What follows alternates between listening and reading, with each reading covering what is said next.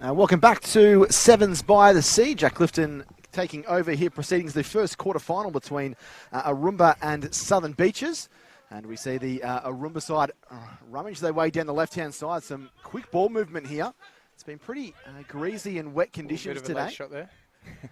As they spread it from the left-hand side to the right-hand side. But that's nice a great tackle hit by Glenn Stone there. Go and drop the ball.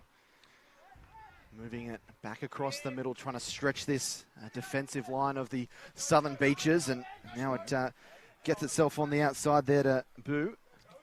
Joseph Bayou's away there. He's broken a couple of tackles and races his way down the left wing and will score the first try as they try and cut it off the Beaches and just don't let him improve that angle anymore. But he gets a try. The big number 18, they lead by 5 points to 0. With the conversion attempt to come. And it is good. So over the black dot, they turn 5 into 7 and a handy lead early on.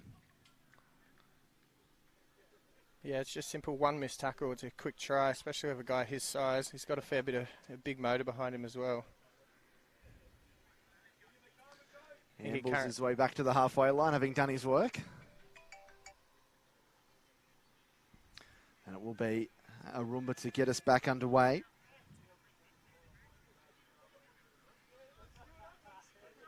It's a good kick off there.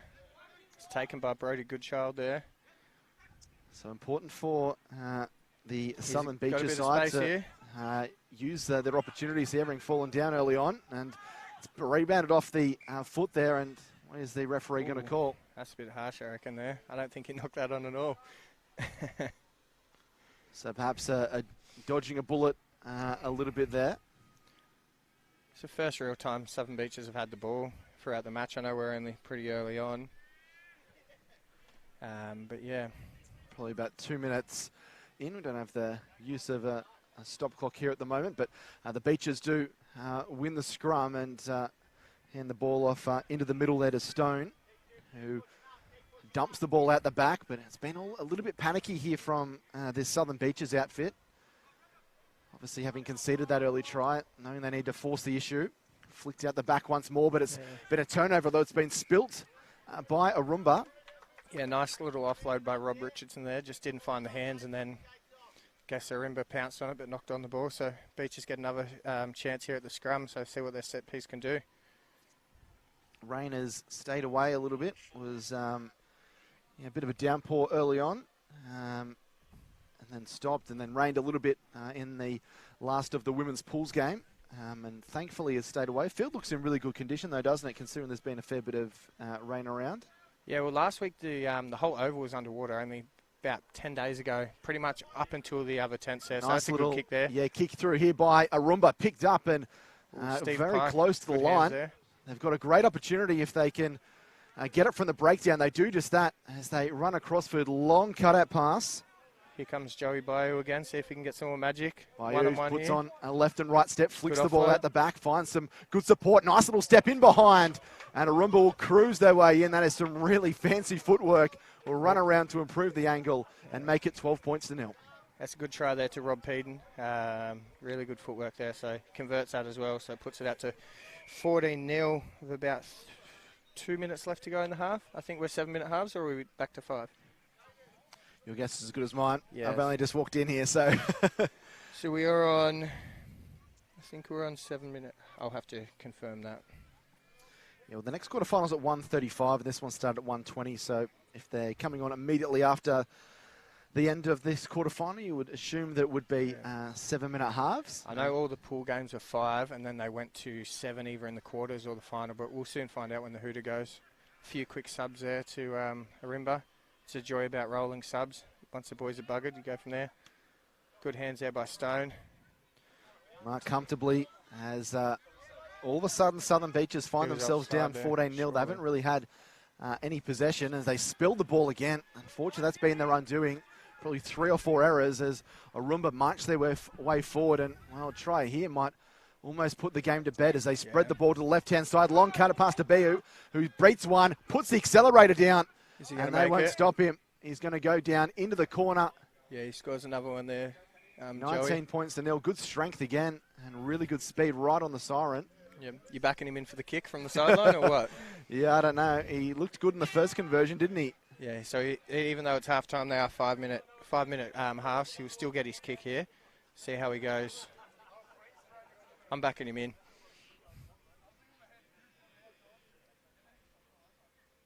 He just took about 6 steps off the mark, and he did a grubber. So average kick there by Steno. So it's at 19-0 at half-time. I think Beach has really got to score in the first real phase of play to get back into this. I think Arumba will back their defence, and when they get the ball, they'll just hold on to it. Yeah, they haven't made use of the limited possession they've had, have they? Yeah. 2 or 3 really costly errors, pretty much in the first phase of offence that they've had. Yeah, I think when they did have the ball, they're sort of forcing that pass a bit. It is sevens, but they haven't really completed 2 phases. It is wet out there, and the offloads are going to win you the game, but they're also going to lose you the game too. But it's a game of 2 halves, and see how we go. So who's up next, mate? We've got Lakes against Madawi in the second quarterfinal, then followed by Terrigal and Hamilton and Carong and Warneral in the 4 men's cup quarterfinals. Then following those, we'll have the 4 bowl cup quarterfinals. So the losers of these quarterfinals will go on and play 4 teams that are already in the bowl stage of the quarterfinals. And then it'll be time for the ladies' semi-finals a little bit later on in the afternoon. So, referee ready to restart proceedings for this second half. Comfortable lead for this Arumba side, leading by 19 points to 0. The Beaches will get first use of possession if they can get the ball back here from the restart. That's a kick off there by Storm Bruiser. Is he going to find touch on the full? I think he... That was a great kick there. It bounced, so Beaches will get another set piece here. See if they can get it wide. Old mate on the wing here looks like he's got a bit of pace. Let's see if they can use him. Need to spread it early. That's what Arumba have done, and that's why they have scored 3 tries the first half. Steal that. It's been one against the line out there, and racing downfield. Arumba could be try number 4. It is diving over in the corner. And it's now 24 points to 0, and this is starting to take a very ugly turn for the Southern Beaches. Yeah, pretty much shut the gate there.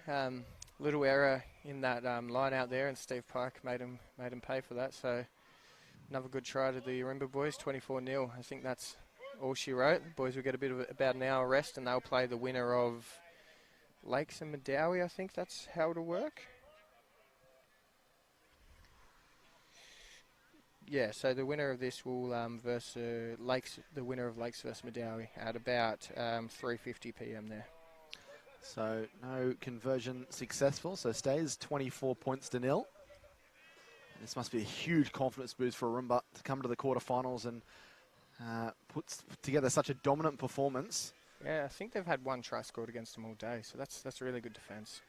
Yeah, they're looking good throughout the season as Southern Beaches lose it behind them. They'll just want to try and hold on to the football. It's something that they haven't done the simple things right, and a little bit of a breakaway. They're good strength by Southern Beaches. It's been spilt, but then also spilt by Arumba. So picked up here by the advantage. Southern Beaches, and winger is going to get thrown into touch. So will be a line out to the Arumba side. Yeah, advantage over there. So there's a quick line out. That's play on there. So and there's a knock on by Arumba. It's all got a little bit sloppy here in the last couple of minutes. Yeah, a few of the boys putting their hands up, calling for subs. Obviously, Arumba in that position, knowing that they're going on to the next stage. Not a whole lot to be gained the rest of this period of 2 or 3 minutes or so.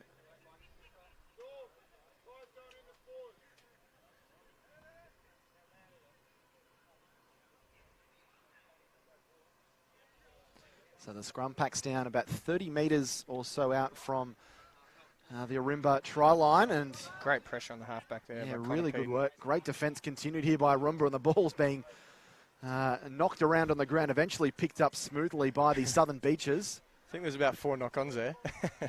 Referee might be playing the mercy rule as Southern Beaches desperately try and get on the outside, but it's a miscued pass which goes over the touchline.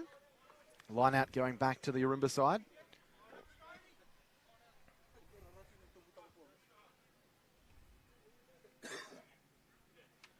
Yeah, this next game's about to kick off in about 2 minutes, so should be hopefully a tight game there for the fans.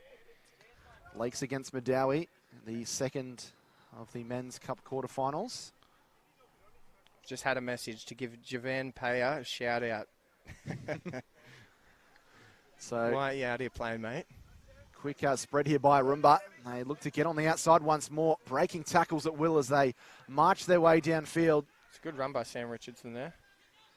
They've been stretching this Southern Beaches defensive line all day. They lose a little bit of momentum here as the ball goes back. Backwards. Referee and touch judge both saying that the ball went backwards. Can we see one more try in this game? 24-0 to the Arumba side. So you're going to dance with it here a bit. Offload there, Jimmy Cunningham down the sideline. Lovely ball back on the inside.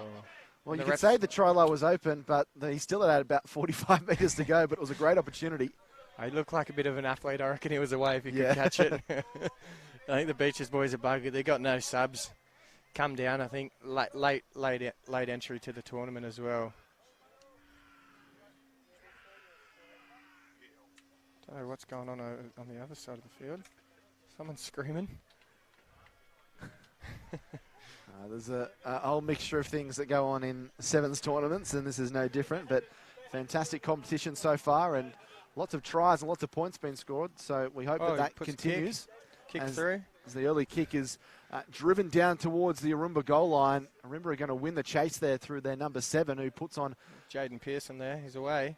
Pearson with a couple of nice bits of footwork there to try and Toby fool Carver. the defence. Here's Toby Carver here. He's gone straight through. He comes to the fullback, has support inside and outside. He's tried to back himself, and then I think he realised that he wouldn't have had the pace to go around. And I reckon they're going to get done by the siren here. Oh, what a guess. That's game. So there it is. The siren sounds, and it is Arumba going on to the semi-finals. They've won by 24 points to 0. And coming up now is Lakes and Madawi. So Arumba go through, and the Southern Beaches will take on Hunters Hill in the first of the Men's Bowl quarterfinals at 2:20. And they will verse the winner of this game here. Do you want the shades up, bud? So the signed Lakes and Madawi coming up. Madawi on.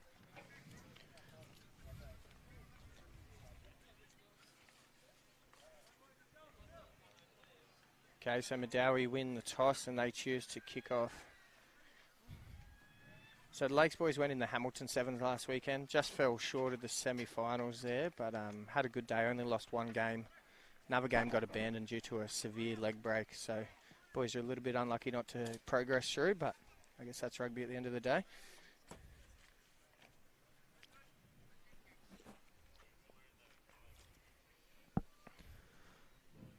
Have you watched any of these teams yet, or you've just arrived? No, just arrived. Just come up from Sydney. Just Paul Arundale, who was doing the games before. Yep. Giving him a little bit of a breather here this afternoon. Player to watch in the green boots. Harry Perini slips over a bit there. Hands that off to Penny. Penny's away. He pop it. Oh, he pops it to Penny Raulini. Great start here by... and Harry Perini is going... Side.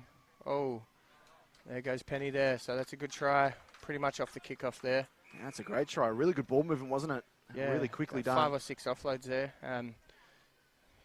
It's tough offloading in the rain, but the boys must have glue on their hands.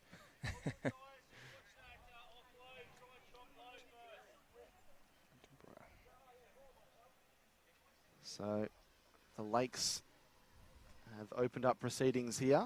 Yeah, for a try to Penny Ratabua. It's a bit of a shank by Logan Hamopo there. So no goal. So stays 5 points to 0, but much similar to Arumba. First use of the football, they've taken fair use of it and been able to score a try straight away. So the team that loses their first semi-final, they go down into the bowl, don't they? Is that correct? I believe so, yeah. Yep. So the loser of this will verse, I think, either Aoka or Hunters Hill, I believe. It says here that loser of... Oh, goes to verse Waratah. Yeah, and Waratah's in the second Men's Bowl quarterfinal. Here you go Madawi as they try and keep the ball alive. They throw it back to the centre of the park and try and engage the defence, but... Scooped up there. Great defence there by the Lakes. Oh, it's a great turnover there, unless he's going to get pinged. Yep, so that's a good turnover there. The Madawi player not releasing. There's Matthew Raulini with a quick tap. And trouble brewing already, isn't there? It could be a second try here, and there is. Yeah, so He it's a dots try down in the corner. Makes it 10 points to 0. This has been a really good start. Bossy Serakalu there scoring in the corner, so another one of the Fijian flyers out there. Really positive start. A couple of tries in these first couple of minutes, and they've looked really slick doing it as well. Conversion is going to be about a metre in from touch. 20 metres out. And it's a decent strike. Wasn't an awful kick, but no goals, so it remains 10 points to 0. So no subs yet for either side. It's pretty early in the piece. I think we'd probably be about a minute and a half in and 10-0. So I think Madawi got to, when they do get that ball, hold on to it if they really want to try and get back in this game. Short kickoff might not go to 10. Yes, that's going to be a short arm penalty to Madawi on halfway. So they got the option of a re-kick, or they can have a quick tap, where I don't think he'd go a re-kick against a team full of tall fellas like this. They'll take the tap right in the centre of the field at the halfway line. It's Jesse Bridge with the ball there. A little bit of footwork. But spilt it, and Knock referee, I thought initially was going to say knock back, but he's ruled the knock on there. Yeah, it's a bit of a harsh call there. It's a bit of a high ball and went straight behind his head, but it is what it is, I guess. So the ball will be heading back to the Lakeside. I was about to say that Madawi needed to make use of that bit of possession. Yeah, it's really good to see Madawi send a women's and a men's team up this year. I think they're calling a sub here, and it's Alessa Karma with the ball there. Some good footwork, barges him over. Still going, he does have support. Okay, so see what they're going to use out here. It's Penny Rataboa with the ball. Good speed and strength as he busts his way through. That's a really good passage of play. And Jesse Bridge with the ankle tap. He's going to have the pace, is he? Or he steps back to try and get under the sticks. That was smart work as he scores the third try. And 15 points to 0, the Lakes in control. Yeah, a little bit risky there when you see you guys do that in the quarterfinal. I guess they are up by a three try lead at the moment, but still, you never know what can happen, especially in the rain. And he's calling for a sub. He's done his work, and the conversion is perfect. 17 points to 0. So this is starting to get ugly as well. These two quarterfinals so far have been blowouts. 24-0 Arumba over Southern Beaches. No, Madawi, sorry. And that was in the first game. And this game, the Lakes leading Madawi 17-0. It's been a really positive start by them. But if Madawi can get some possession, it can change so quickly in Sevens rugby here. Sevens by the sea. I think that went 10 and bounced back. No, was it close, wasn't it? I thought it was on the line. Yeah, referee is going to give the benefit of the doubt to the Madawi district side as the siren goes. That'll be half-time. They've got some soul-searching to do, Madawi. They trail 17 points to 0 against the Lakes, who are 5 or so minutes away from reaching the semi-final. That was after Arumba 24 beat Southern Beaches 0. So after that loss, Southern Beaches now go into the Men's Bowl quarterfinals. They'll take on Hunters Hill. And the loser of this game will take on Waratahs in the second of the bowl quarterfinals. You need a maths degree just to work out who's playing who in this tournament, don't you? It's a little bit tricky. This year last year we had 16 men's teams and went down. We started a women's comp and had 4 women's teams. So it was a women's team. It was good. A lot of the girls' first year rugby. This year we've cut down on the men's, gone to 12. And up the ladies to eight teams, so it gets it a bit more competitive there, a bit of prize money. There's a couple of $1,000 on offer, so it's a good day there if you can come home with some chocolates. Must be exciting for the players as well. I'm assuming a fair few of these play the 15-a-side version, and yeah, pretty much all of them. Yeah, getting to play sevens, it can be a bit more expansive, a bit more exciting. Yeah, there's definitely not as much flair in 15s, but the sevens lets them do whatever they want really, and then yeah. I think the Lakes in this half, they've got a big semi-final coming up next. If they do go through to win versus Carong or Warneral, I do think they've just work on those kickoffs a little bit. I think that's 2 in a row. Going short in the big semi-finals, you can't do that. It can be costly against some of those better teams, can't it? Yeah, yeah. But hats off to Medowie. They beat Hunters Hill, which were last year's third place. So it's a really good effort there. So they don't take any chances this time. They thump the ball probably 35 or 40 metres. And Medowie will be forced to work the ball out from their own line. Thought there was more than one player in the... It's rugby union. It's not rugby league. That's a good try there to Matthew Raylini. Not used to seeing that when there's 3 or 4 people in the engagement there. But the referee has... has he awarded the try, or is he giving a He's giving a knock feed on there, saying he didn't put the ball down properly. Did look a little bit of a fumble Yeah. towards the dead ball line as he tried to improve the angle. You're right. Well, that's Medowie gets some early ball here in the half. A few little subs coming through here for Lakes as well. Trying to get some fresh legs on, aren't they? It can be pretty quick and frantic. Especially when it's a 6 or a 7 hour day. If you start at 6, you on almost a 12-hour day if you start at 7 and finish at 7 as well. This has been scooped up, and that'll be another try to the Lakes. That was just easy done. 22 points to 0. Just another fundamental error there by Medowie coming out of their own end. Nice try to Logan Hamopo there. On the beers tonight, he's going to say that was from 40 out. Dodged about 4 defenders, put it on his Instagram, his Facebook. Conversion successful. Well, at least there's a witness here. He's come for a sum as well. He's buggered off that big run. Oh, no, he's staying on. So 24 points to 0 in this fixture as well. So the Lakes have just been too strong, haven't they? Taken advantage of the errors that Medowie have put forward. There's been a few of them. Yeah, I know the Lakes boys were pretty keen to try and win this cup. It's for one of our life members that had passed away. We did win it 2 years ago. Last year we lost in the semi-final, and they were all pretty upset about it. So I know they're going pretty hard today to try and bring that cup back home. The Arthur Loopy Wilson Cup. Keep it here.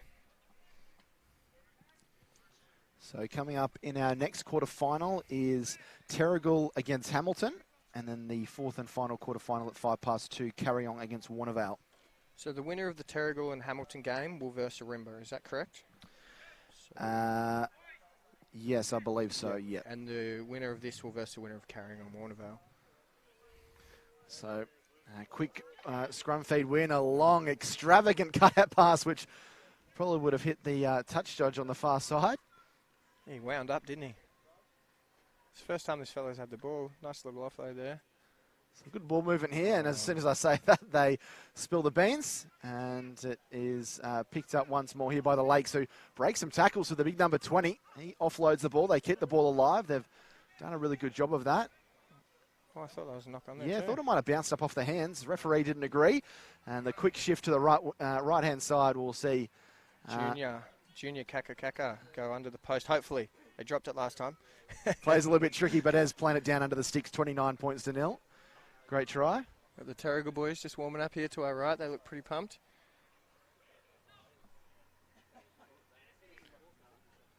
I can't see Hamilton anywhere though. Oh, they're on the field just chilling out at the dead ball line. I think it's a bit slack to Medowie. They're not backing them to run down there. They've got a meeting set up in the middle of the 22.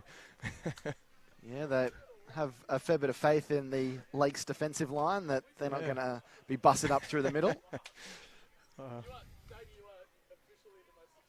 So Hamilton lost the grand final here last year, the cup final, by had a kick from in front to win it. Oh, big strong tackle. You don't want to get too many of those big Islander boys dropping their shoulders underneath the rib cage. You'll feel it Sunday morning and Monday morning, I imagine. Yeah, I would have kicked that ball. Yeah. Go away from me, mate.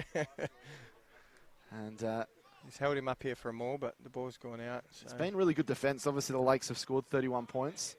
Been great attacking-wise, but the defence has been bone-jarring. Oh, Jesse Bridge kicks it, and he regathers it, and releases it. He's still going. That's a really good effort here. And then he kicks it, charge down, and that's a try to Luke Mills, or did Jesse Bridge... I don't know what's happening here. I think he's going to say a scrum feed. I think he went into touch. The linesman did have his flag up. There was a bit of individual brilliance. It would have given the coaching staff a bit of a heart attack. But if he was down the other end, he would have scored. He beat about 4 blokes. So what's he called here? He's called kick dead by Lake, so it's a 22 dropout. And that's full time. So siren goes, and it's a comprehensive win for the Lakes. They win 31 points to 0 against Madawi, so they're through to the semi-finals. And, yep, pushed their way into the semis. And that was after Arumba beat the Southern Beaches in the first quarterfinal, 24-0. And up now we have the third quarterfinal, Terle against Hamilton.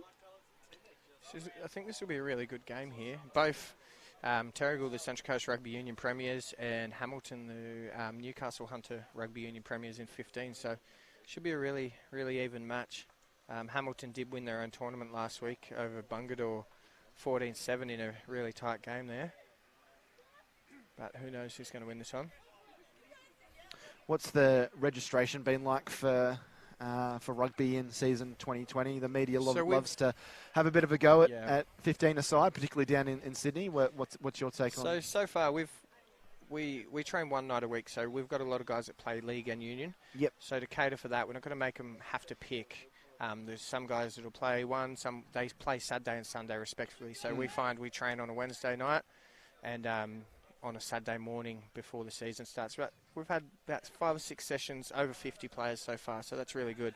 And then probably about 25 ladies too, so nearly close to 80 players come through and we're not even in March yet, so it's really good.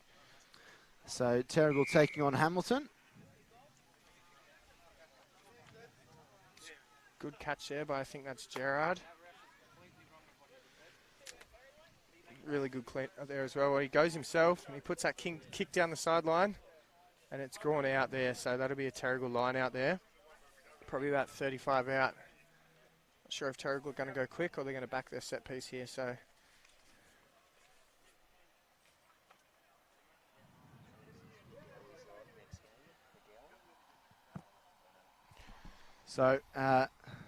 nice start here. There's the ball deep inside the half here of the Hamilton side who have the football. Terle got a few people in the ruck there, but it didn't get out quick enough, and the tackler survived the clean out there. So quick tap, he has to be offside there, but the ref doesn't put his arm up. Quick shift, this will be a try. Maybe he stepped back against the grain. Thought he could have backed his speed there to plant it down in the corner, but decided against it. And there's been some decent goal line defence here just to keep the ball at bay. And then a small little knock on there too. So on A, he's held up. So it's a 5-metre scrum to Hamilton here. So you look for them to go out wide to number 4. He's been pretty good all day. So Hassa Mehana. Sorry, mate, if I said that wrong. But I want to see them go wide to him. I think he could cross under the posts. You're licking your lips as an outside back, aren't you? Especially in sevens. 1-on-1. That's every set. Oh, what's he going to do here? Drops it under to Hassa. Nice ball movement, isn't it? Yeah, nice little set play there. Really good contact too. Yeah, good tackle right in under the rib cage there. There's been some strong hits as well as some good tries. Quick shift out of the breakdown. And I think that might have been Hemana who got over the line but couldn't get the ball down. That's some really good defence from the Terle number 4, Sally Popo Pomada. It's a really good defence there.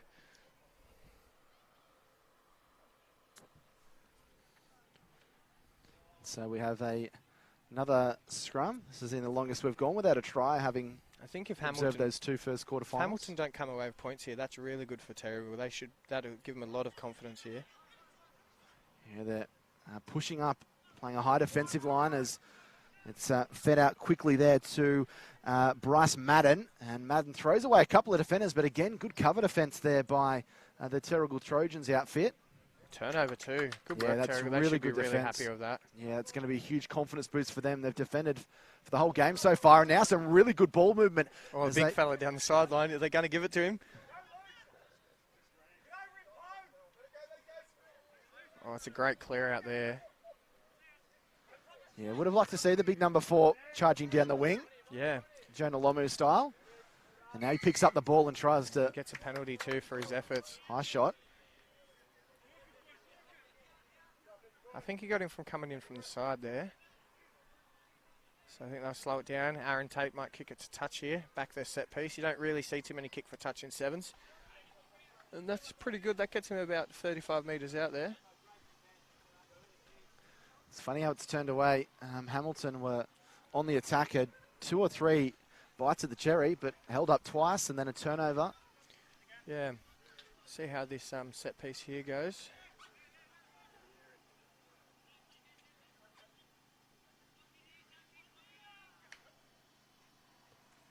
It's good. It's nice. One here by Terle as they spread the ball back through the middle of the park after a really good strong run up through the middle by Ben Issett. He hit the ball at speed and took a couple of defenders with him.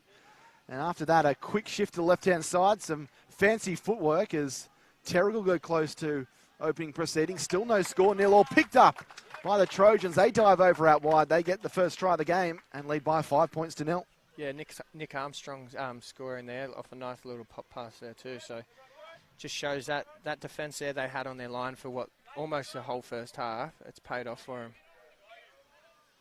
And I thought that went over, surely. No flags up from the linesman. Yeah, so 5-0.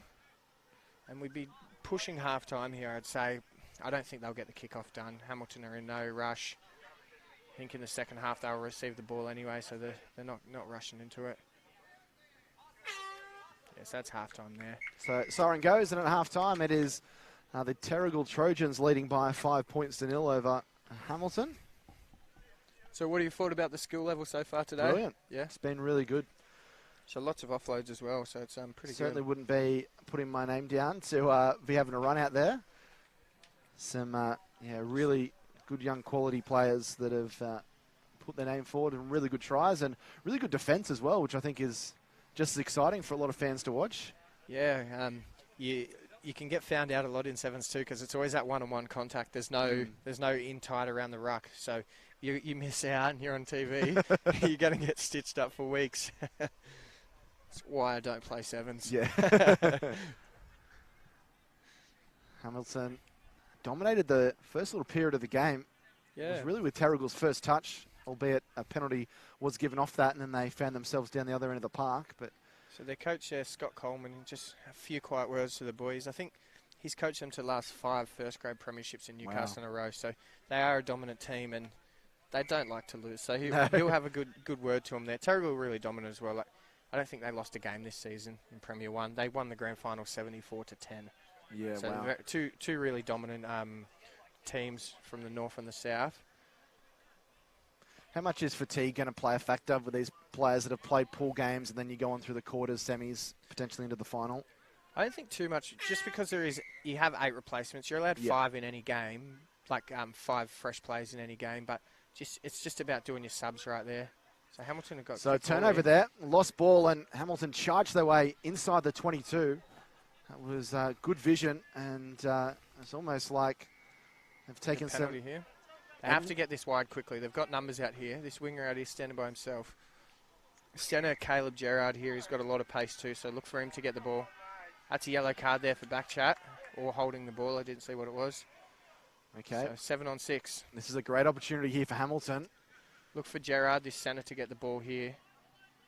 Throws back on the inside. He's chopped down, but manages to break the tackle a little bit as well. Oh, Tries to offload and pass. throws it right into the hands of the Terle Trojans winger. And now they spread, despite having a one-man deficit, could find their way through. Ethan It's McGuinness going to be a down foot the race. sideline. That's a hooker running down the sideline there. Is he going to beat him?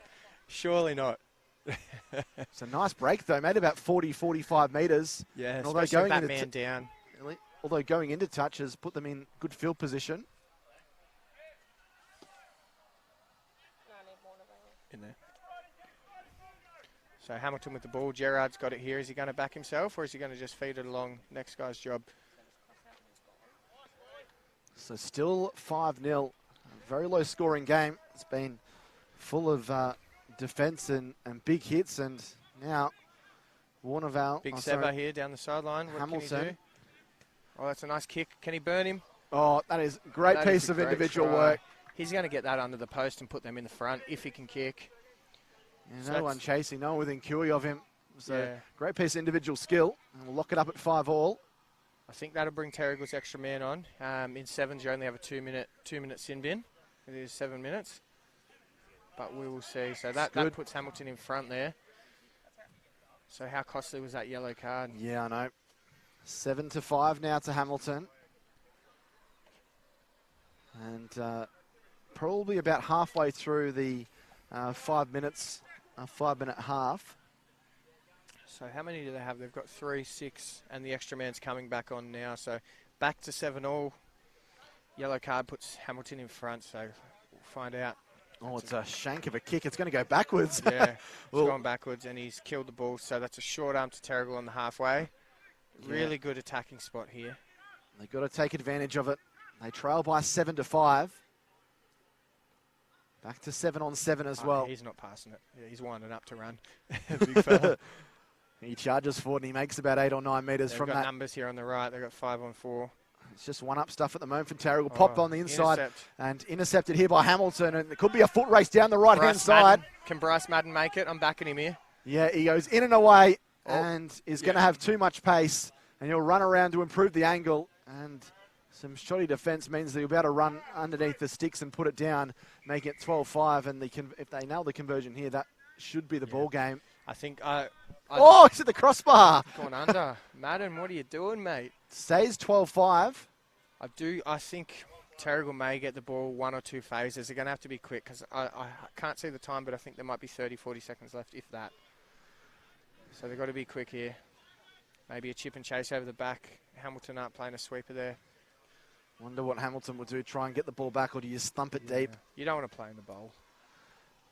It's a medium-sized kick. It's marked on the 22. Is Aaron Tate, what's he going to do? He hands here. They're spreading it quickly. This is what they need to do. Terle is long cut-out passes spilled over the touchline. It's pretty average ball there. I don't think you can blame very the winger. average ball. No. I know over there just looked at his centre and said, come on, man. What are you doing to me? It's one of those. Don't think the... Hamilton just going to waste as much time here. They've got the option of a line out or a knock on. They're going to take the line out there. I mean the knock on, so they're going to take the scrum here. But, yeah, I think it'll be game, set and match. It is hard without seeing a clock in front of you, but it's a great scrum by Terle.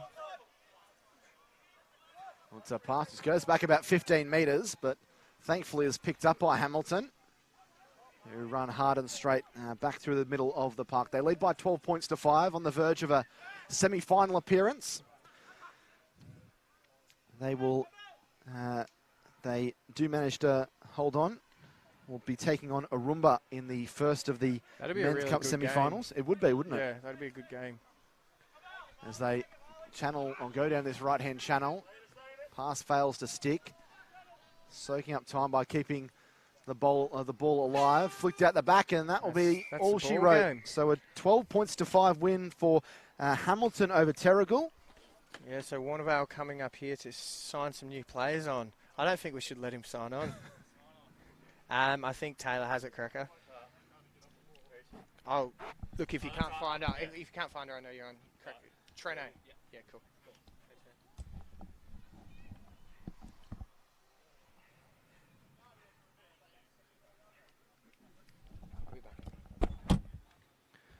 So that means that so far in these quarterfinals, Arumba 24, Southern Beaches 0, Lakes 31, Madawi 0, Hamilton 12, Terle 5, and now Carong coming up against Warneral.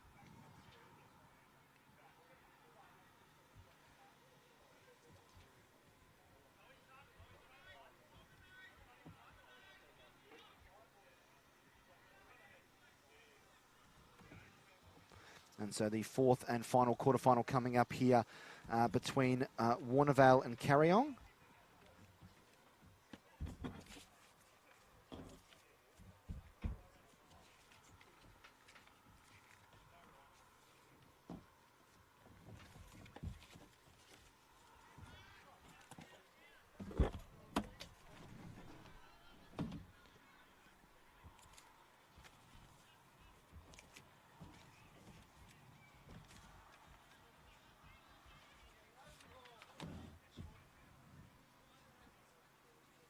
And just want to thank all of our sponsors here by the Sevens by the Sea, which make events like this possible. Coast and Country Shade and Sales, Central Coast Rugby, and Bank West. It's been a fantastic tournament so far, and we're looking for that to continue as we get deep into the competition, get to the knockout stages, and just see what sides can take out this competition and can finish on top. This is the last of the Men's Cup quarterfinals, with Carong taking on, Carong versus Warneral, the winner of that taking on the Lakes. And the loser of this game will take on Hornsby in the fourth and final Men's Bowl quarterfinal cup game. So there was 14 more matches after this. So you've got your Rugby Sevens fix for this afternoon and this evening, with the Men's Cup final happening at 5:50 and the Ladies Cup final happening at 4:50. We also have the Men's Bowl final and the Men's Plate final as, I guess, the precursors to the Cup final. And almost time for this fourth quarterfinal between Carong and Warneral. And then we'll start the Men's Bowl quarterfinals at 2:20.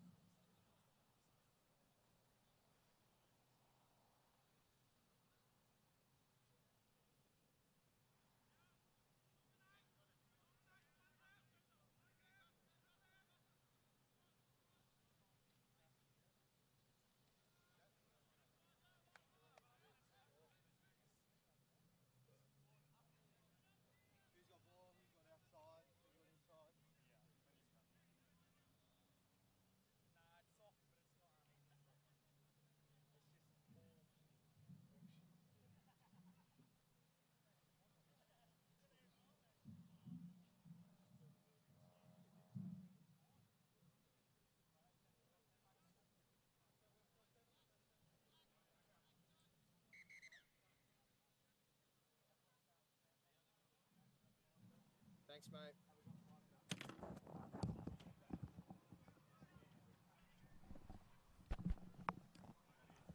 So the last of the Cup semis, is that right? Last of the Cup quarterfinals. You carry on Warneral. So winner will take on Lakes in the second of the Men's Cup semi-final. Loser takes on Hornsby in the Men's Bowl quarterfinals. So 4 more. This will be a really good game too.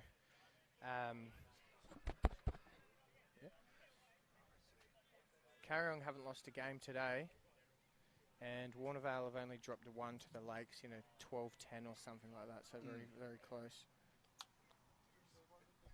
Are you sure that's on? I don't think it is. Yeah.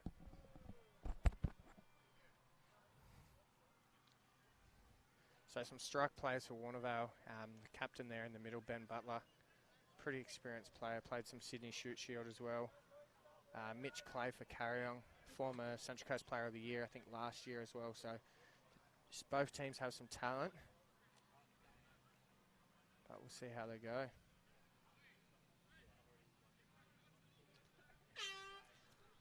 So Carong will receive the ball as Warneral get us underway. It's a deep kickoff and then some crunching defence. Yeah.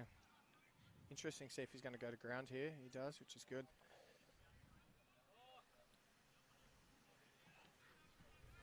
And right up the guts go off his Carong side. And there's Mitch Clay here. They're just going to tap and go, try and keep it moving quickly. Mitch Clay down the sideline. I'm backing him in here from here. Yeah, he's showing some great pace. And Jacob Griffin's coming along. Lays a hand on him, but isn't able to stop the try. That's really crisp ball movement. 5-0 to Carong. They score first. Yeah, when you get that close to the sideline, don't even attempt to tackle him. Try and push him out if you can. But yeah, he got one hand on him. But Mitch Clay there, really good run. Let's see if he can back it up with a kick. Difficult kick though, isn't it? That from meter, the half a metre from touch. Yeah, can't even do it off a tee, let alone a drop kick. He's hit it all right. He shanked it there. So score remains 5-0. Good start there for Carong. Their first use of the football. I think every cup semi-final so far, one of the teams has scored off the first phase. Because that last cup semi-final was the closest so far, but I think this one will be pretty close as well. I don't think either team wants to come here to play in that bowl final for a case of beer or whatever it's worth. Carong back underway. Drop kick goes about 15-20 on the fly and taken here by Warneral. And they're showing just how expansive they can be with a long cut-out pass to start. So good to see that Brent conditions have there. dried up a bit as well. Brent makes a break and passes that off to Cameron and then knocks it off. Oh, gone backwards. Mitch Clay again. I don't know if he's going to get here. No, Ben Butler grounds that there. So that'll be a 5-metre scrum to Warneral, I think they'll call that. Oh, no, they've called 22 dropouts. So they've said Carong have taken that in goals.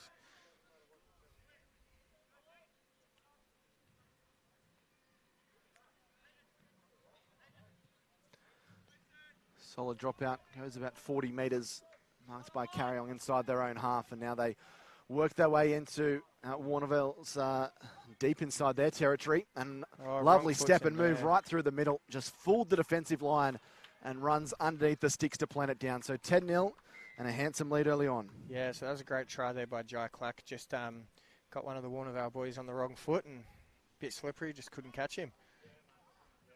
I think Warnerville just need the ball to get in this game, really. They had the ball sort of in their own half, but just a little bit of panic stations there, playing catch-up football. But they are a really good attacking team. They just need to get in some attacking possession of the field. So 12-0 to Carong. It's a handy lead to have in a game that only has 2 5-minute halves, taking their opportunities that have been given to them. Good take there by Trent Lake. Nice offload there too. Warneral would want to get a try before halftime, you'd think. They could reduce that deficit and make it 12-5 or 12-7. I'm sure they'll be a lot more comfortable. As there's a bit of push and shove going on in the background here.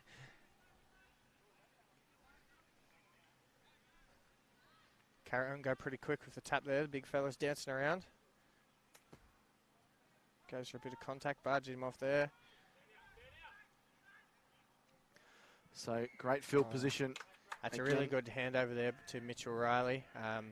Got his hands on the ball. Carong wouldn't release the ball, so they get the ball again, but they've really got to get out of their own half. Just about to say, Carong were in great field position to potentially launch a raid for a third try, but here's Warneral with, I guess, a bit of a reprieve. Yeah, Jacob Griffin takes the ground there. I think they've just got to be smart here. Harry Sexton down here. Nice offload there, but it's intercepted. Flicks it back on the inside, but can't hold onto the football. There's a few hands in there that are trying to fend the ball away, and some desperate work there by Warneral.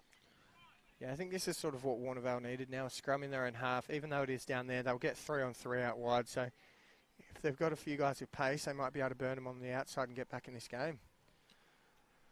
Yeah, they've had a few little looks at the football, but just haven't really been able to connect or get anything working for themselves. Yeah, so hard 20 metres out from your line. You drop it, it's a try to the other team. It's a turnover there to Carong, and that's going to be another try. Yeah, that's really nice work. Yeah, so is that 3 tries now? 17-0. Yeah, 17-0. Look, I think if they score again, that's going to be shut the gate. Well, it's hard, isn't it? Because the momentum can change so quickly as we hear the halftime siren go. But I think Warneral are to kick off now, if I'm correct. If they can pin Carong down their end, get a knock on or a quick turnover. Stays 17-0. Yeah, they can get good ball, good possession, like good field possession here. Still anyone's game. It's a tale of two halves. We'll see how they go. I think Carong can't get complacent here and think they're going to run away with it.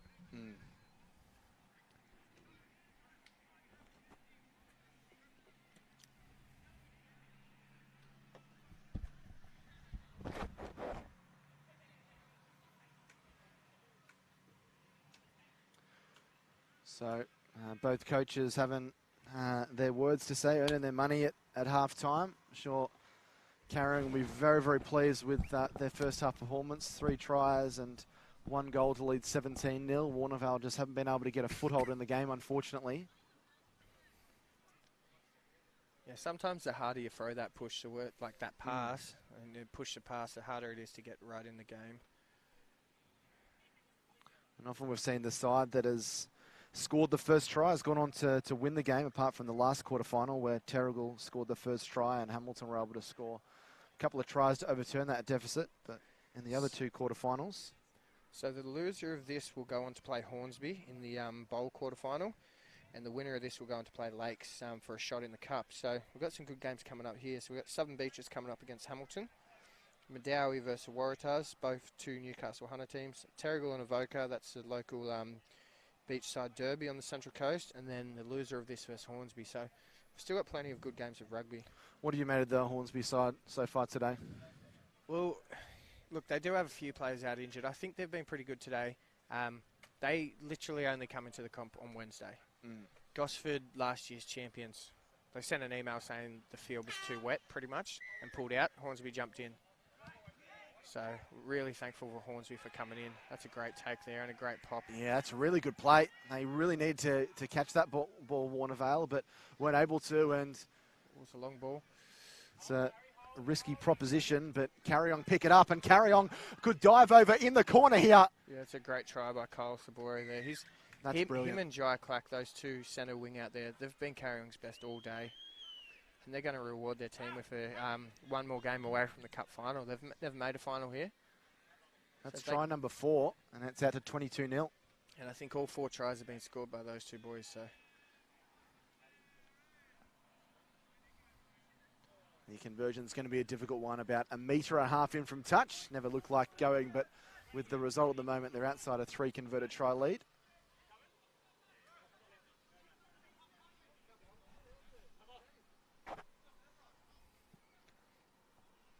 big thanks to all the refs as well for coming down today. Look, I'm not sure if they get paid for today, but they do it as a trial. They've been here from 6 till 6, pretty much, so 12-hour day. I guess it is a bit of practice for them, but they're not specialist sevens refs, so they're getting better every year too. Like, they mainly do 15s, and they're really good at that.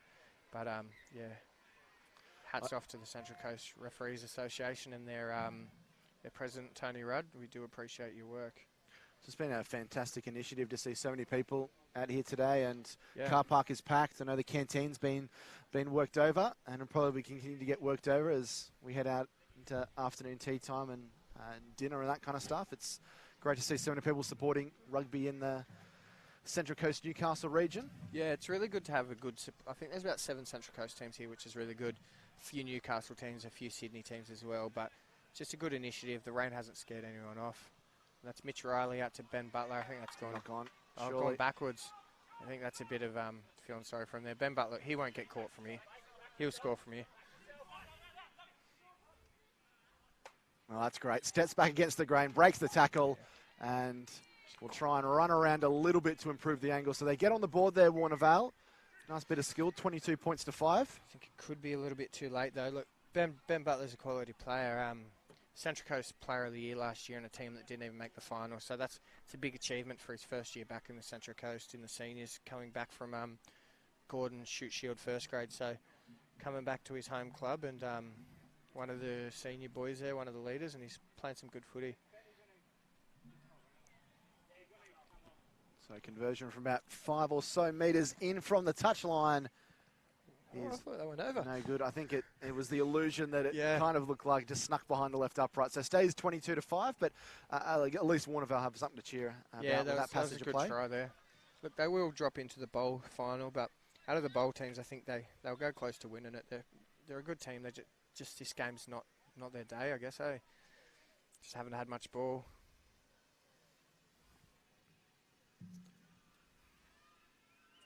So Warneral will get us back underway. Here at Carong. Big fella. Oh, some big contact there. It was a good tackle, though. Yeah, I think the tackle is going to be a bit sore, but it's a much bigger body than the number 2 for Warneral. He hit him hard. Warneral got to be quick here. I don't know how long's left, but 2-3 quick tries. That's wishful thinking, but let's see how they go. They spread the ball back in the middle there. Trent Lake holds the ball there, out to the big fella. He's got to let that go. Look, they've got numbers. Got to go again. Surely that's got to be a yellow card to Carong. He's offside there. He's got to be sent off for that. Yeah, The ref referee didn't doesn't even give call a him- penalty. I think the Surely Warneral that's a support yellow staff were a card. little bit frustrated with that. That's 3 in a row. That he has to go for that, but ref might have seen it differently. So they still get a chance to attack here, Warneral, as they spread the ball left to right. They've got numbers down that right-hand edge, and they flick the ball out the back. That was tricky stuff, and we'll see a second try here for Warneral. So 22 points to 10, putting nice little end to this fixture. How's the offload from McNamara down the sideline there? Kick is no good, so He's been quick enough. So what's that, 24-10? 22-10. 22-10. So they can get on the board 2 more times. They're in this, but literally the hooter could go any second now. Yep. Well, they've shown the quality that probably, as you mentioned, makes them one of the top teams when if they do drop into this bowl semi-final, bowl quarterfinal, pardon me. Show what having the ball does, you know what I mean? They had the ball for the last 2 minutes. They scored 2 quick tries, but Carong progressed through, and Warneral dropped down into the bowl. So good win there for Carong, 22 points to 10. So that means that Carong now will take on Lakes in the semi-final.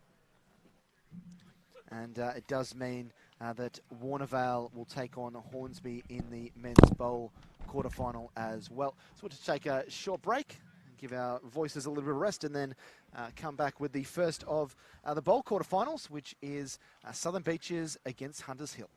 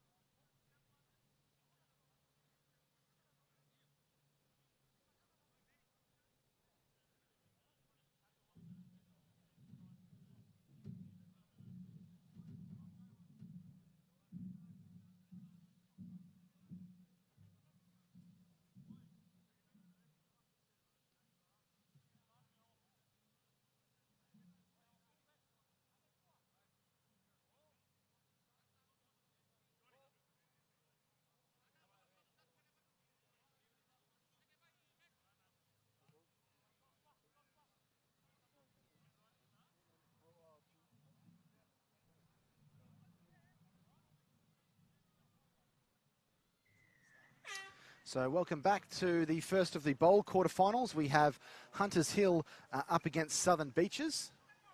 And so Hunters Hill will have first use of the football there through Simpsons. They spread the ball quickly, and some nice enterprising play as they march their way downfield.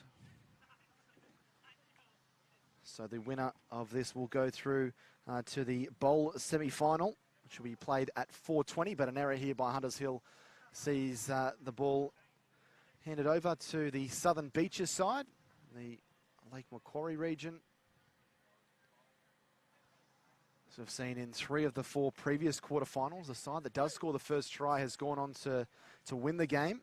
That was Arumba, who beat the Southern Beaches here, 24-0. And also Lakes 31, Medowie 0. And Carong, who defeated Warneral by 22-10. The only game where side that scored the first try that didn't win was in Terle Hamilton game, where Hamilton scored 2 tries to 1 to win 12-5.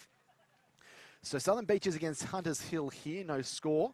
Followed by Medowie against Waratahs at 2:35. At 2:50, Terrigal and Aoka in the derby. And at 3:05, Warneral and Hornsby.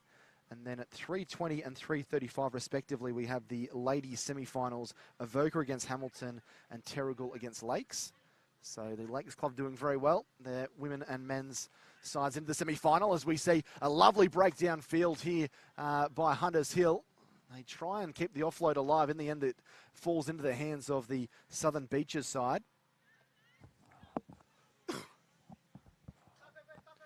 And lovely quick ball movement, but it's a wayward pass as it's scooped up again here by the Beaches. And they will throw the ball back in the middle there to Stone. Flat pass.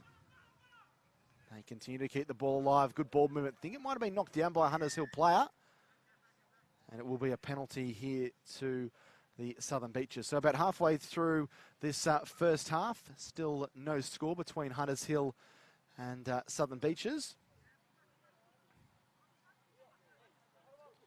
They spread the ball relatively quickly. Nice little step there from the number 5 for the Southern Beaches in Glenn Stone. And he offloads the ball and finds a partner in crime. Taking it forward is Johnny Watson. Back to the middle go the Beaches. Hoping to open proceedings here as they break their way down this right-hand channel. A nice bit of ball movement. Puts the foot down is Cody Turner, and he'll race away and score out wide. And that is a good try. So the first try of this men's bowl quarterfinal. And it goes via the way of the Southern Beaches. They lead by 5 points to 0.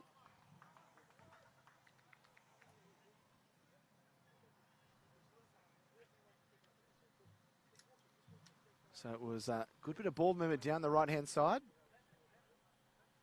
And led to a try, and the conversion is no good. So it remains 5 points to 0. Southern Beaches leading Hunters Hill.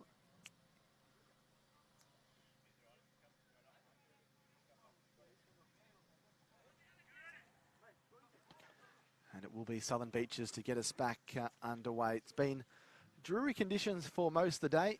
Some grey storm clouds ahead. I think the rain probably will return at some stage, but it's been threatening but overall pretty dry here in the last 30 or 45 minutes as the Hunters Hill move the ball left to right and they race their way down this right-hand channel. A bit of a opening here as they break their way through. Racing downfield is Polialo, who is eventually dragged to ground about 25, 30 metres away. They spread the ball back into the middle as it's taken forward there by James Yumu. And Yumu breaks away from a couple of tackles. He'll score under the posts. Really good strength. Pushed a couple of defenders out of the way and locks the scores up at 5-all. And great chance for them to take the lead with the conversion. Little toe poke over the top of the black dot gets them the lead for the first time today. Hunters Hill leading 7 points to 5 against Southern Beaches.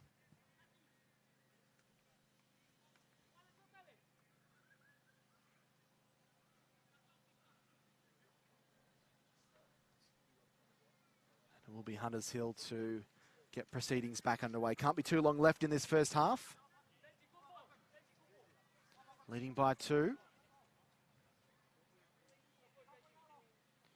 Taking their time, Hunters Hill, as they look to get the football back as it just travels the 10 metres. Slap back there, and Hunters Hill, a couple of little knockbacks there, and the siren goes in the background. So half-time, and Hunters Hill 5 minutes away from reaching the bowl semi-final. They lead by 7 points to 5. We'll take a short break here on the Bar TV live stream. We'll be back for the second half very shortly.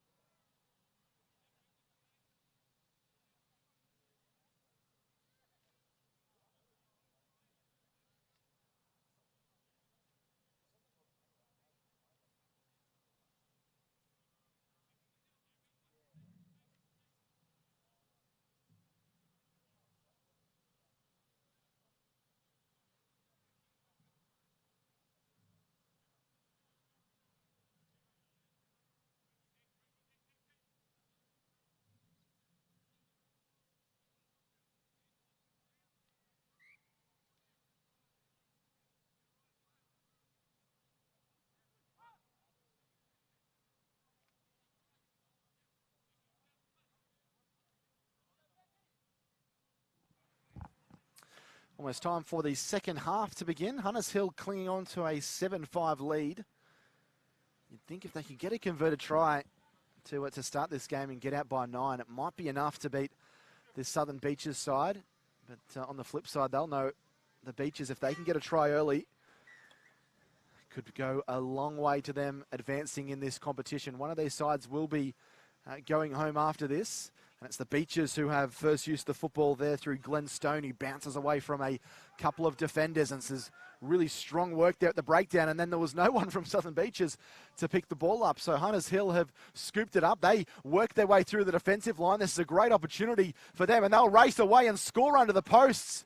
It was an attempt at a strip there by the Southern Beaches. It almost came off, but it wasn't to be. And it was scored by Benji Cameron, who makes it 12 points to 5. And the conversion here, this could become a pivotal moment of this half. We've only had just on a minute.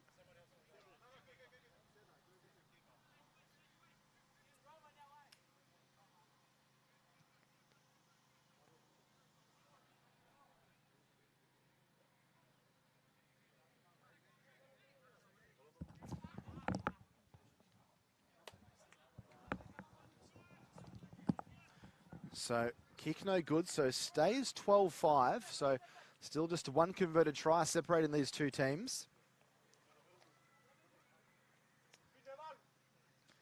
And Hunters Hill get us back underway. It travels about 15. They've been really good at gaining these balls back. They can't this time as it's taken there by Mikvalawi, who loses possession and now goes back into the hands here of Hunters Hill, who can almost smell blood in the water here. Another try would probably put the game to bed.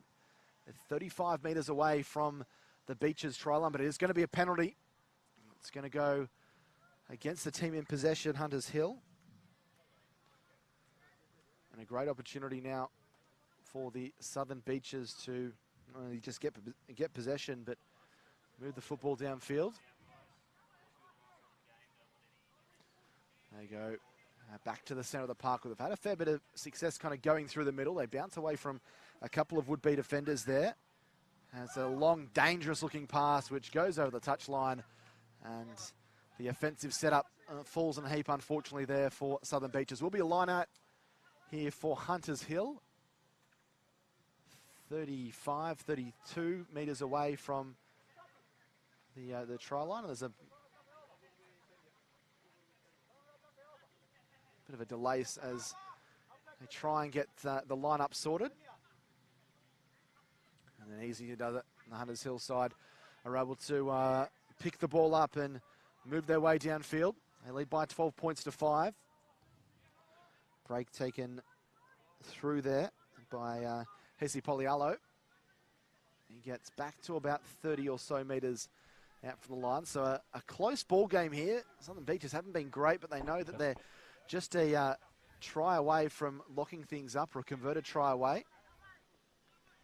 So they work their way through the middle. Here go Hunters Hill. Kind of got this Southern Beaches defence at 6 and 7. It's good cover defence coming back on the inside. But they look to be on a mission here. Hunters Hill leading by 7. Penalty's going to be given. And so Southern Beaches get the football back. They do, I wouldn't say a chip and chase, but they thump the ball downfield, hoping to get someone on the end of it. Hunters Hill will win the race. They'll knock the ball back a little bit to try and gain possession. They eventually do around about their 22-metre line. Now the ball has found itself and has been popped out, so they're playing a little bit of soccer at the moment. No one's picked the ball up for about 30 seconds. Southern Beaches eventually do on the halfway line. Great tackle there. They find an inside runner there. Good strength here by the Southern Beaches, who'll find their way through the defensive line and will run under the posts and score through their number 5. It's not Glenn Stone. Glenn's got no hair. The guy that did score, though, he's been one of their best today. He's running some strong lines. And the conversion is good, so we're locked up at 12 all. So this is for a place in the bowl semi-final, is that correct? Yep. Yep, so one side's going home after this. So who will the winner of this play? Will they play Warneral or will they play Terle?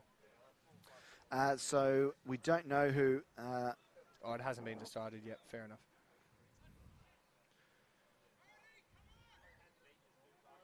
So, yeah, so the bowl semi-final will see the winner of quarterfinal 1 take on the winner of quarterfinal 3. So the winner of this will yet take on the winner of Terle of Aoka. So we're locked up at 12 all. So in this game being quarterfinal, it doesn't, if it's a draw, there's no extra time. So who scored the first try? I think it was Southern Beaches. So Southern Beaches a draw. Oh, that's full time. So Southern Beaches will go through off that draw. So I guess that's the way it is. It's a bit unlucky, but the way the rules are, on a pretty tight schedule here, we don't want to be finishing in dark. So Southern Beaches go through. That last try was very lucky, wasn't it?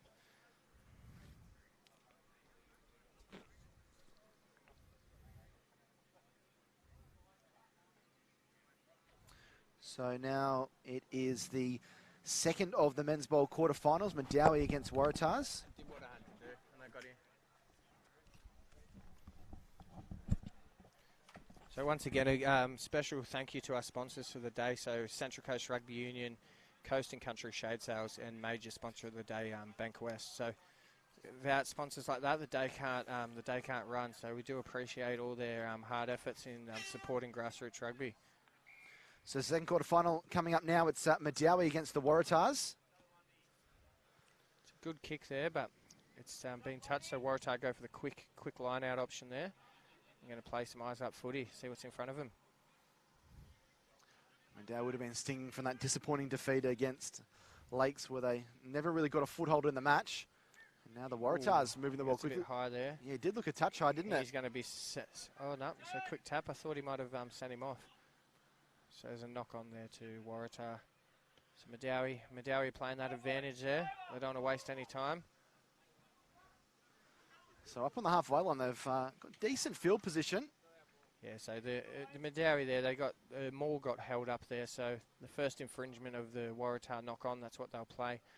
So Madawi got some 3-on-3 here after this scrum. See what they can do. I'm backing the guy in the dreadlocks to run 60 here. He looks fast. Yeah, he's a big body in the middle, isn't he? Yeah, wouldn't really want to tackle him, eh? Oh, there's a small knock on there to the halfback, Jesse Bridge. But he's gone down with an injury. He's been poked in the eye. Or maybe he's just a bit embarrassed. Well, he's not want to diminish the potential threat of injury, but there always seems to be an injury around when a player has made a mistake. Yeah. So they're going to call a substitute for him, or he's pretty tough. Yeah, he's staying on. So still no score here. And I guess what we saw from that last game with the draw is how important it is to get that first try, not just for setting up to win the game, but if it is a tied game.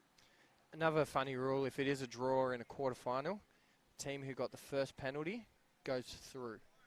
So I think the first penalty went to Waratah, if I can remember. I know the timekeepers and the scorekeepers will keep that, but hopefully we see some tries, eh? So Waratahs move the ball quickly. It was Mitch Kopic there, the big towering number 1, who has been knocked down and ruled to have lost the ball. Mitch, his name is. I thought it was, he looks a bit like Thor from out here. Big long hair, big body. Sure he's not the probably fourth Sims boy or something? Yeah, looks a little bit like Ashton there. I'm sure he had his wish he had his paycheck, but it'd be quite nice to be professional athlete. Yeah, over in Toronto and living the life, as I see a Madawi with the football again. So both these sides have had opportunities, but a few little errors here and there as we see another turnover. Waratahs get the ball back here through David Harris.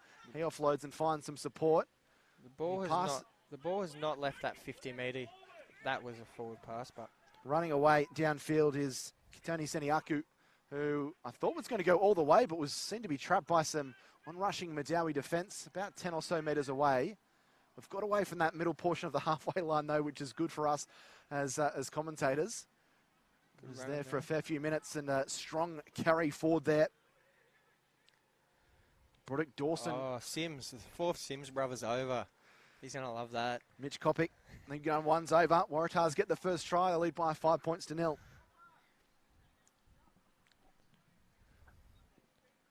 Oh, he's going to back up and take the kick. No, he's coming for a sub. And he has shanked it. Conversion no good. It was one that probably should have been converted. I guess you score that first try. You take your time. You really need to make those kicks. We've seen in the Hamilton game, the kicks, like, it proves a lot. Like, they missed out, I think, of one kick there against Terle. Well, Terle missed out of one kick, so just take your time, boys. You got 60 seconds to take it. Don't have to rush it. So Waratahs get us back underway. It's a great take there, but I think it's gone backwards from a strong challenge, wasn't it? Yeah.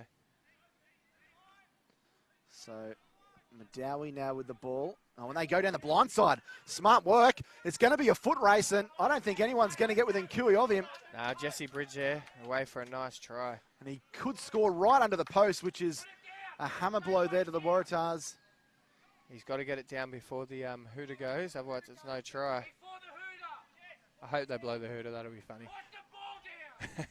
His coaching staff are blowing up. I don't blame them. He took about 30 seconds to do it. Yeah, one in the clock down, but there's no big scoreboard here, so they can't tell how long they've got. And he misses it, goes under the crossbar. Wow, lucky they can score some tries because they cannot kick.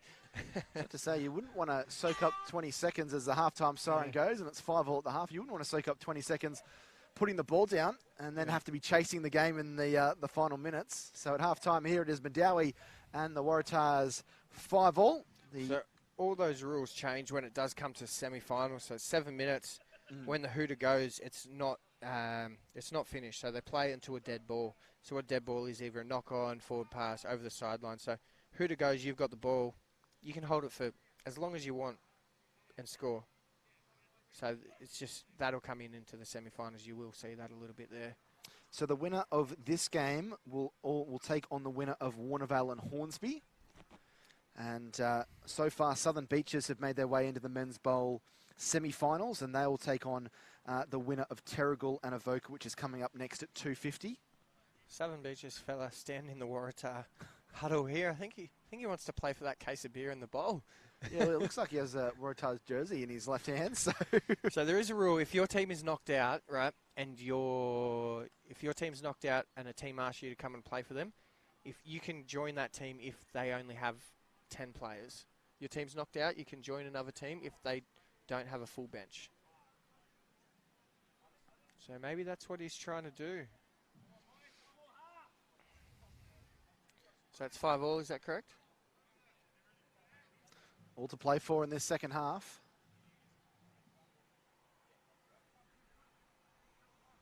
It's the first time Waratah have come into this tournament, and I'm glad to have them on board.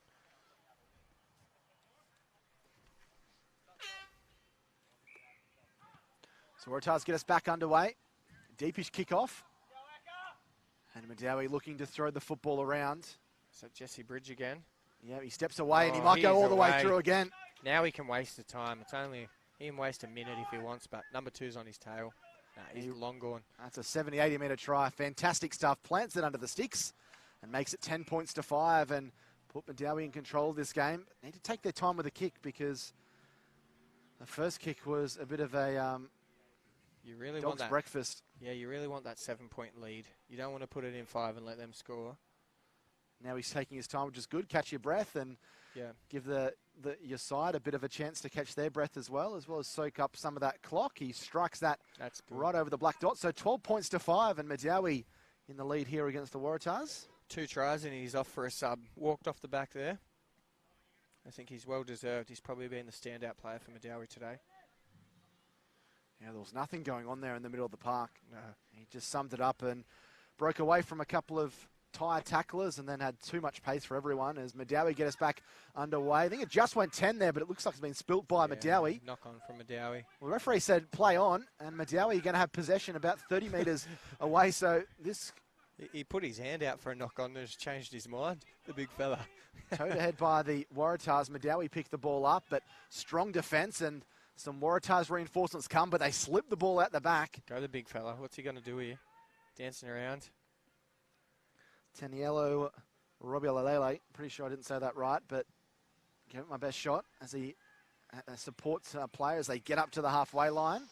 Penalty, though. Yeah, the player not releasing the ball there. I thought he's pretty harsh. Thought the Waratah goal was okay then, but the ref's in a better position than us. So Madawi really here. They can hold the ball, wind the clock down. Their day's not going to be over. And Waratahs, they go through the middle. Busted up there by the big number 13, Frankie Roberts. And he'll score under the post. Not quite the swan dive, but he dives under the sticks, makes it 12 points to 10. So that'll leave about a minute and a half. So this goal here, if he makes this and no one else scores, they go through for the privilege of the first try scorer. He gets it. 12 all. So pressure back on Madawi now. Yeah. Madawi bring their strike player, Jesse Bridge, back on the field. They need to score again, otherwise they're going home. So just how quick it can be. I think they've got about a minute 40 left, so it doesn't take that long to run the field. They're going to get the ball here. They've just got to be smart with it. Might see a drop goal today. We haven't seen an attempt yet. 3 points for one of them. So Madawi get it. Oh, red's on here. Oh, great turnover there from Madawi, but then Waratahs have got it. Now they've got an opportunity. Waratah just hold the ball here and they win. And that's a knockback. A dog breakfast on the ground. Waratah's got the ball 3 here. or 4 knock-ons there, but Madawi looked to have the football back. Need to find Jesse Bridge, see what he can do. Here he is. Oh, he kicks it, but he doesn't chase his own kick. So Waratah, probably about 30, 40 seconds on the clock left. If that, there's probably 10, 15 left, and maybe a bit more. Quick line out by Waratah. They're not taking their time. Playing some risky footy here. So we're locked. Ooh, some solid contact there. Locked at 12 all. Trying to keep the ball alive. Just going to drop him under here. Oh, it's a knock on there by Waratah. Pick the ball up, Madawi, and run. I think now we've got about 20 seconds, so Madawi want to win this game. They've got to be quick. I don't think they realise if it's a draw, they don't go through. So they're not showing too much enthusiasm here. Coach is on the bench, got a VB. He's loving his day.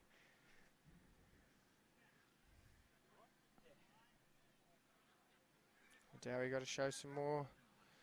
There's probably 10 seconds left. I think that's going to be Waratah going through. Madawi just twiddling their fingers here.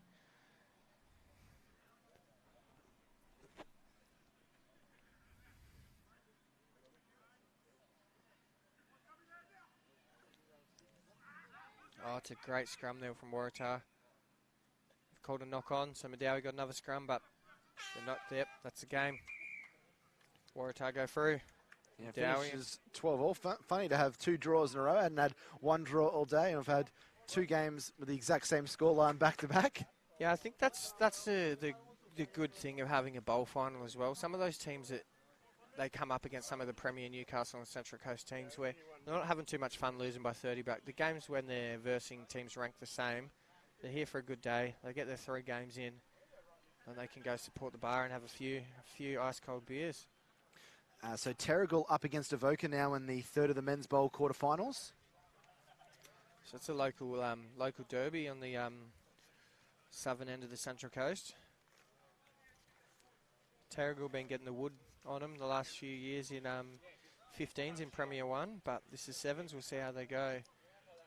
Aoka got some good strike players out there in Mitch Jacob, a few other young guys as well. So we'll see what's doing here, and we'll go from there.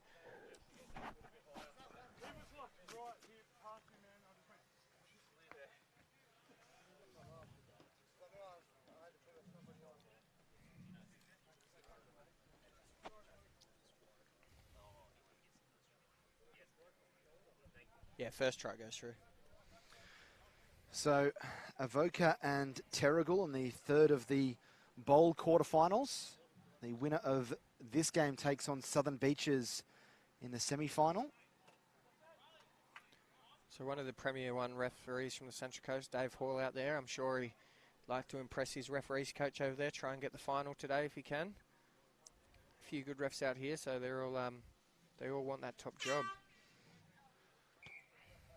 So Terle will get us underway. It's a great kick.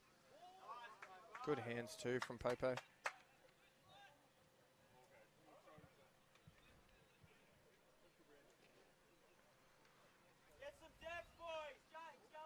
So good start here by Terle as have decent use of possession. Good brisk ball movement as they go onto the right-hand side. There's an opportunity here for them as they flick the ball back inside. Solid contact there.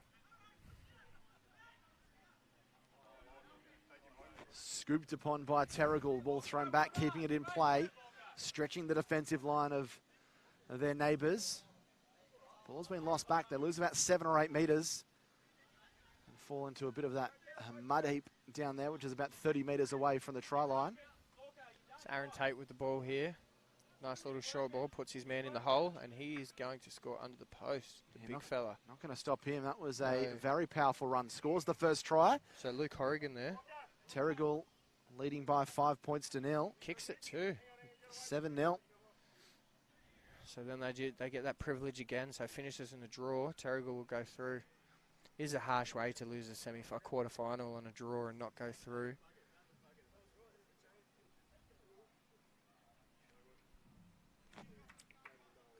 Thought Terle were probably one of the best kind of losing sides, I guess you could say, in the Cup quarterfinals in that game against Hamilton. They led 5-0 for quite a portion of that game. Yeah, definitely. They were really unlucky there. I think that yellow card cost them, put them down a division. Started well here against Aoka. Flick pass back on the inside. Question marks on it. Thought it might have been a bit forward. Referee had no problems.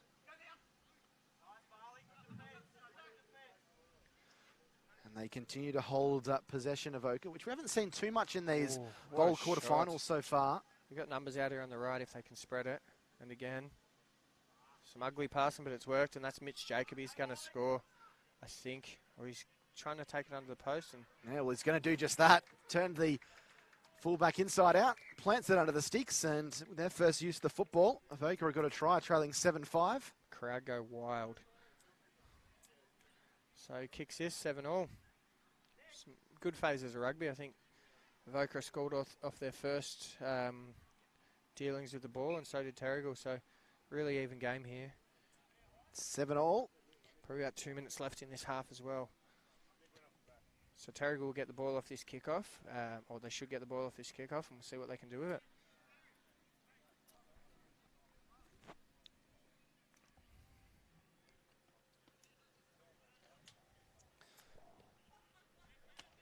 Warneral and Hornsby coming up after this at 3:05. So that's a short arm to Terle there. The kick didn't go 10 metres. See that more and more throughout the day. And bit of back chat there from the big fella, Aiden King. Needs to be quiet. Gives Terle an extra 10 metres. There's a bit of obstruction there. He goes down the left-hand side. This could be a try here to the Trojans, and they'll run around and score to make it 10-5. Shouting from the bench, Harrison Dixon, the try scorer. A rangy winger out there scores, and the conversion is no good. So 10-7, pardon me. Sorry, 12-7. Terle in front of Aoka. Got there in the end. So we've still got probably about a minute to go now, so I don't think Terle will be any rush. And who do we have on next? We have Lakes versus Terle, is that correct, in the ladies? No, we've still got Warneral and Hornsby in the fourth quarterfinal, and then Aoka and Hamilton. So we've still got a few more men's games before the girls. It's a big break for the girls, nearly 2.5 hours. Matt Anderson there with a nice carry, still going. Terle looking to stop the work here of Aoka.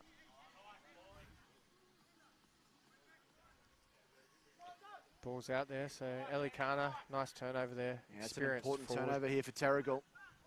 Could they find the try line once more? They're looking dangerous as they had some numbers down that right-hand side. In the end, the referee's going to call a knock on. Called a knock on there. A little bit of back chat from both teams to the ref there.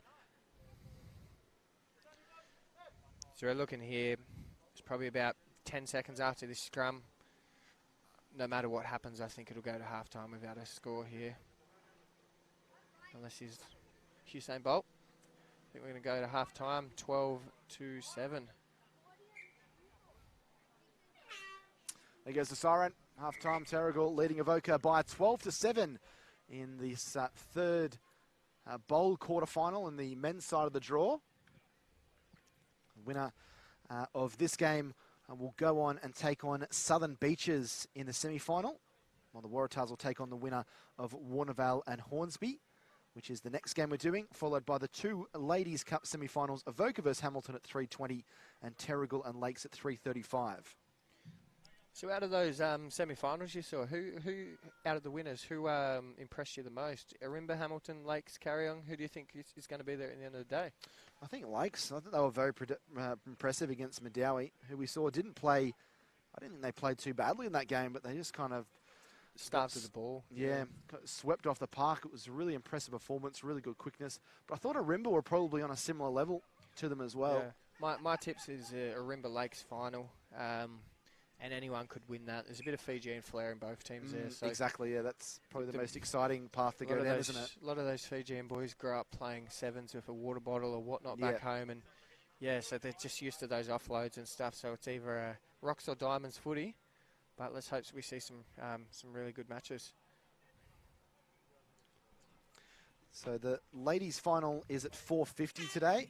If you're penciling that one in, and the men's cup final is at 5:50, but you also have the bowl final at 5:20 and the plate final at 5:35. So plenty of rugby sevens to whet your appetite for this afternoon. He's away. Beautiful work here by Terrigal going downfield, and they're causing a few problems for the Aoka defence. Yeah. He didn't release the ball then, so he got tackled. If he wanted to go again, he had to release the ball, but just a bit hot-headed there. Patrick Wheatley with the ball. Nice short ball there. A little bit of a hospital pass.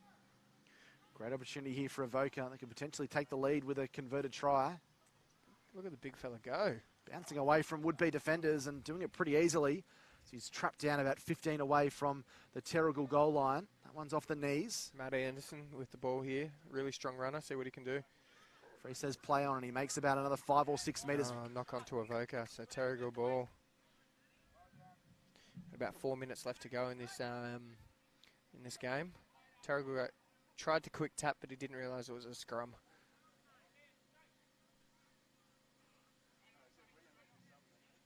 Jake McPhee coming off for a sub now. And I think that's Jenkins going on for him, number 5 for Aoka. Oh no, Harrison Bocock, sorry. So play will be restarted via a scrum here for Terrigal. They lead by 12 points to 7. They go to the right-hand side, and an early shift, which almost might be picked up here by Aoka. Yeah, he knocked the ball on and thought there was dead play, but Aoka have turned around. They've got some good field possession here. I think they've just got to be smart about it. Shot themselves in the foot here a little bit, Terrigal. 2 costly turnovers. 12-7. Doesn't matter how long it takes, as long as they get the try. It's a penalty there to Aoka, and throws the ball away there. He's going to... Not March 10, he didn't get a card. They're going to tap and go here, Aoka. They spread the ball quickly, and there's a great opportunity here as they go close to the line. Good defence, though, by Terrigal. Pushes them back into the field of play. On here. Nice little turnaround, and this will be a try here for Aoka in the corner, 12 all. It's going to be a hard kick, but they've tied things up. A nice movement down this right-hand channel. Goes back to that privilege again. This kick is probably the most important kick of the day for him. Going to kick from behind. Look, he can kick from the other side as well, but he does waste a lot of time going to get the ball. It's a decent strike. He's missed it, so 12 all with about, I don't know, what do you reckon, 2 minutes to go? Yeah, 2.5, I'd say, yeah. So Terrigal get the ball. Remembering that Terrigal did score that first try as well. Yeah, that's it. So Aoka have got to score again to win. Terrigal just can't let any more tries through. Hold on for a draw. Look for Aiden King here for a good jump. He's a tall lad, but it's a bit too deep. Terrigal mark the ball heading towards the sideline. He's taken out. Thrown into touch. Good defence there by Aoka. Needed that. Aoka just need to go quick line out here, I think. But they're going to go the set piece. Get 3-on-3 out in the back line.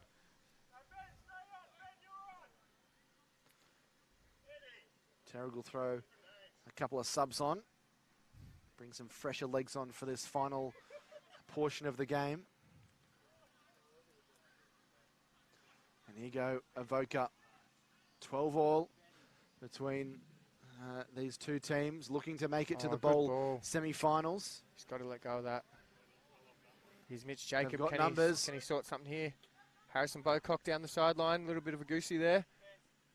Oh, he's and lost he the knocks ball. it on. He It's been spills spilt. the pill. And Terle now have the ball. You got a minute 10 left to go for him. See what they can do. I think there'd be a big push here from Aoka. They've got some big props on here. So if they can turn this over, could be game over.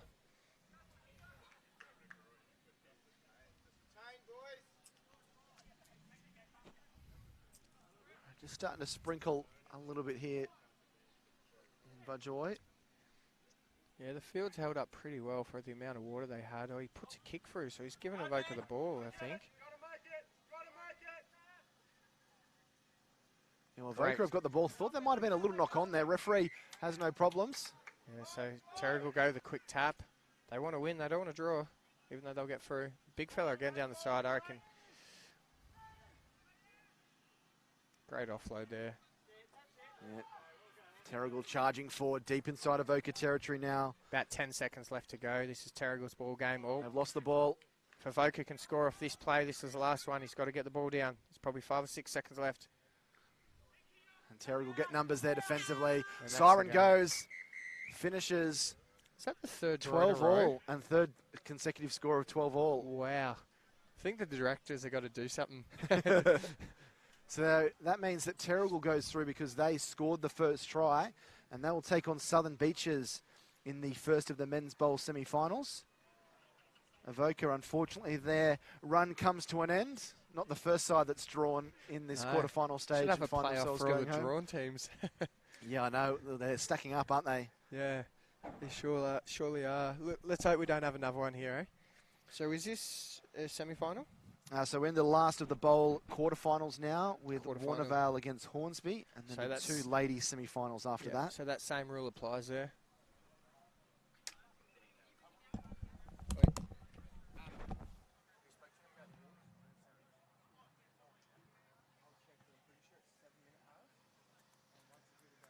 So the two sides out in the middle for this fourth bowl quarterfinal.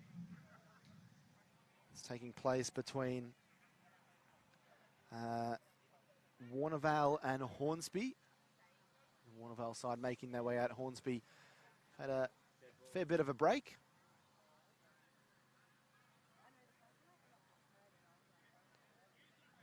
The winner of this will be taking on the Waratahs in the men's bowl semi-final. So after this game, we will have the next few games to be sorted.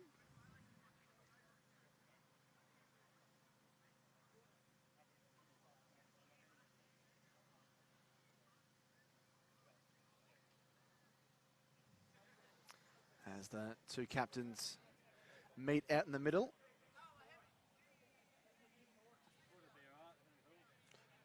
And the rain just starting to become a little bit more steady now, which might make ball handling a bit of a concern.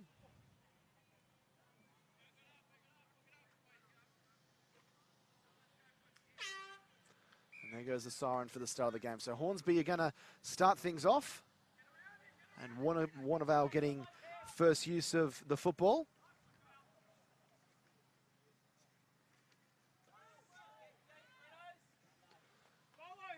And they charge the ball up. A big fella here. To the middle of the park. Harrison Sexton gets the ball over his head, over to Dean Krofsky.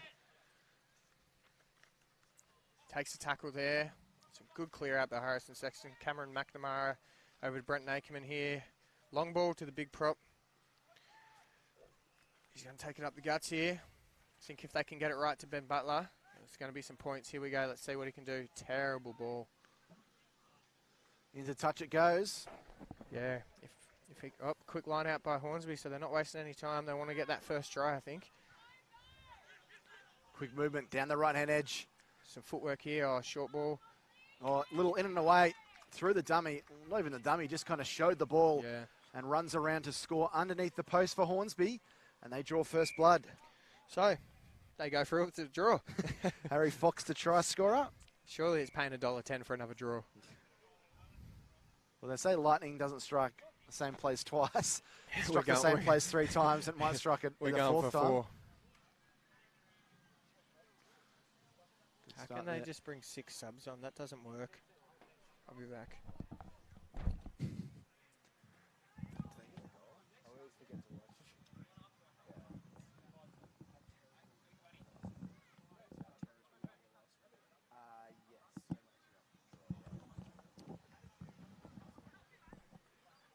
Co-commentator, who is one of the organisers, just making sure that Hornsby aren't bending the rules.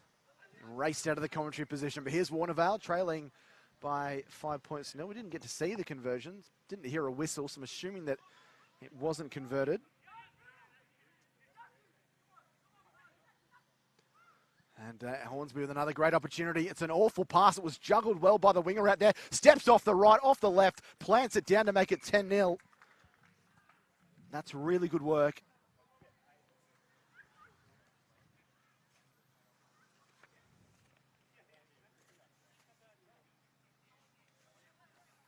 And Warneral find themselves in all sorts of trouble at the moment.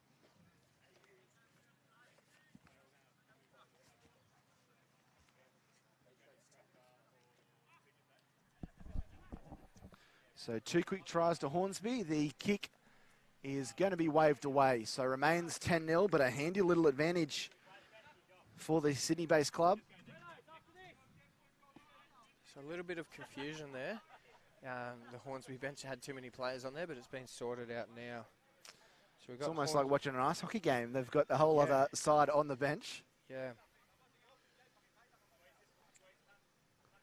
They lead 10-0 and they thump the kickoff deep here to Warneral, who just look a little bit shell-shocked having conceded these early tries. Need to be the next team to score. If they go 15-0 down. That's exactly what Warneral need here. Look, they started the last game. He's way off the mark. They started the last game slow as well against Carong. They can get a try here. They're right in it. You got to stop wasting time, bud. Yeah, they can't afford to concede another try. If they go down 15, 17-0, might be all over as they spread the ball out to their right-hand edge and go to one of their big boppers as he breaks. Has to have about 4 people try and tackle him as he makes 15 or so metres. So sorry about the scoreboard there, guys. It does read 10-0, but it is actually 12-0. So that'll get updated in the next few seconds. That's a yellow card to Hornsby. Jacob Griffin away here. He hits Ben Butler down the sideline. That's a great tackle there. It's going into touch. Oh, he's going into touch. Really good cover defence by Hornsby, considering they're down. Yeah, they're down a to man. 6. Yep. It's a quick line out, but the line out was set, so they've got to do it. Go back and do it properly. Referee McCaskey's onto it there. I think Hornsby would want to waste as much time as they can, try and get 7 back on.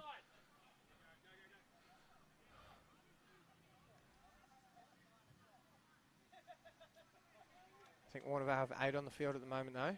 Oh, no, the guy's gone off the side, so that's fine.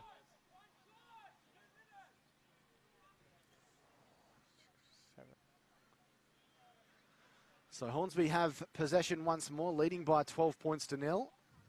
Really good footwork there and a nice fend. And he breaks away from a couple of tackles and makes an extra what an 20-25. Ooh. Finds support back on the inside. Warneral are able to cover it. And there is a siren for half-time. Yeah. And that will be half-time with Hornsby leading by 12 points to 0. So ref was a bit unsure if it was a quarter or a semi. But definitely a quarterfinal. So the next semi-final we'll see will be in the girls, won't it? Yep, There's a few more games left. But we've got the 2 girls semi-finals coming up, Aoka, Hamilton and Terle and Lakes. So for those people watching at home, in semi-finals it is 7 minutes and a half, and when the hooter goes, that's not half-time. So they play to a dead ball then. So knock on, forward pass, whatnot.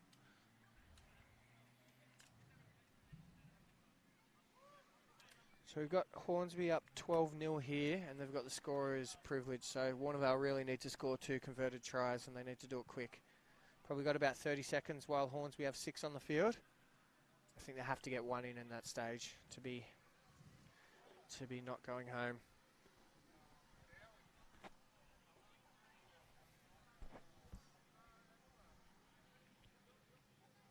Bit of rain out there at the moment too, so might be causing a little bit of chaos with the long balls and that. Yeah, it certainly makes Ball handling just that little bit more difficult. Ball gets a bit greasy and the grass gets a little bit slippery. Yeah, I think if Warneral get some good ball here, they'll be in for a good shot. Look, they lost to Lakes in the first game of the day, 10-5, and they led 5-0 for most of that game. We did see how Lakes played later on in the day, and they're one of the top teams here today. So Warneral can match it with most teams, but they've just got to just hold on to the pill. So siren sounds for the start of the second half. Warneral get us back underway. It's a great kick there. They trail by 12 points to nil against a very classy Hornsby side who again showed their attacking flair as they break their way downfield. There's a great opportunity here for them. He's got support on the inside. Well, he's kind of butchered that a little bit. Yeah. As they still have the football. And Hornsby, if they can spread it, they'll score for all money. Ooh. It's an awful pass which is towed ahead. Forward pass too. Well, they've had 2 opportunities there and they've butchered both of them. Coach killers. Let off there for Warneral. And I think that brings Hornsby back to 7 men on the field too. No, they've still got 6, so it wouldn't be long. I think Warneral have got to go pretty hard off this this set piece here. They'll have 3 on 2. They've got Ben Butler down the short side, so I think it's going to go down here. And if he gets the ball when he's away, it could be a 90-metre try. I think that's where they're going to go. It surely needs to be an early shift. So a really good scrum. And they've gone the wrong side, so they've got 2 on 1 here, so they're outnumbered here when they've got more players. It's a nice shift there. You're realising they need to try and just drag some of these Hornsby defenders out of position, but they're promoting the ball and keeping it alive, which is good, but Hornsby's defence is just all over them. It's a really good clear out there because they were in trouble.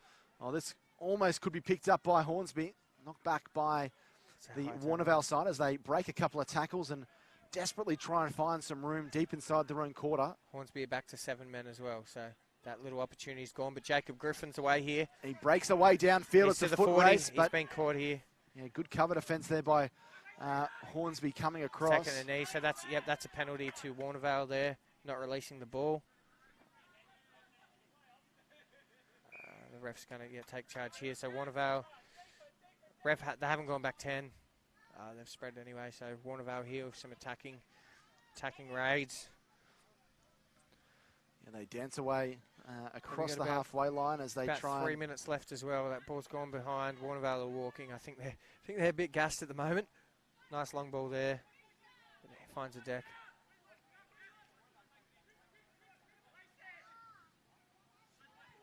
Time quickly running out here for Can't Warneral. attack the halfback like that. Down by 12 points to nil. I do not know what was going on then. Sea of arms and legs. Yeah. Ball certainly wasn't coming out. And Warneral, they need to score quickly to keep their hopes alive, but with every tackle it's fading. Penalty for a high shot. 2 minutes to go. I think the ref's they should maybe have another card. That's 3 in a row, but Hornsby have just done 3 quick subs, so they're subbing well. But they've got 8 on the field. Jake, they've got 8 on, bud. I think the ref, now they've got 7 on, so it's a bit better. That's a big kick there by Ben Butler. They get the right bounce here. They're going good. Brent Nakerman with the ball. See what he can do. Not backing his speed here. Nice spread back across the middle of the park as the rain continues to fall, but it's all been a little bit panicky and a little bit forced here by Warneral as they trailed 12 points to nil. About 1:25, I'd say. Hornsby's defence has been very good, though. They scored those 2 early tries, and they've had to defend with 6 men on the park a lot of the time. I think they've done themselves justice with some good displays. Referee is fine to play on. There's a try coming here for Hornsby. Its cover defence is not there. He plants it under the post. 17-0 to the Hornsby side. So Hornsby are going to go through now. They're going to verse Waratah in the bowl semi-final. There'll be under a minute left to go. So we've got Waratahs and Hornsby and Southern Beaches and Terle in the bowl semi-finals. It's been a professional performance by Hornsby as they keep their day alive.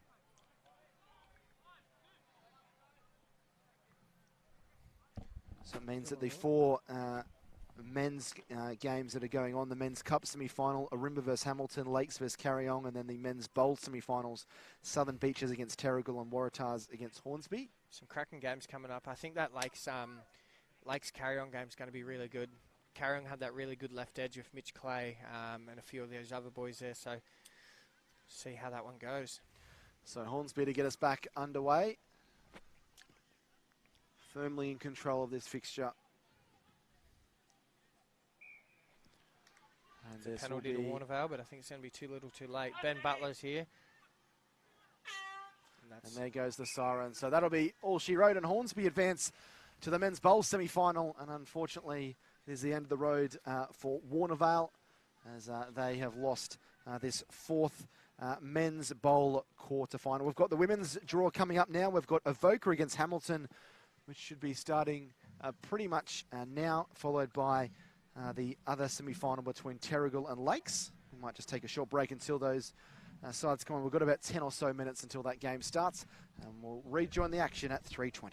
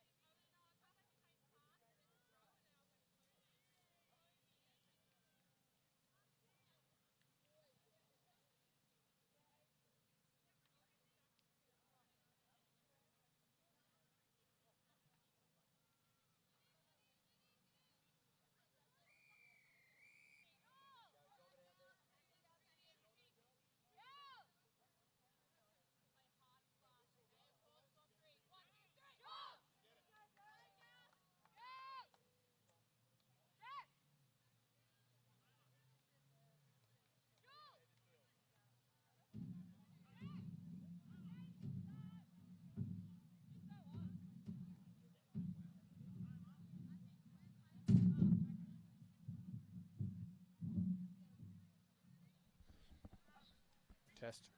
Nope. Can't hear anything. So we're about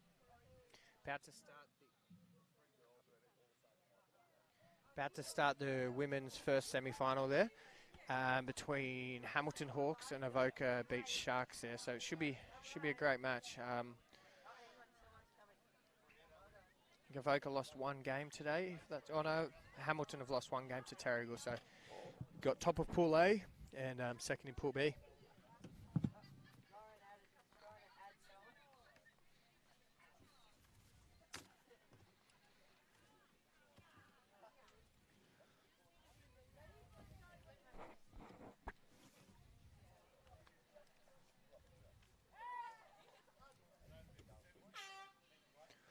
So we're underway now. Aoka have kicked the ball off to Hamilton there. Gone straight over her head. Some safe hands at the back here. Bit of a show and go. Nice hands there. And the winger's away here. And she drops it. A little bit wet. She's called backwards.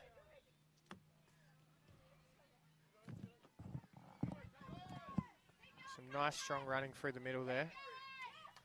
Yeah, rain's got a little bit heavier, which makes things just a little bit more difficult. Yes, it has.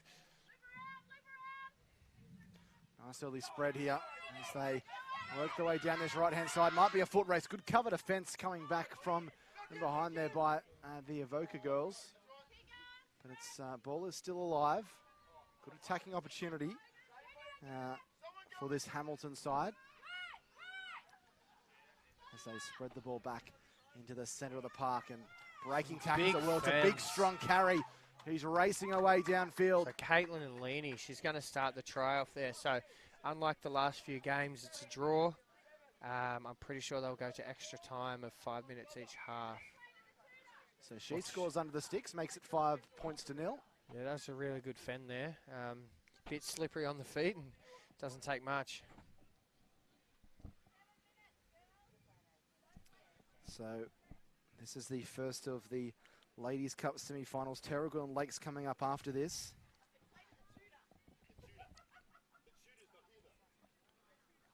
Great kick there. I think some of the blokes should be learning off these girls. That was perfect. Yeah, 7-0 they lead. So a handsome start here for Hamilton, who would love to get into the final, which is being played later today. Yeah, some of the tents are starting to go now. A few less people here. I think Madawi's gone. Warneral are on their way out. But all in all, a good day of rugby. There's plenty still to come. So Hamilton to get us back underway. Shallow kick goes about 14, 15 metres for it. Bounces its way towards the touchline. I think Hamilton have got that ball back. That's incredible play. Great desire. Aoka just a little bit flat-footed there. Yeah, they just didn't look hungry enough for the ball there, did they? They were worrying what was going to happen next. Oh, good line. So in through the middle go Hamilton. It's a foot race inside the final 22, and she won't be stopped. Hamilton away to a cracker of a start. That's 12-0. Oh, 12-0 now with a kick to come from in front of the post. Milani Nathan with the try. 12-0, and this is a big lead that they're setting up, Hamilton. So that's a really good try. To be up, 2.5 minutes, up 14-0 possibly. That's really good. They can not relax a bit, but they can just stick to their structure. They're not going to have to force a pass. She gets that over. So that's 14-0 in 3 minutes. That's really good work by the Hamilton Hawks girls. Unfortunately, there's no bowl or plate final for the women's team, so this is a knockout game. Winner straight to the final, so they're playing for the big dollars. Yeah, Aoka needs something quickly, don't they? Yeah, they were last year's champions as well, so I'm sure they want to get back, keep that title. But they just need the ball. I don't think they've had the ball yet. It's about 3.5 minutes left in this half. Yeah. Another knock on here by Aoka. Another costly turnover. That's not what Aoka want. Hamilton 40 metres away with an opportunity to potentially get a third try and almost put this game to bed inside the first half. Hamilton got numbers here. She's got to play through the hands. Great ball. It's come off her foot, so that's fine. Little wraparound play down the sideline. And is she going to go in? I cannot see what happened. Nice She kept the offload ball, there. yeah, on the inside. Didn't get Inches taken there, into isn't it? touch. Inches. Hamilton, a really good crisp ball movement, just playing smart rugby union. Long ball there. Oh, great hands. Nice take. And then she decides to try and run over a couple of defenders in her way. It's a knock on there by Aoka when they're going for the counter ruck, and she is away. Is that Nathan again? Malani Nathan, did you say? I think that is Nicole Nathan. Oh, Nicole Nathan. So the sister. Yeah, the sister. Running around to score to make it 19-0, and Hamilton having a field day here at Budgewoi in this first semi-final. Yeah, 19-0 in a cup semi-final. There's still a lot of time. There's still 7-8 minutes left, or at least 8 or 9 minutes left. So not all in gone for Aoka, but they haven't had the ball once. Just try, kick off, try, kick off, try. So they just need to get their hands on the ball, see what they can do. They bring some reinforcements on as the water regularly gets taken out to the players. Here's the conversion from Nathan. Ooh. It's a decent strike off the boot. That looks like a perler of a kick. That's good. And gets over the crossbar, 21-0. You had to walk off and claim that, don't you? I wouldn't make that. No, would I. So pretty much the perfect half so far from Hamilton. Yep, so we've got about a minute and a half left in this half, and they are up 21-0. But here's Aoka's chance. They've got to get the ball. They haven't had the ball yet. They get a quick try before half-time. They're right back in this. They got to remember, once the hooter goes, they can keep playing. So even if they hold this for 5-6 minutes, pick and drive, do whatever they've got to do. So in come Aoka. Nice offload, but there's, 3-4 Hamilton defenders there to greet her. As they do the hard yards through the middle of the park and stretching forward. It's a good run. They make about 11 or 12 metres. The ball's been popped out, though. It's a penalty to Aoka. They've got to take the quick tap and go.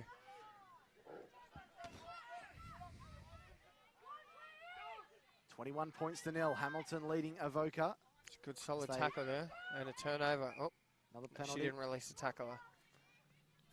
So a bit too eager there. Going to try and create some momentum here, Aoka, as they move up on the halfway line. First time they've been inside the Hamilton side of halfway. And now the ball has been reefed away. It's a turnover. Oh, it's a turnover to Aoka. Got the ball back somehow. A couple of turnovers in the space there, but good defence once more, keeping the good ball hands. alive for Aoka. Lovely work.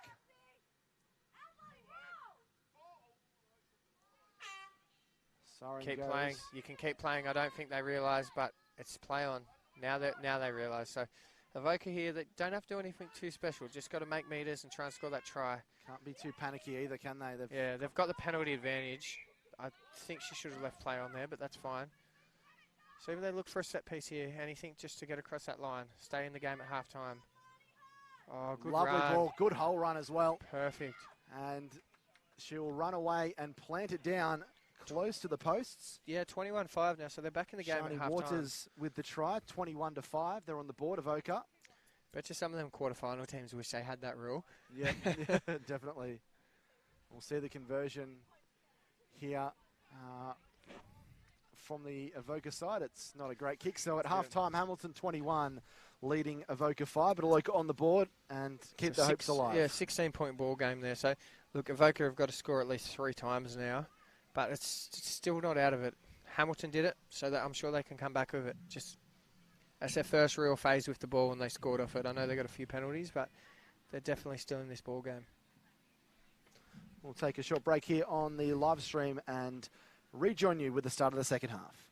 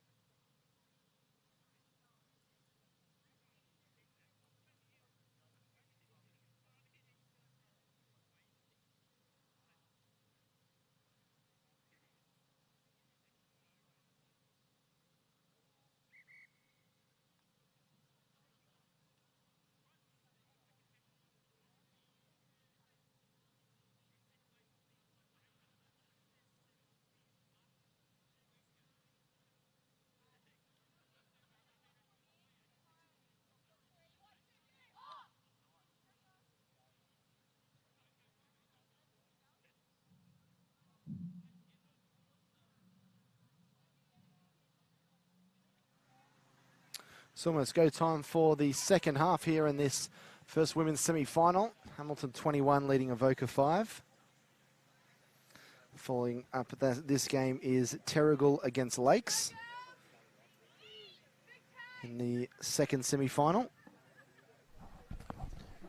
So throughout the semi-finals, if there is a draw, it's 3 minutes each way, so an extra 6 minutes. So it's a fair bit of extra time. So Hamilton getting us underway, and Aoka get the first use of the football. They let it bounce. It takes a favourable bounce for Hamilton, goes right back towards their own goal line. And we saw what Aoka could do when they held onto the football and created a few phases.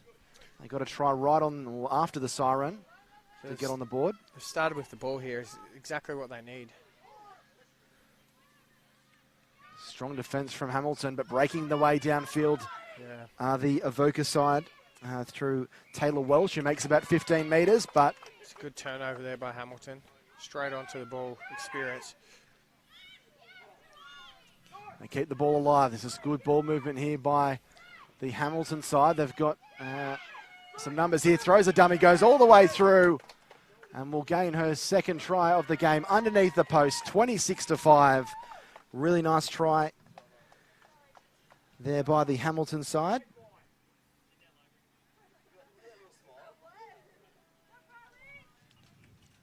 And the conversion from directly in front could get it outside 3 converted tries. She does just that, 28-5, 4 tries to 1. 23-point ball game, isn't it? It's going to be hard to catch.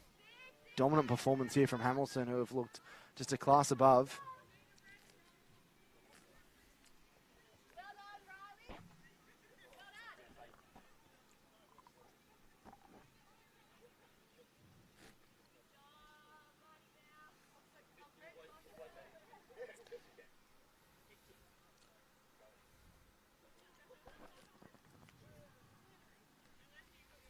So Hamilton to kick off here from the centre of halfway.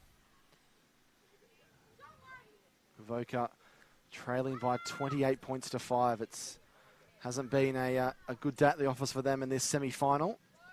Not at all. Hamilton have just out-enthused them in every facet of the game, defensively, attacking-wise. The breakdown, they've been able to create a few turnovers, which have been integral. Don't argue. Yeah. Nice offload too, but it's gone to the wrong team. And up, knock on by Hamilton. Hannah Stewart, the big forward there, throwing defenders away at will.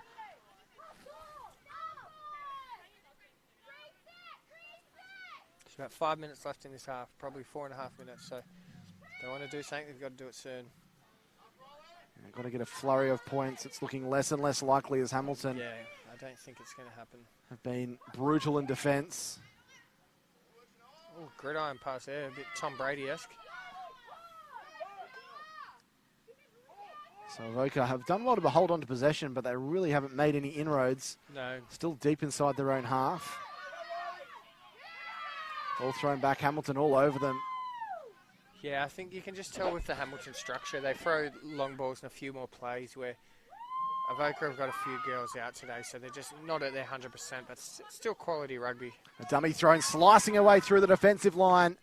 Long cut-up pass on the outside, and Hamilton will race around to score try number 5. In fact, they'll go all the way underneath the posts, 33-5. Amy Richards, the try scorer, and this is getting very ugly, but has been a professional performance by the Hamilton Hawks. So Hamilton will play the winner of the Lakes and Terle, so it should be a really good game this next one.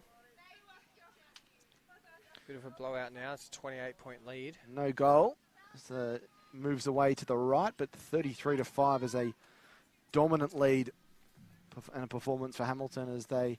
still 3.5 minutes to go as well, so, or probably 3 minutes now, but... Have rung the changes to try and bring some of the fresh legs on. Yeah. I think with Hamilton too, they've got to preserve some of their key players for this next match as well. Don't want to injure themselves now after they've already got the win. They'll get roughly a 45-minute break between this game finishing and the start of the final. And so Hamilton get us back underway. Rain falling just a little bit heavier now. Strong tackle again. Aoka have just been met with a brick wall of resistance. Another turnover. And in fact, no is what the referee is going to rule. So the ball going back to the Aoka side.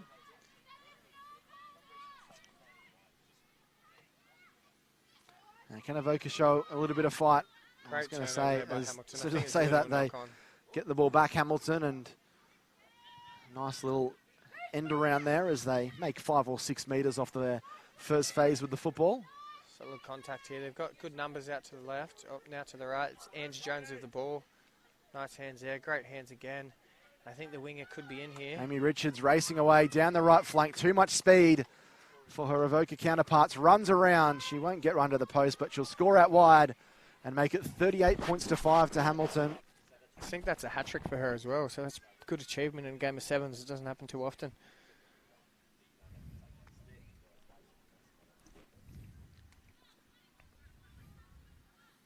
So here comes the conversion for Hamilton. Happy to take their time with a very handsome lead. Strike pretty decent off the boot, but waved away to the left. So 38 to 5. So Hamilton charging their way into the final, which will be at 4:50, taking on the winner of the Terle against the Lakes game, which is coming up next. Really good day by Aoka, even though they've gone out in this fashion. This is their first loss of the whole day, so they've played some really good football, beating the Lakes, beating Arumba, and beating Carong as well. So the girls should keep their head high. They've got a big season ahead of them. It's a nice kick there. Spilled by Aoka, probably the 5th or 6th handling error we've seen from them today. Yeah, although they are going to get the ball back via a penalty. Really? Oh no, referee has called the scrum. Yep. So playing the knock on there. So more opportunity here for Hamilton to maybe get one more try before the siren sounds.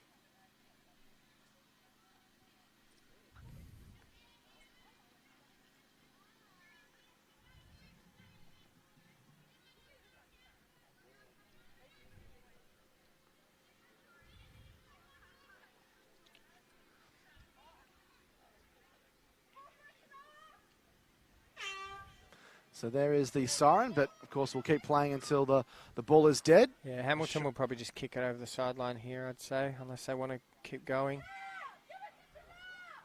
Nice run, look, spread to the left-hand side, and it's going to be a foot race to the try line, and Hamilton are going to finish the game on high. Shanoa Elkington, that's a really good try. 43 to 5 after the siren, and one of the most comprehensive wins you'll see in a semi-final here by this Hamilton side, who have a chance to... That's the biggest score of the day. Chance to extend it as well. Hit the 45 number if they can knock with the conversion. A difficult one from out wide, about 8 or 9 metres in from touch. Surely not. Wouldn't surprise me. We've seen some pretty impressive things from Hamilton in this game. Kick. So 20 metres out, about 10 metres in. Not this time, though. Not a bad effort. So full-time, Hamilton 43 have destroyed Aoka 5 in the semi-final. So Hamilton advance on to the Ladies' Cup final and take on the winner of Lakes against Terle.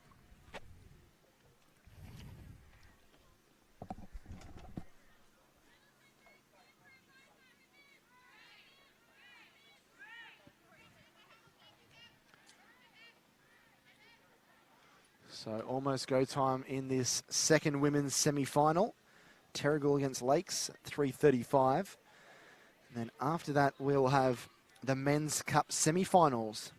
Arumba against Hamilton at 3:50, and then at 4:05, Lakes against Carong.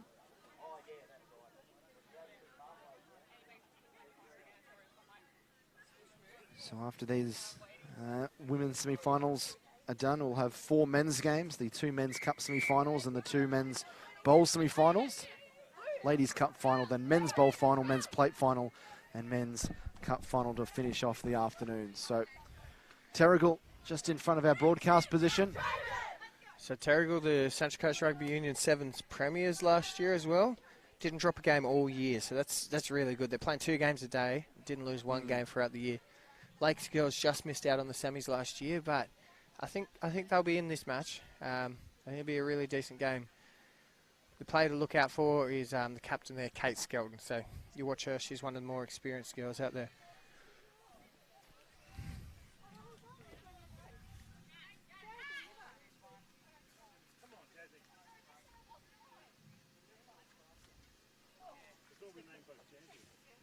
So that'll be a Terle to kick off.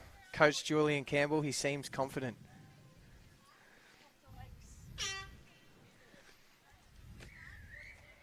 So Terle will get us underway now. Bit of a grabber kick. It hasn't gone 10 metres, so Lakes will start with short arm on the halfway line. So really good attacking opportunity here for the Lakes. See what they can do with the ball. Good opportunity early on. 7-minute halves in these semi-finals as well. So Kate Skelton with the ball here. She's going to back herself. That's a really good run there. Nice offload over the top. It's gone backwards there. Back through the middle they go. So good charging run up the centre of the park, but it's been spilt and gives the ball back to Terle. Good defence by the Terle side. It's a great turnover there by Lakes, but called a knock on in there. So it's a scrum to Terle. A lot of these Terle girls out wide have a lot of pace, so just a one-on-one defence has to be strong here. Winner of this going on to face Hamilton in the final. They beat Aoka 43 points to 5 in the first semi-final.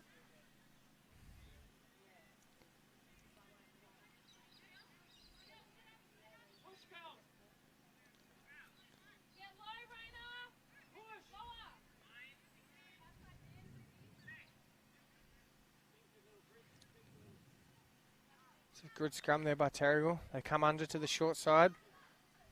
It's a nice ball there down the sideline. So great running there by her. Yeah, good pace up over the halfway line. So Terle got numbers here to the right. Lakes are, see what they can do with it. It's a great fend there.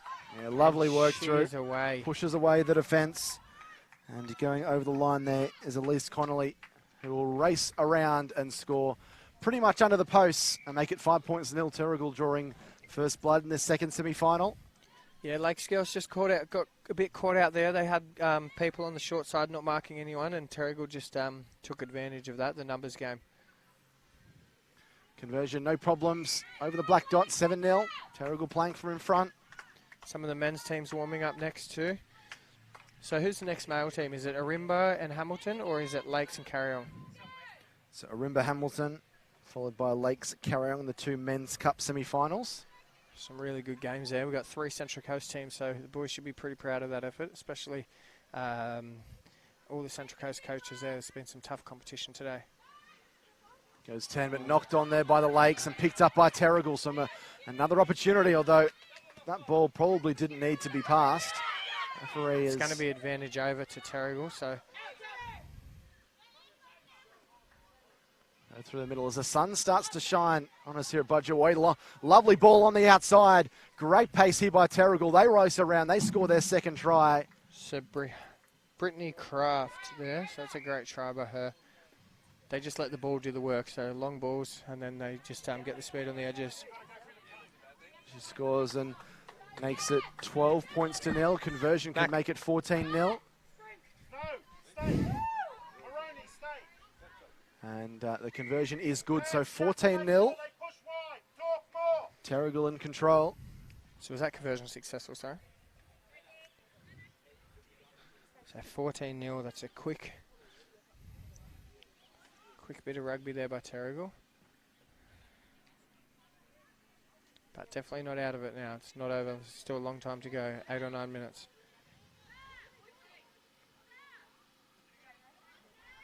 Men's warming up there, not thinking that Terle are going to get the ball as much they lay downfield.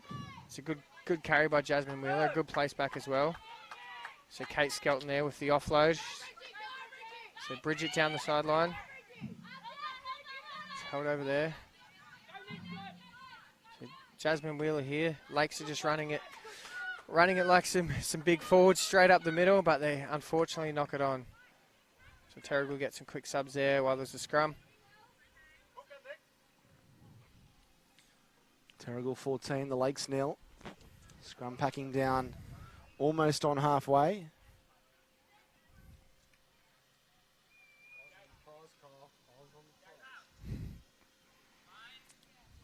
So Terle in another good attacking opportunity inside the Lakes half.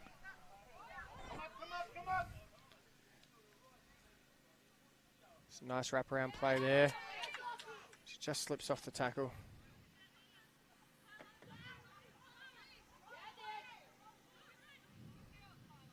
So up over the halfway line, go Terrigal, and again that quick shift down the left edge. Racing downfield will be try number 3 for Terrigal. There wasn't much resistance shown by the Lakes defence there, and they run around adjacent to the post to plant it down. 19-0. It's looking ugly for the Lakes. They need to get some momentum back very, very quickly. Yeah, the Terrigal girls have got a really good camaraderie there going. Winning that premiership last year, keeping most of the same team. You can just tell they've done this before. But Lakes girls should hold their head high, making a semi-final. Look, it's still a lot of time to go. A lot of new players out there as well. So let's see if they can gel a bit more in this second half, or towards the end of the first half. So no conversion, remains 19-0.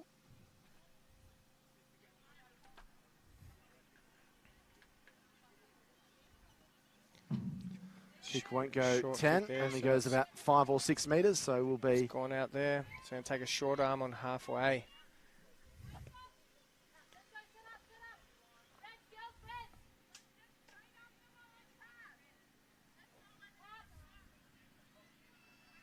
So Jess Maroney with the tap here. Let's see what the Lakes girls can do. Bit of field possession for the first time in the half.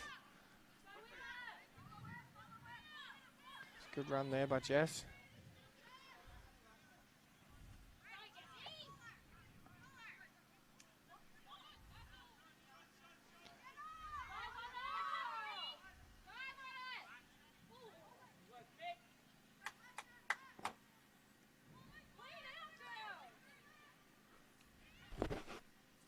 So here go Terrigal. They're about 35 metres away from the try line. They lead by 19 points to 0.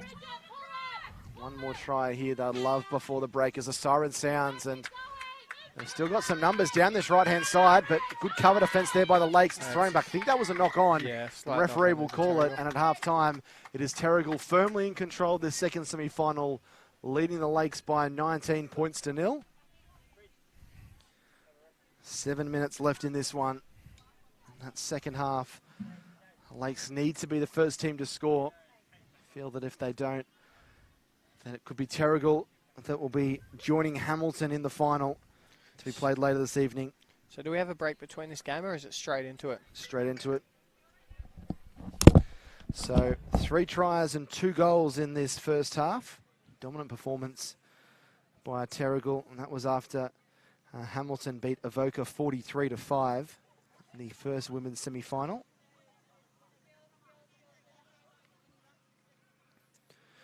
Our next match is Arumba versus Hamilton at 3:50.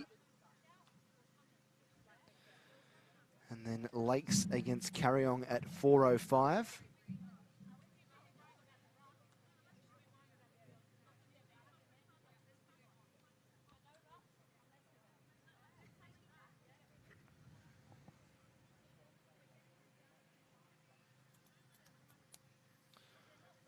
So some stern words being spoken in the Lakes huddle. They're obviously disappointed with how they performed in that first half, giving up 3 tries, and now with it all left to do in the second half, down 19-0.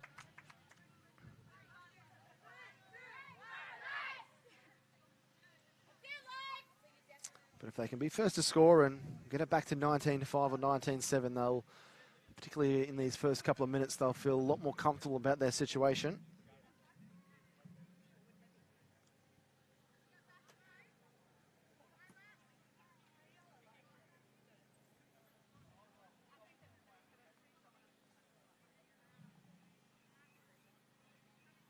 But it will be Terrigal who'll get first use of the football. Strong performance by both Sophie Dryden and Elise Connolly for them. And it's a shallow kick about 15 metres. So here you go the Terrigal side. Here through Kate Chambers. She finds some support as they get to 35 metres out from their own line. Good strong charge there by the Lakes, but Terrigal did manage to scoop the ball up and keep it alive as the sun comes out here at Budgewoi this afternoon. Good quick interchanging of passing, and now racing the way downfield to Terrigal. They're not going to catch the number 15. Brittany Craft away and will score underneath the posts, which might be enough to get the result here for Terrigal. They lead 24 points to 0. Still with the conversion to come.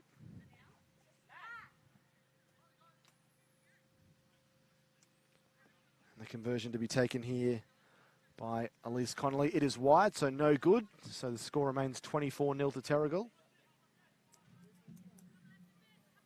Outside that 3 converted try lead now, so the Lakes really got their backs up against the wall.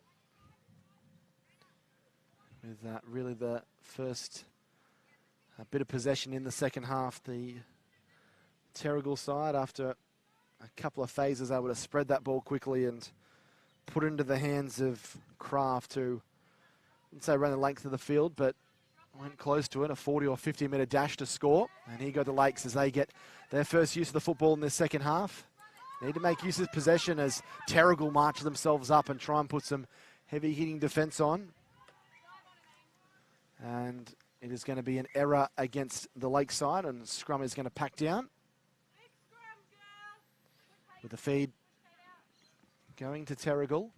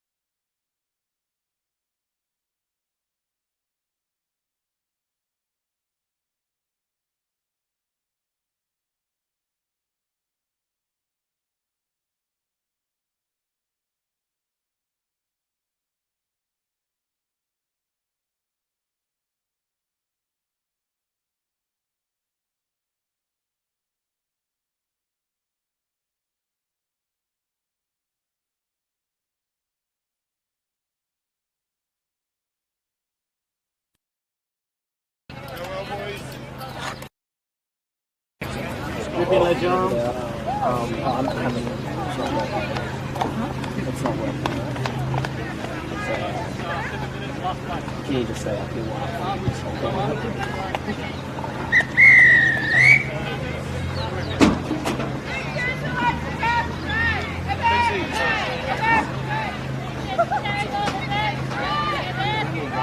Talk, yeah.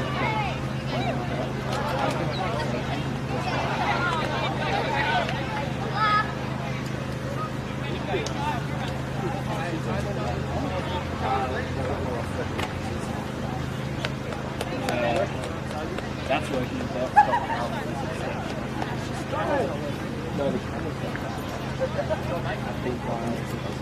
I think this extension.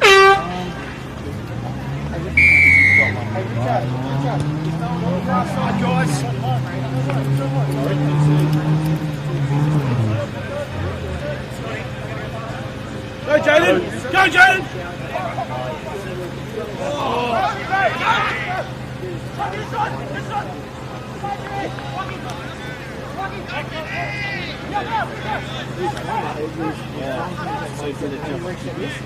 Go, Joey! Go, Joey! Faster, Joey! Faster! Go, Joey! In his face, Joey.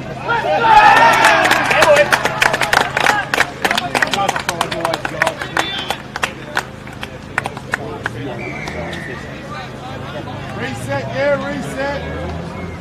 Nice work here, take work there.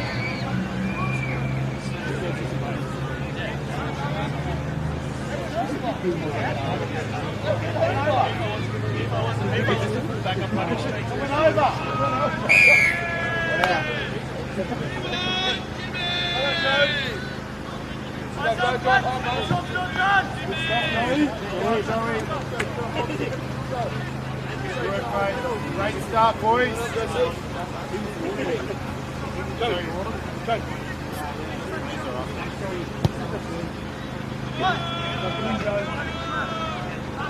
Comms on, eh? Comms on.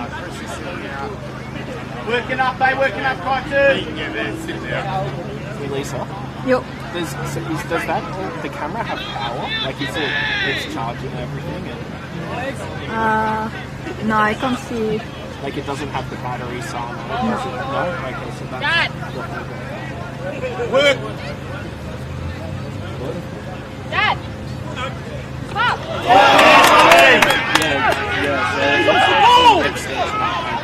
Get there, Robbie, get there! Play on, boys! Go! Good shot! Robbie!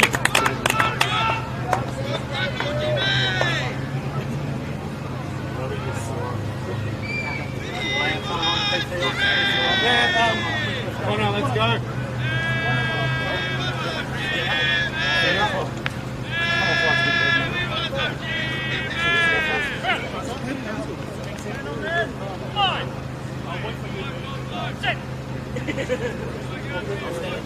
Work, Quatu, up, Quatu!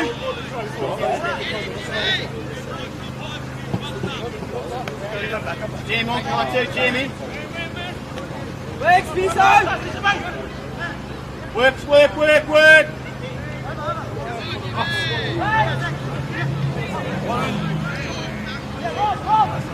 Play on!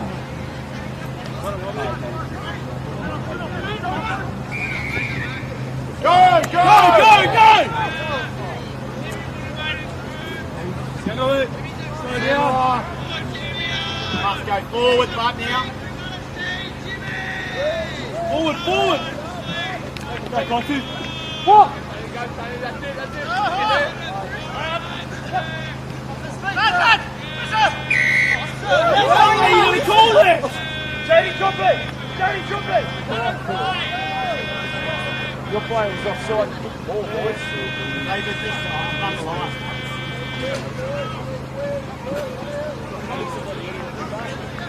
Play it! Go, Stino! Take it.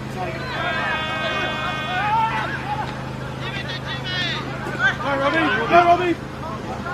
Go, Joseph! Go, Quatu! There we go!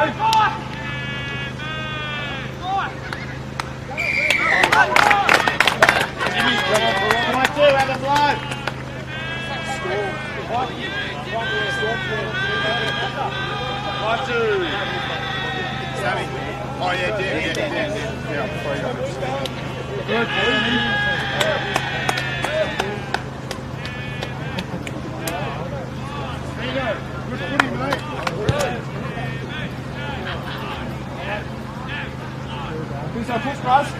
Oh, you, You mate.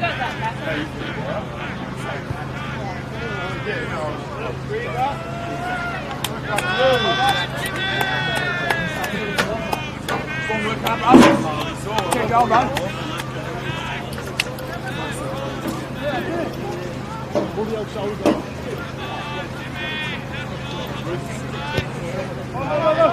Your storm, your storm. Chop on, chop on. Up, up, up. Dive on it, Pearso. Sure, JD. Attaboy, JD.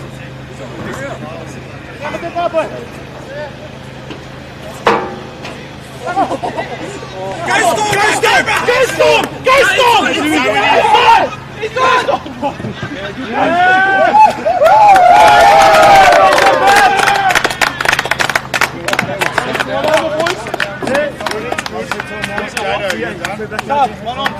Sammy going. Sam, go Sam. Sorry, bro, back yourself. He's fucking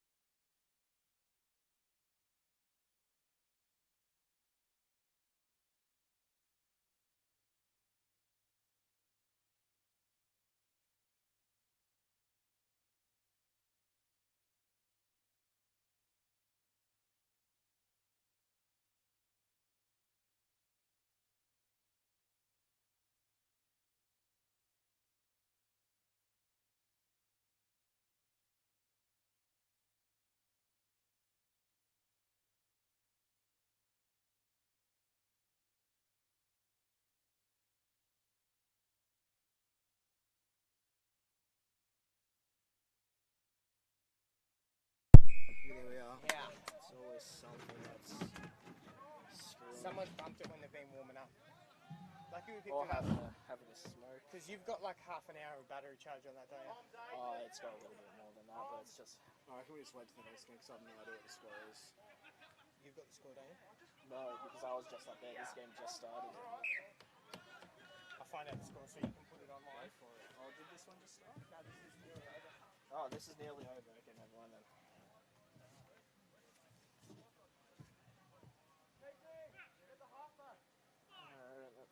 Let's got that ready for the next game.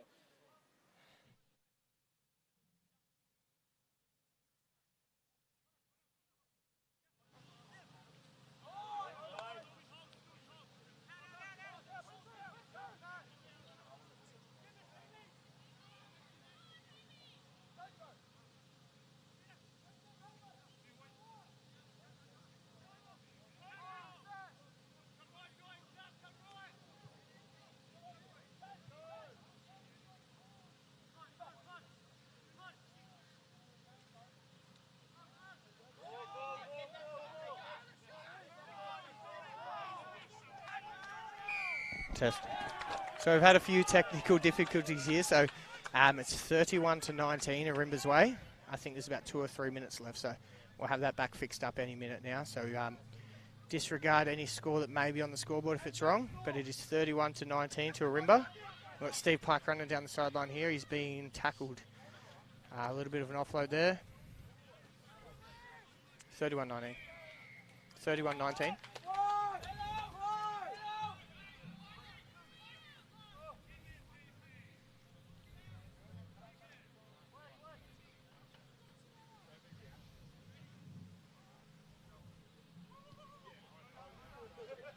Gone for a kick for touch there. That's a good save by the Hamilton winger.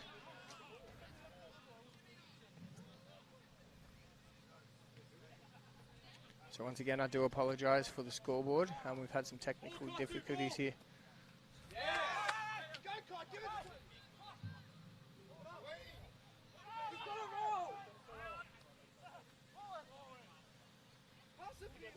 Hold it!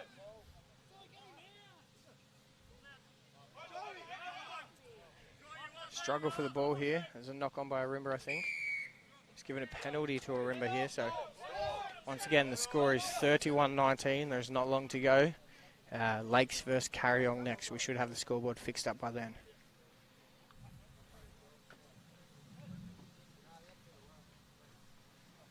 So we've got Toby Carver here. Joseph Abayu. Big strong run and offload to Kai. Nice offload back in. Toby Carver scores. That makes the score 36-19. As once again, we're not sure how long to go. The timekeepers have got that sorted.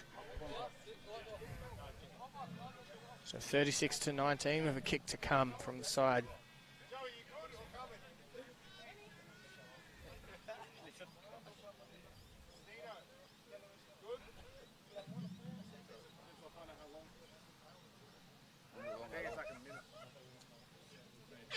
So that is full time, 36-19. Hamilton Hawks will be now in the plate final. Arumba progress to the main cup final. So now we have Lakes versus Carong.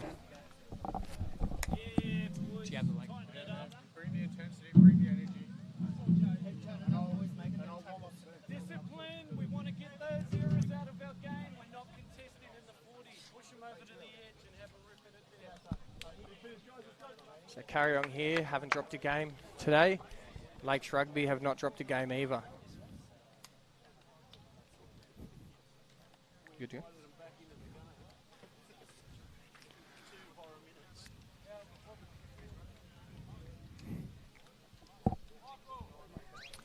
So we've got the second semi-final coming up now between Lakes and Carong, but a really good first semi-final that just took place between Arumba and Hamilton.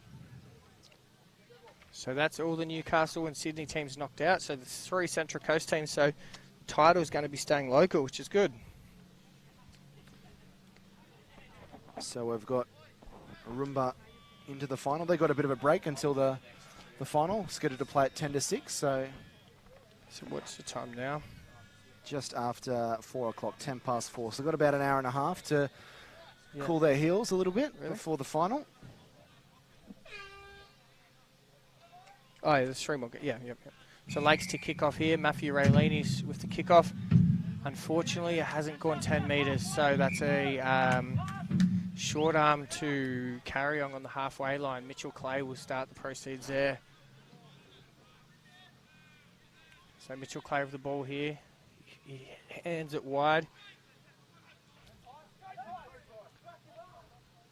It's a good run there by the big fella.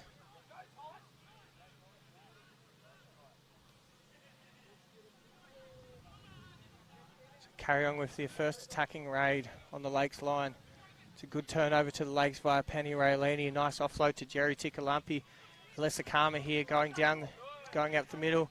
Good hands by the Lakes here. Passes it wide to Logan Hamopo. Logan Hamopo down the sideline here. Passes it to Penny Raylini.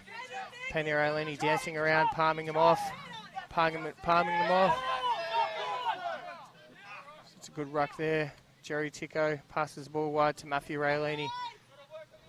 Matthew Raylini with the ball, stepping around them all. Nice ball to Logan Hamopo. Logan Hamopo stops and starts. Penny Raylini off to Penny.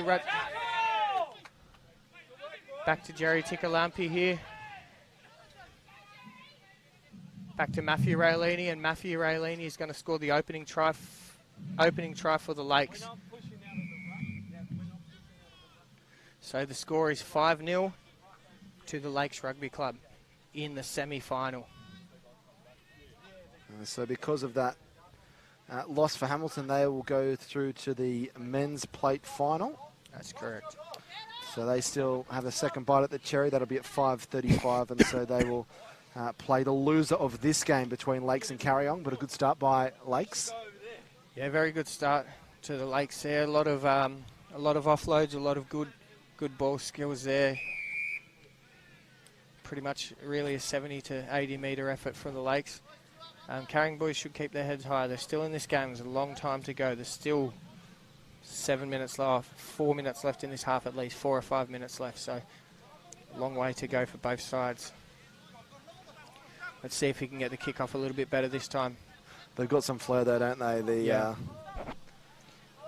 That's a better kick-off. That's gone long. So the numbers are wrong here for Carong, but we'll try and call them as good as we can.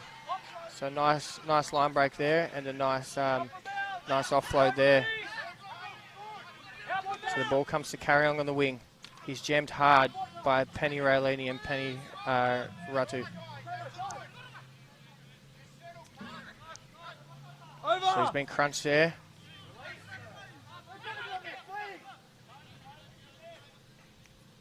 So Carong have a bit of space here. Let's see what they can do with the ball. They're over the 50, over the 40. Puts a nice kick through. Taken well by Logan Hamopo there. Passes it to Matthew Raylini. Matthew Raylini dances. He beats 1. He beats 2. Beats 3.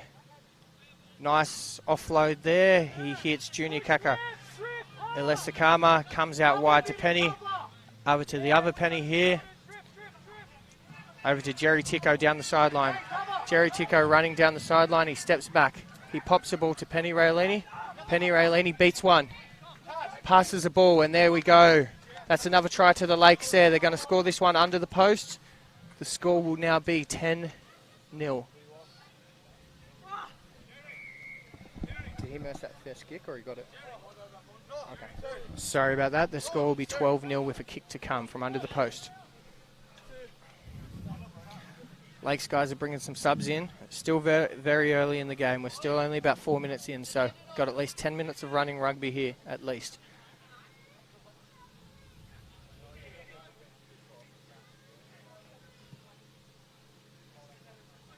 He kicks that there, so that's 14-0 to the Lakes.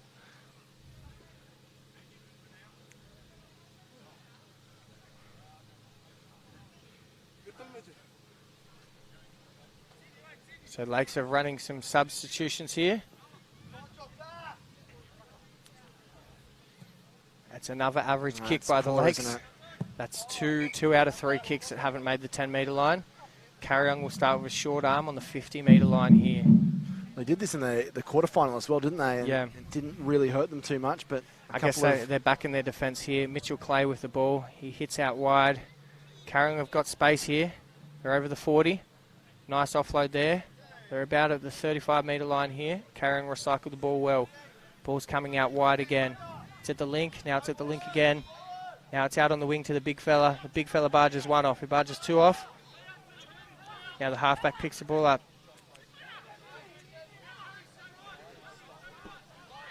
That's good work by Carong there. There's some really strong defence by Lakes.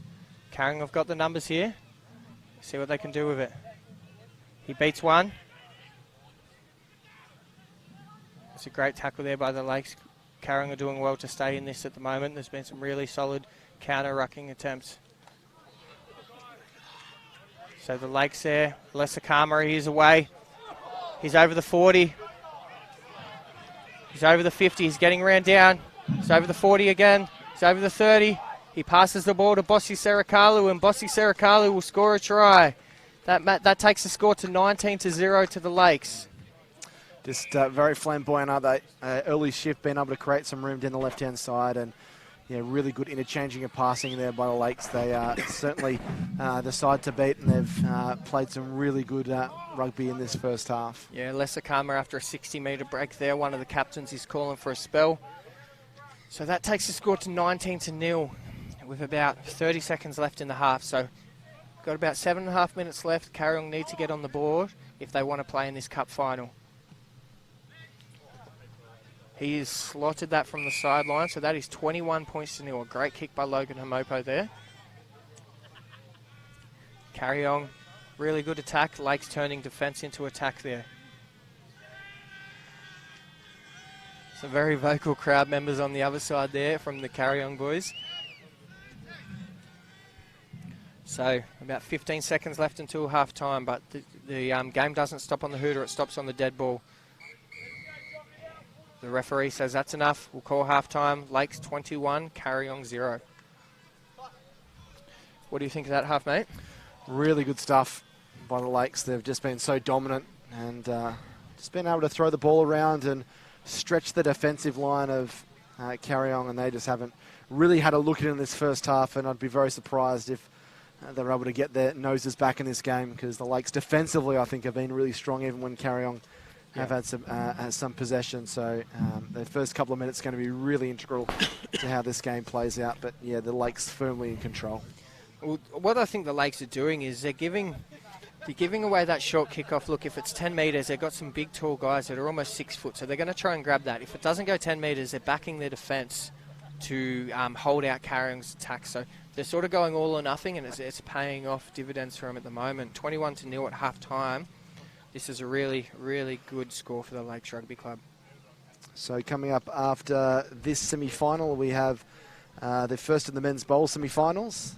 Southern Beaches against Terrigal and Waratahs against Hornsby. And then the Ladies' Cup final, only half an hour away at 4:50. Hamilton taking on Terrigal. So plenty of games left. What's that, about 6 games left to go? Yeah, I think after this one we'll have 6. Yep. So a long day of rugby. We do thank all our volunteers there. I know a few people have been here since 5:30 this morning. So clubs without people like that, the day can't run. So we do appreciate the help, especially the help of our directors, Scott Moroney and Taylor Moroney. Without those guys, we wouldn't have a tournament here to play on the Central Coast, the only tournament on the Central Coast.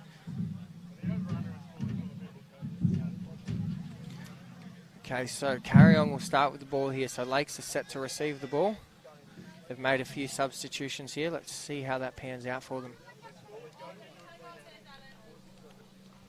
Who's been your player to watch in this final, mate? The 15's gone pretty well. Very, very well. Yeah, I think Matthew Raylini, he'd be close to be tipped player of the tournament. Very light on his feet as well. Yeah, footwork. Yeah. Must have done some tap dancing school back in Fiji.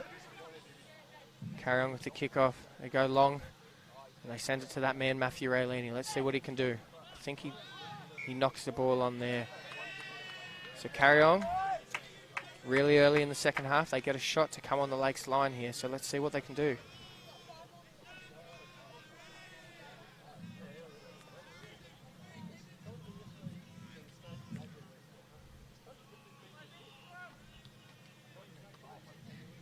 So I think you'd look for the Carong guy staying first five, Mitchell Clay. I think he could throw a big dummy here and go through. He's got the footwork, he's got the speed, and he's got the strength. Let's see what he does.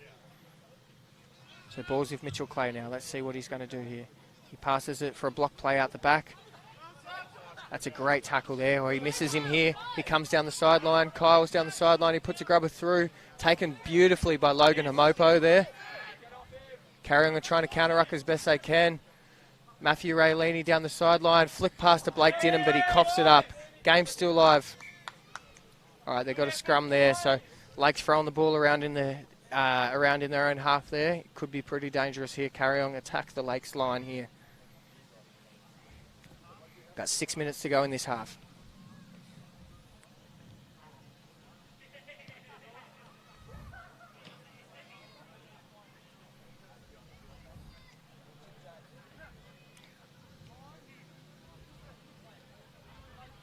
Lakes defence has been good all day. Let's see how they go here. Great defence there. Toga Mataibu over the ball there. He survives the clean out and turns the ball over. Matthew Raylini down the sideline. Bossy Serakalu, who's got speed to move here. Can he burn him? He's over the 50. He's over the 40. I think he'd shut the gate. Over the 30. Over the 20. He's going to go all the way. Lakes Rugby turning defence into attack once again there. So that puts the score out to 26 points to 0 with about 5 minutes to go. You'd almost have to think that's them going straight into Arumba in the cup final, wouldn't you? Yeah, and again, kind of coming at it from nothing, deep inside their own half. When you can do that in the sevens, you're going to be a very, very dangerous prospect. So really great performance. So how do you reckon he'll go for this kick? Can he make 4 from 4? He is a sharpshooter. And he slots it again. So that's 4 in a row, all from difficult positions. So 28 points to 0. Lakes Rugby here in the lead firmly. Yeah, they've been very dominant. Not just in this game, but throughout the day.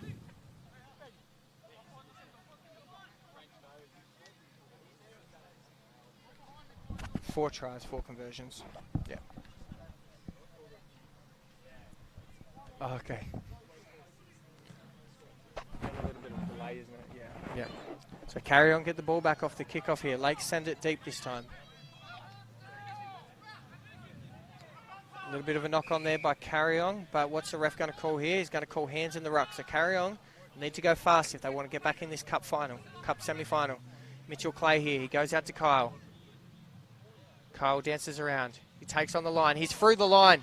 What can he do here? What can Kyle do? Oh, great tackle. He misses. Matthew Raylini with the cover defence effort there. Great counter attack there by Penny. Ball's out Lakes again. That's attack the halfback. He is called a penalty to Lakes Rugby. You cannot attack the halfback like that. See what Lakes want to do. If they want to wind down the clock, there's about 2.5 minutes left to go, or if they want to attack the ball. Alessa Kama here. He's pointing to the line. He's kicking for touch. Another thing you don't see too much in sevens. They usually go for the quick tap. Kicks for touch there, and that'll be about on the 45-metre line from Carong. So 41, 42 metres out, Carong will be defending this line out, Lakes with the ball.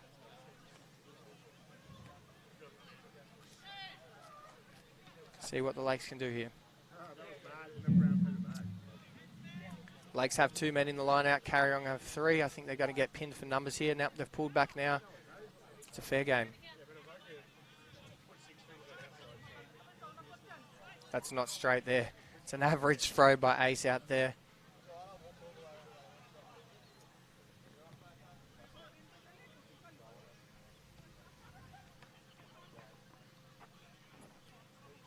So now it turns into Carong scrum. About 2 minutes left to go in this cup semi-final. The winner goes through to versus Arumba for the Arthur Loopy Wilson Cup. Prestigious award.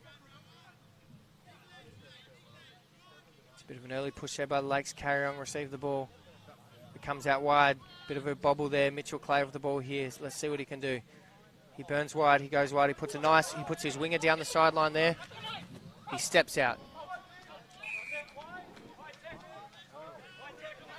High tackle there. The ref's called, so it's not a touch. So Carong have another attacking raid on the Lakes line. Let's see what they can do. Number 1 jogs around.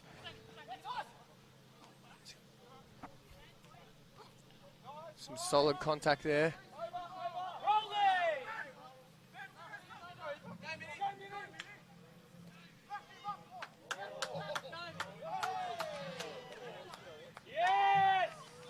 Carrying her on the board. Mitchell Clay sets up that try there for, I think his name is Kyle Sabori. Well, it's good reward for some hard work for them to get over the line. They've been Yep. working hard this afternoon. Yep. I think that's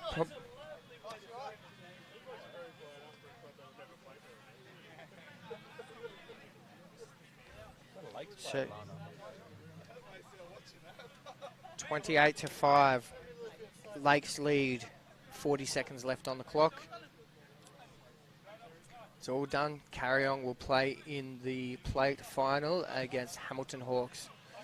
That's a great kick there, 28-7. There's a 3-try buffer with about 15, 30 seconds left to go. Lakes run some more fresh subs.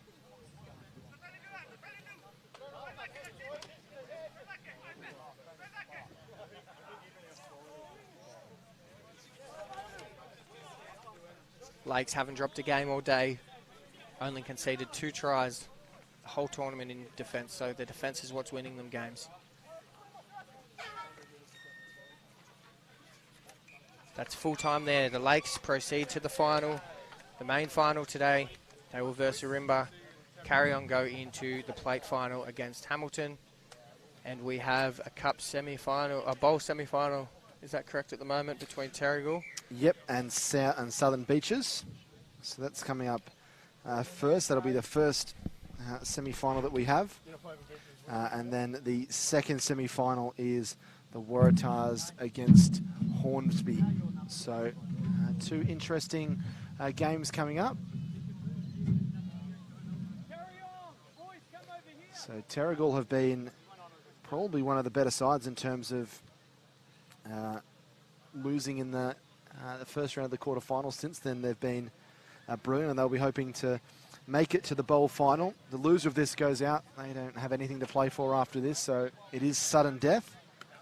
Well, the winner will go through to the men's bowl final, which we played at 5:20. So these are the last of the semi-finals. So after this, we have the ladies' cup final between Hamilton and Terrigal, the men's bowl final, which will either be Southern Beaches or Terrigal against either Waratahs or Hornsby.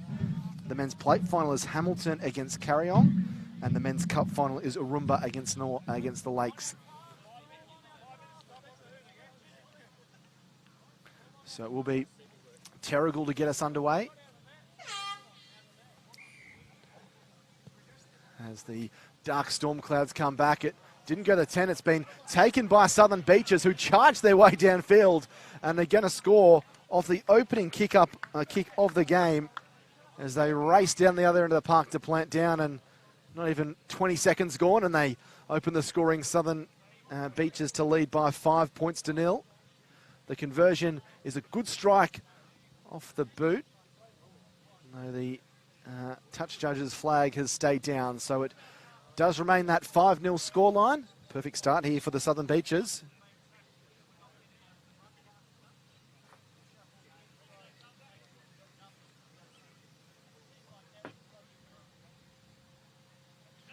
So Carong, who just lost that semi-final, go into the plate final. Just getting some instructions from some of the coaching staff there that would have been disappointed with that performance, going down 28 points to 5. Unfortunately, in these knockout rounds, there has been a few blowouts, and the Southern Beaches get us back underway, and Terrigal get their first bit of possession in this first half. Of course, 7-minute halves in the semi-final and final stages. If scores are tied at full time, 3 minutes of extra time each way. It's Southern Beaches leading 5-0 over Terrigal. Terrigal shifted down the left edge. Good use of the hands, and it now goes alongside the touch line, and they get inside the 22 and put themselves in a good attacking position. Harrison Dixon with his second touch of this phase of play, but it's been towed ahead there by the Southern Beaches. Penalty's going to be called, though, and it's going to go back via the way of the Terrigal side.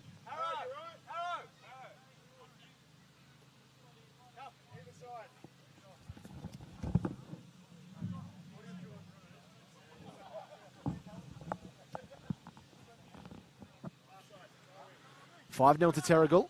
5-0 to Southern Beaches. Terle on the attack.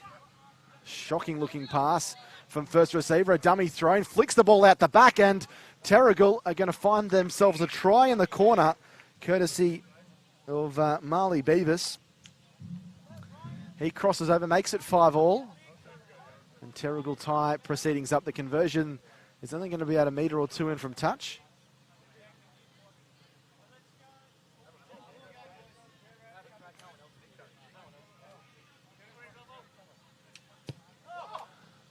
Decent strike, but won't have the legs, and it would have been waved wide anyway. So we're locked up at 5-all in the first of the bowl semi-finals. Waratahs against Hornsby after this.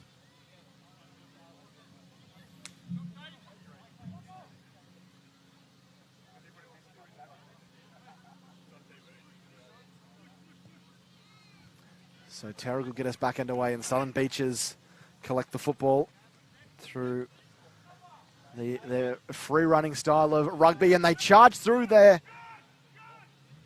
It's a beautiful run, breaking the defensive line, but it'll be dragged down about 5 or 6 metres away from the goal line. Southern Beaches then throw the ball straight to a Terle player, and tries gone begging there.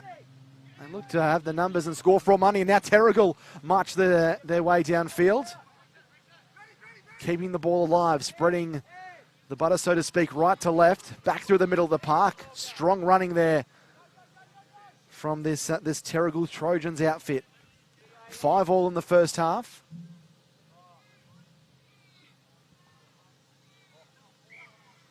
And it is going to be the ball heading back in the direction of the Terle side.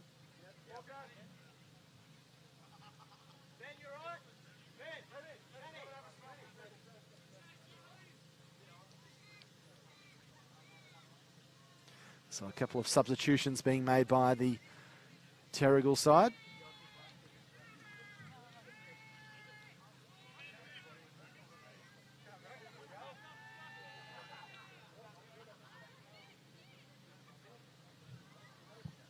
And the scrum will pack down 5 metres inside the Southern Beaches territory, 45 metres from the goal line. And one there by the Trojans. As they march forward, a little grubber in behind. Beaches should have it covered. They do in the end, and it's a big flop over the top by Terle.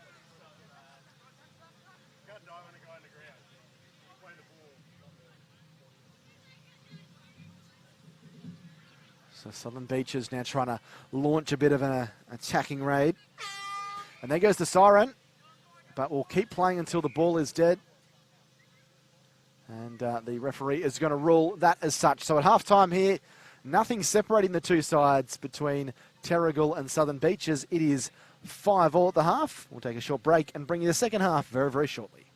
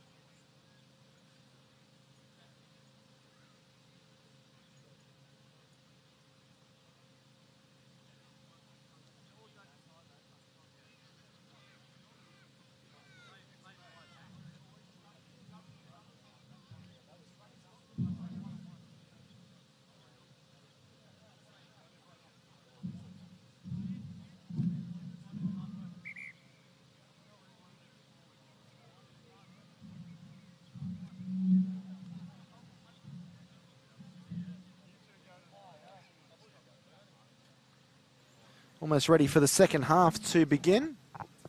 1 try apiece to Terle and Southern Beaches, both unconverted, so we're deadlocked at 5-all. Remember, if there is extra time, it will be 3 minutes each way. But you kind of get the feeling that one of these sides might just have a little bit of extra class in them to snatch this and make it to the bowl final. That player over there had been tackled in the air. Referee certainly disagreed, and it's Terle who will have possession as they spin the ball across their back line and keep the ball alive with some enterprising play. It's juggled, it's tapped sidewards. Referee didn't rule a knock on. And racing their way through the defensive line here at Terrigal. He needs support. Is the rangy running number 6, but can't find any. And then Armin Pienaar is tackled from behind. So good defence there by Southern Beaches. One of the Terrigal players got kicked in the face by one of his own teammates. But Terrigal will get the penalty and they'll continue to control possession here inside the Southern Beaches half. As they go down the sideline, and this is going to be a try, I believe, here for Terrigal. It is. Good speed and strength shown down that left flank. As Sally Popo Pamata is able to cross the line, and Terrigal take the lead back, 10 points to 5. The conversion is good, so they go out by 7 points, 12-5 to Terrigal. Puts them in the box seat with about 6 or so minutes left in this second half.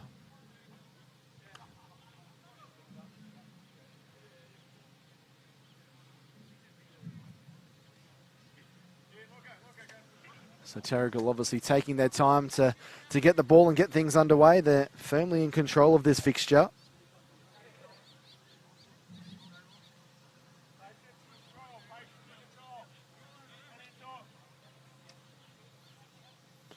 And they will get us back underway. So that's a horrible looking kick. It's been picked up well inside the 10.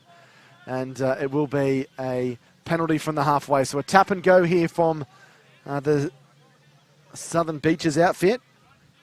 And they work their way down the left edge, hoping to get a try, but the ball bobbles its way into touch on the far side of the field. Will be a line out. Winner goes through to the bowl final at 5:20. And it is Terrigal who are able to win possession from the line out. And they've got some numbers here if they can spread the ball quickly. They do a nice little wrap around. They've got the overlap, and now they go through their winger, who's been so good all day, racing his way down the touchline. He might get chased down. No, he won't. He shows a good foot of speed to race around and score out wide. In fact, he's going to run all the way around and put it underneath the posts here for the Terrigal Trojans. Harrison Dixon with his second try, 17-5, and that might be all she wrote in this game. 2 quick tries, some good individual brilliance by the Trojans. And the conversion, rather elementary to go out by 2 converted tries. Well, I say that, and he knocks it under the crossbar. So it does give a glimmer of hope here to the Southern Beaches, who trail by 17 points to 5. They need to score twice, though.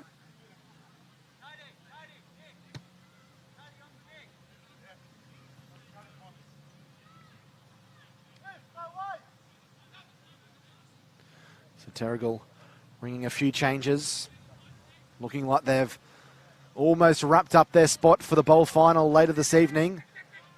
Southern Beaches now, they've got to show some class and show some gumption here and maybe show a few little risks here and there. The ball is going to dribble into touch. That's not what they needed.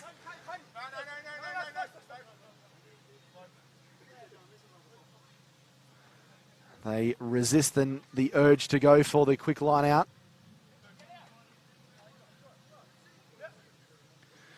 And it will be possession retained by Terrigal. Is there some more magic for them? They chip over the top. It's going to land in no man's land, but there's a good chase coming forward for Terrigal, who regather the football inside the 22.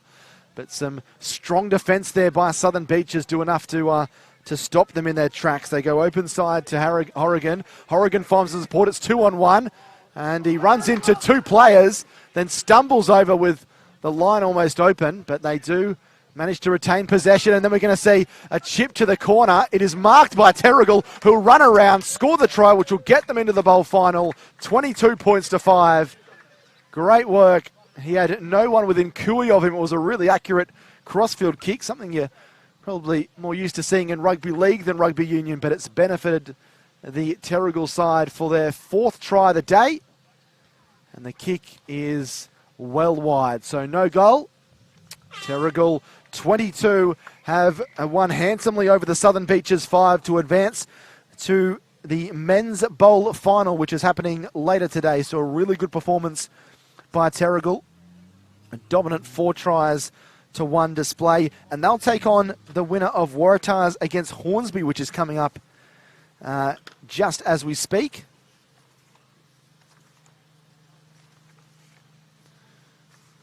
So which of these two sides will be able to make it through to the final?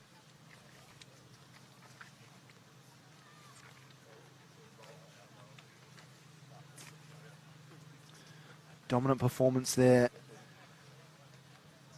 by the Terle side to win 22 points to 5.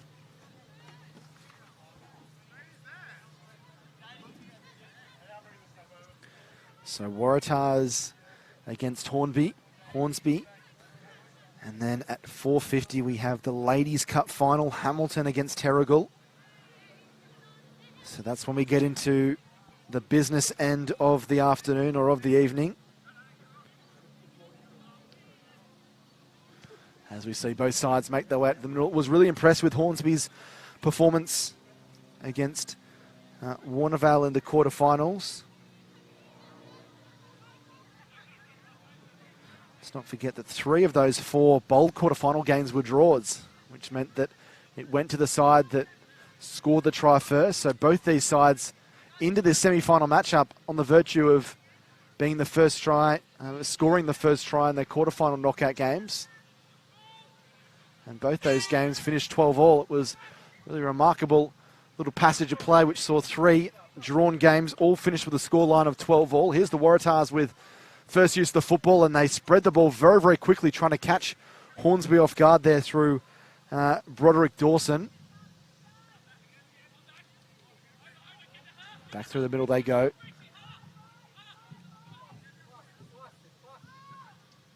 Trying to just entice that Hornsby defensive line just to jump out of position and be able to find a gap. That was a good run there by Falakio there as he made about 5 or 6 metres up through the guts, but we're going to see an error, the first of the day there by Waratahs, and Hornsby will get the ball in decent field position.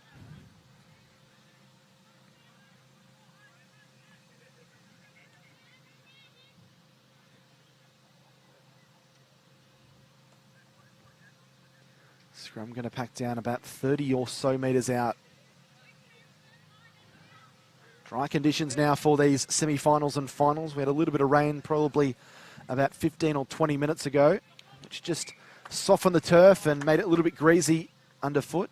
But that has stopped. We've had pretty persistent rain throughout the day. There's been a few little periods where it's stopped, and hopefully we don't get too many more over the course of the afternoon. Of course, one of these two sides is going home. So Southern Beaches were the ones knocked out in the semi-final by Terle, 22-5. At the moment, Waratahs and Hornsby no scorers. Waratahs have the football once again, but again, trapped inside their own quarter line. It's some shocking passes. They fall on the football.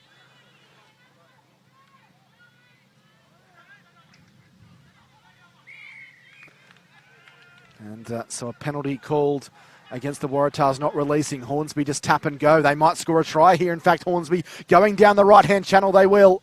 They score the first try out wide and draw first blood. Hornsby 5, Waratahs 0. That's at 2 or 3 minutes into this first or second semi-final. And the conversion unsuccessful for this Hornsby side, but they have scored the first try to lead by 5 points to 0.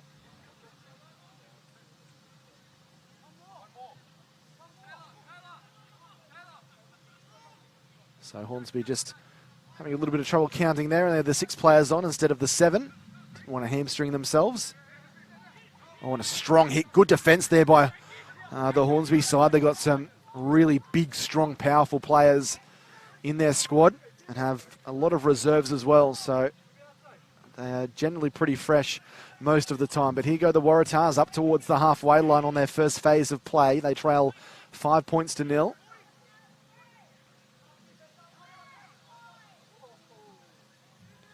Up through the middle they go. Powerful run there by Frank Roberts. Just got over the advantage line and they keep the ball alive, and this is looking promising for the Waratahs. Spin the ball out wide. They've still got numbers out there. They've got the overlap and it's been dropped. Would you believe it, with the line open? Referee says it was knocked back, so ball still in possession of Waratahs, although Hornsby doing their best to stop that. Surely that's a penalty. It is. And the Waratahs looking to bring on some reinforcements. They tap and go. An opportunity here as they try and burrow low, but good defence there by Hornsby, deny them about 2 metres away. They go one way, they go the other. They'll score, the Waratahs. Smart play. Joey Ford, the try scorer. He looked to go to the left, didn't even really throw a dummy, just faked to go that way, and then pushed away the defence to score in the corner. 5-all, we're locked up. Goes for the kick. It's a decent effort, but it'll be wide right. So the score's locked at 5-all. And in the first bowl semi-final was also 5-all at half-time. So a few similarities between these four sides that have been involved in the bowl side of the draw.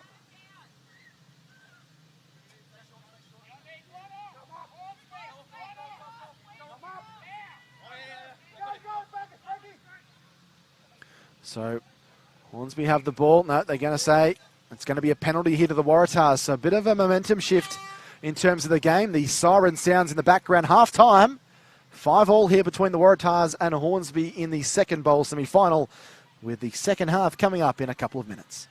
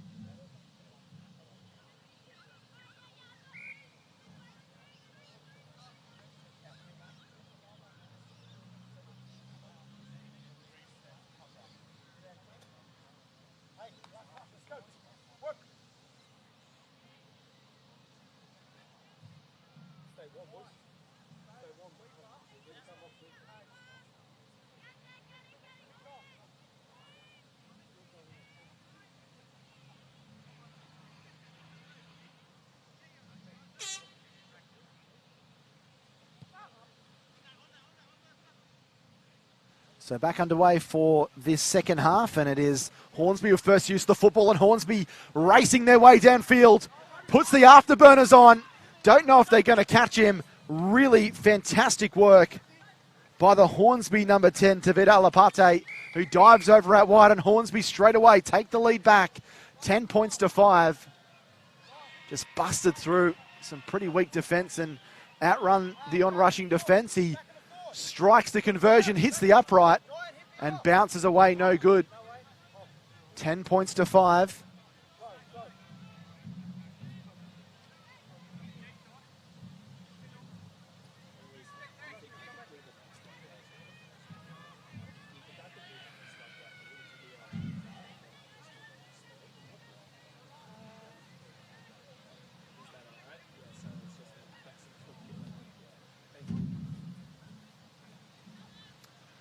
So Hornsby take the lead back, though unable to convert as a wobbly-looking click killer. Hornsby has been picked up by them again. Really swift movement.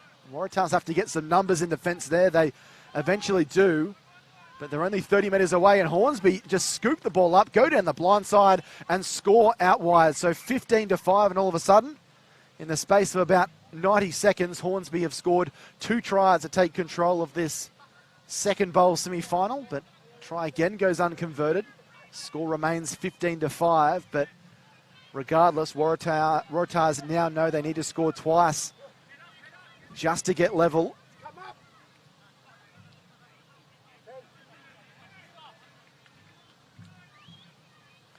The girls warming up for the Hamilton Terrigal Ladies Cup final to come after this. And it's scooped up here by the Waratahs. It was the number 9, David Harris, taking what was a pretty tricky ball to get your hands on in these conditions.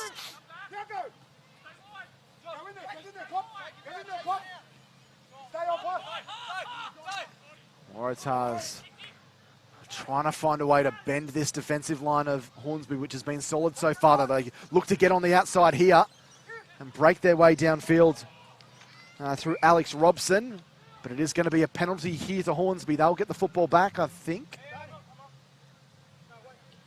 They will. And obviously in no rush to get proceedings back underway. A few substitutions coming on for the Waratahs, who know that it's pretty much do or die now with about 4 minutes remaining in this game.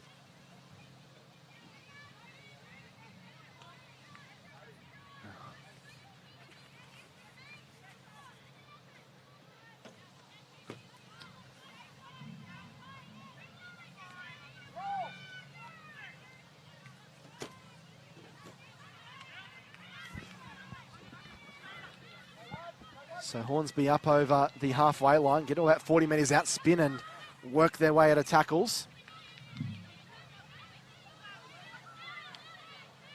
15-5 up, and they break down the left-hand side, and this will be try number 4, and they'll run around to improve the angle. And so Hornsby guaranteeing their spot in the bowl final. 20 points to 5 is the lead now. There's some really good attacking play in this second stanza. Conversion is a shocker again. They're none from 4 with those. They might want to practice those before they make their way to the bowl final, but they do lead by 20 points to 5 outside that 2 converted try lead. Can't see the Waratahs coming back from this. A really professional performance.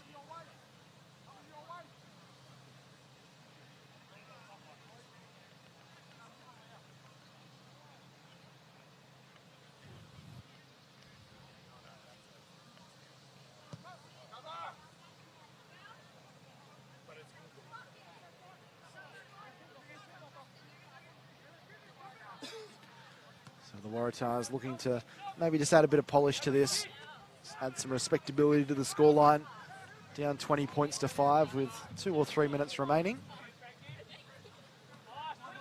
As they spread it down the left-hand side, but again unable to make amends. Error is the call, and now Hornsby have the football back.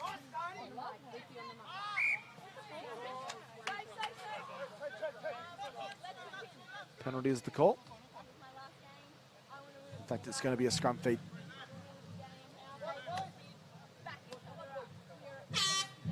And so the siren goes. That is full time. Hornsby into the bowl final. 20 points to 5 over their Waratahs counterparts. And we'll take a short break before the women's final coming up shortly between Hamilton and Terrigal.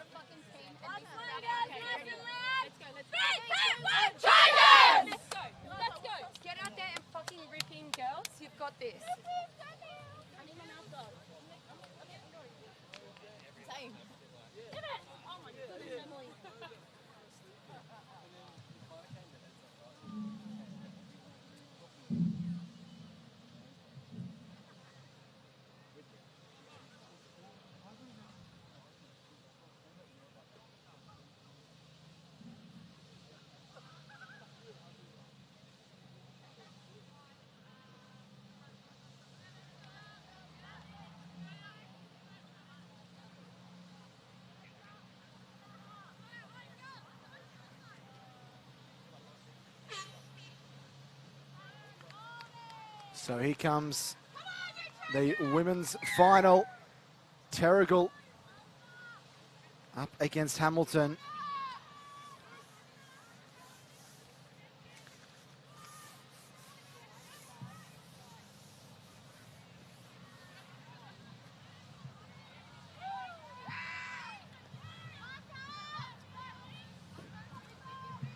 It is Hamilton having the first use of the football in this fixture.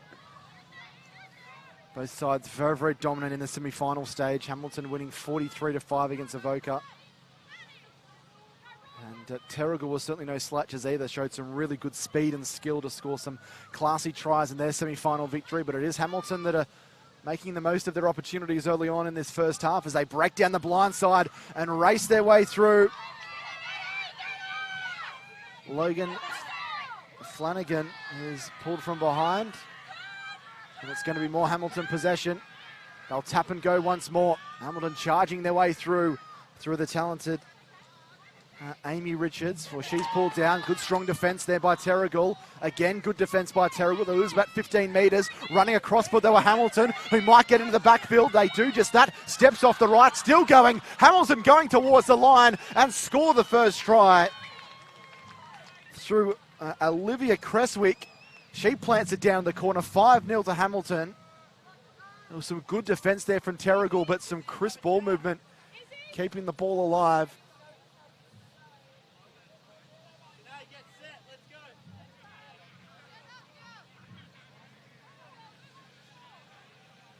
Taking their time with the conversion, soaking up the full 60 seconds, and why not? You're in the lead in a final.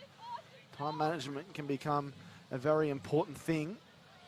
Creswick strikes a poor one, so no good.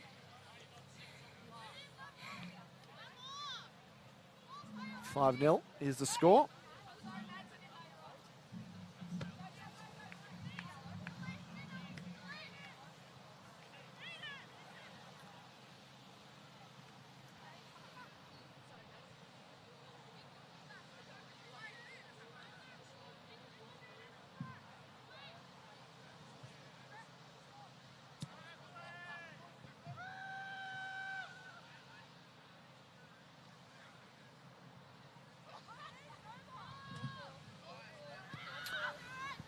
So high towering bomb on pressure on Terle here, who do manage to scoop the ball up through Elise Connolly.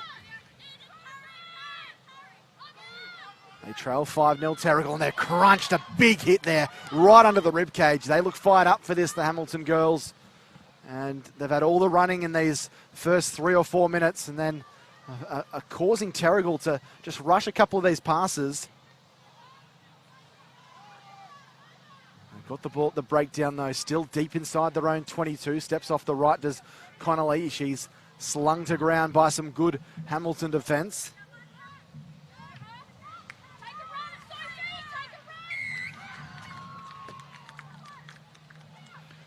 Penalty it is. Hamilton get the ball back, and this is a dangerous period of the game for them. Long cut-out pass, it can't be taken.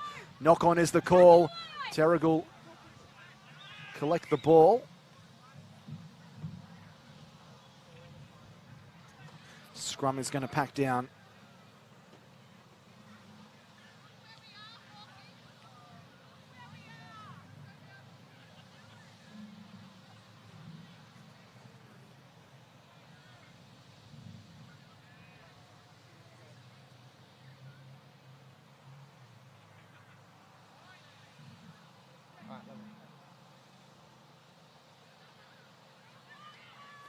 So good push from the scrum. Hamilton picked the ball up. They've got numbers. If they can go wide here, it could be a try, but good defence. Pops the ball at the back, scooped up by Hamilton. They'll run away. They'll score the second try, and their second try as well. Nicely worked there by Logan Flanagan. 10 points to 0, although it looks like there's a Terle player being called out, maybe for a little bit of back chat towards the referee. Try still stands. Second of the game here for Hamilton, who lead 10 points to 0 and are picking up where they left off in that destructive semi-final performance against Aoka.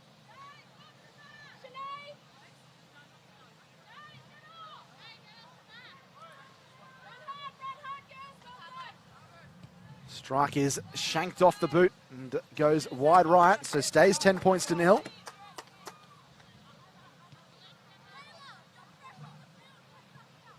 Just been out enthused by a really good defensive performance by Hamilton, and they've swarmed upon those errors to take control of this game. But it is just 2 tries. They get one back here, Terrigal, and they're right back in the ball game, particularly as we inch towards half-time.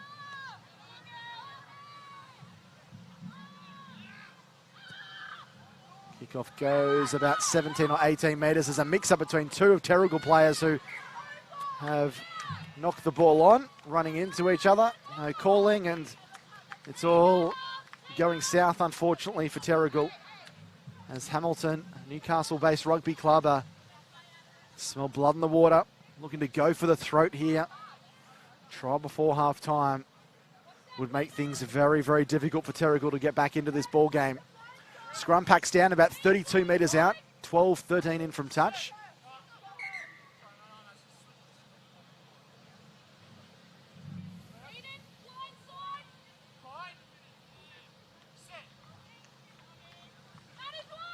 Scrum is fed, thrown back here by Hamilton. They've got some numbers out on this left-hand side because everyone seemed to rush in over that scrum feed, slung to the ground. Ball is popped out around it. Hamilton working their way down this left-hand edge. Slung to ground. Good aggressive defence there by Terrigal. Back to the centre they go there through Jess Frost. Back across the middle to Eleni Nathan. She finds another support player who carries the ball in one hand, fends away defenders at will, going down the right touchline, back on the inside. Try three coming along. And beautifully done by the Hamilton Hawks. 15 points to nil. Right on half-time. That is a real coach killer for the Terrigal Trojans. And the conversion could push it even further out. It's outside two converted tries at the moment.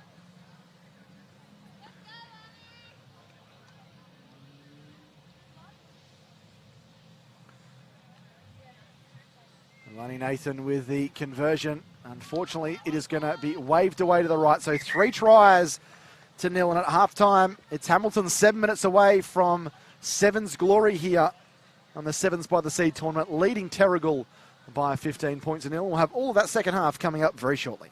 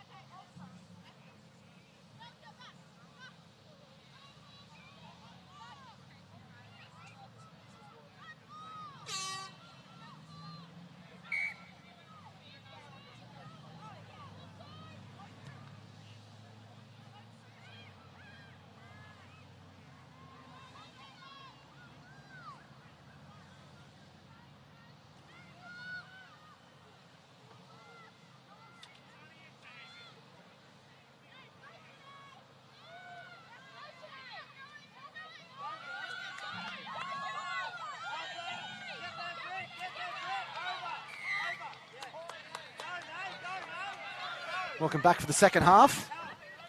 Terrigal on the attack. They look to have had a rocket thrown up them by the coaching staff as they show a bit more determination. They're down 15-0.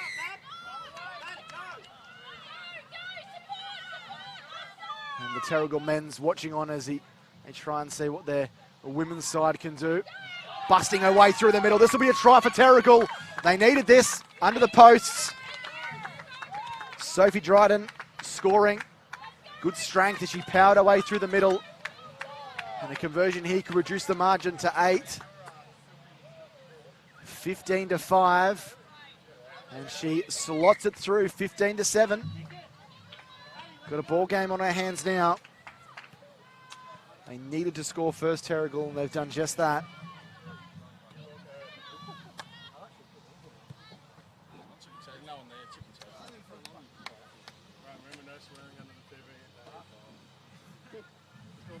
So Terle to get things back underway, trailing by 8.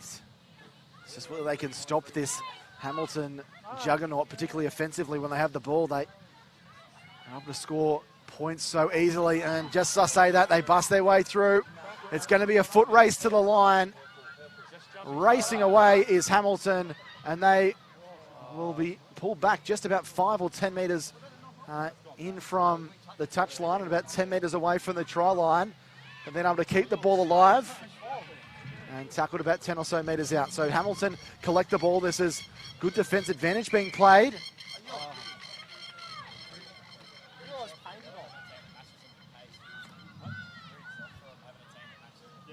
Hamilton just go hard and straight for the line, and she's got that, and that might just be enough. 20 points to 7.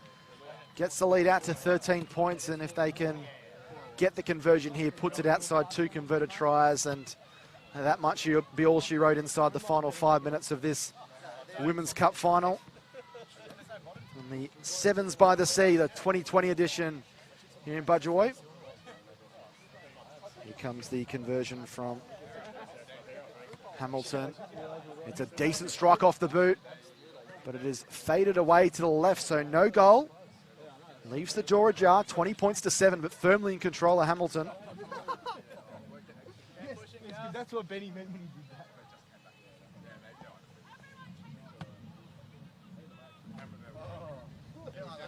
Please do not break that. It's worth more than that.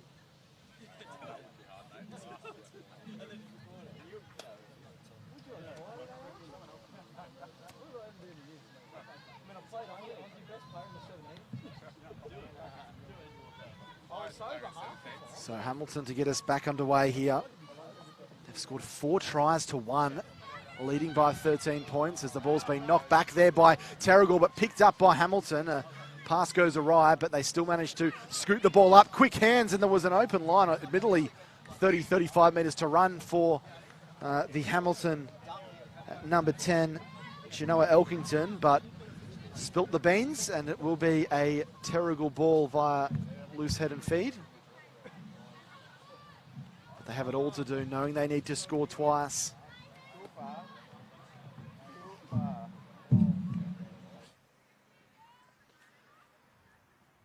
20 points to 7.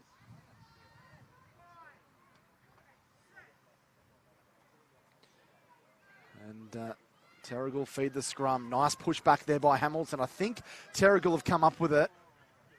And they have. The ball comes out the back as they throw it back across the middle. Nice little end around there as she breaks her way through, almost finds a support runner on that left-hand side as they break their way back into the middle. Good cover defence there by Hamilton, though.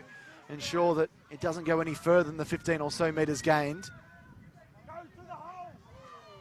It's taken down hard and coughs the ball up, does the ball runner.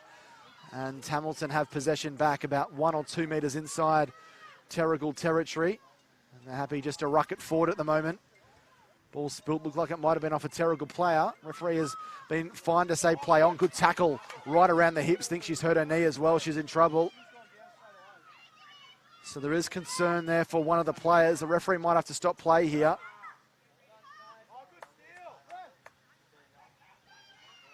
It's been towed through by Terle. And there is quite a bit of concern for that Terle player that has gone down. She clutched her knee immediately. Never want to make predictions about knee injuries, but the physio and some of the coaching staff made sure they got out there straight away. She seems to be in quite a fair bit of distress, so we hope it isn't a serious injury. It's the last thing we want. This is all competitive and everyone wants to win, but at the end of the day, no one wants to see injuries, particularly lower leg injuries like knee or ankles that can be serious in nature. Both sides in this interim do get a little bit of a breather. Hamilton leading by 20 points to 7.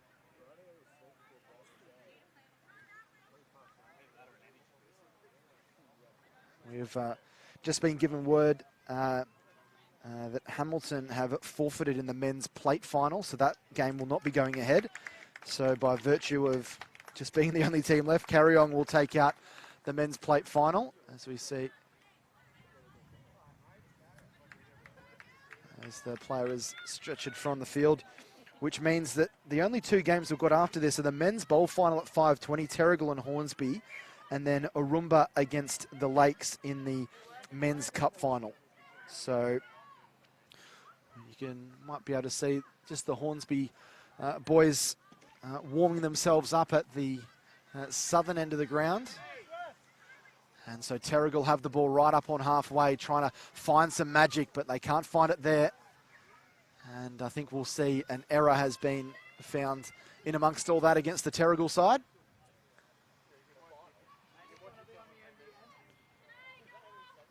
Terle and Hornsby coming up next. That game scheduled to start at 5:20.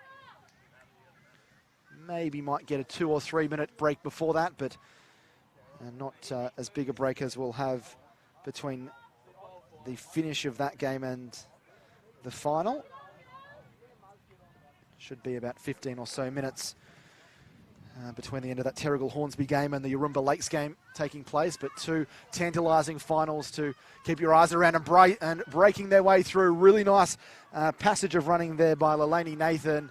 She is racing her way towards the try line and will score to win the game for Hamilton. 25 points to 7, their 5th try, which will wrap up this Women's Cup final. Have been the dominant side throughout today, and then in the semi-final, and then also in today's game. And there goes the siren in the background, so it wouldn't have mattered anyway. And the kick is all just elementary.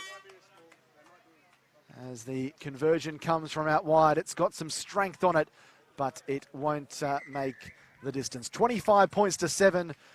So Hamilton from the Newcastle Rugby District, big winners over Terle in the final of the Women's Cup final, 25 points to 7. So congratulations to them. We'll take a short break before we have the men's bowl final coming up next between Terle and Hornsby.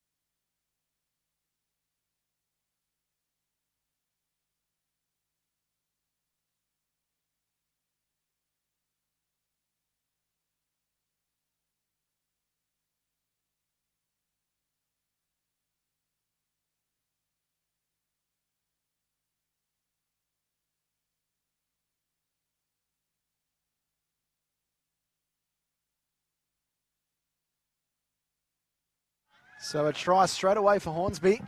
They've made a habit of doing that this afternoon, and they will play from in front against this Terle side. 5 points to 0.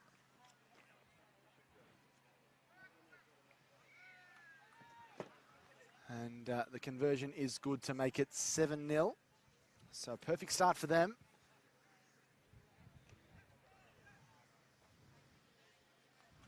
Only one more match after this to complete what has been a fantastic day at the Sevens by the Sea tournament.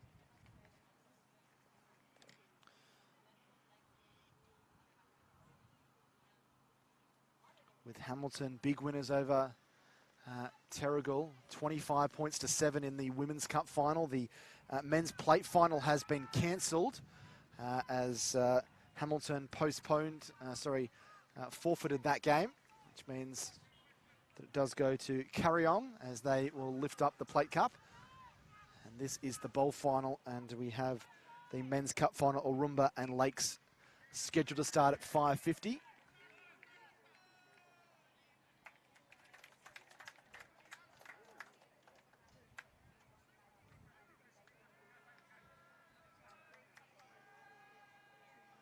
So scrum to pack down, Hornsby up 7 points to 0, the Sydney Siders. The only Sydney side left in this tournament out of any of the competitors in either the men's or women's side of the draw. Done very, very well. Having struggled a little bit in the pool stages, but managed to win their quarterfinal and semi-final games in the bowl stage. So ball is going to go back here to Terle, so they get an opportunity to try and show what they can do offensively. Taken forward there by Sale Papa Pamata. He's been a strong presence for Terle throughout the day, but a ball's been turned over. Racing down the right flank is the Hornsby side, and they will slide over and score. It's their second try of the day. And Luke McKinnon is the one that's scoring out there on the far side. So Hornsby now lead by 12 points to 0. And all of a sudden, Terle find themselves in just a little bit of trouble early on in this first half.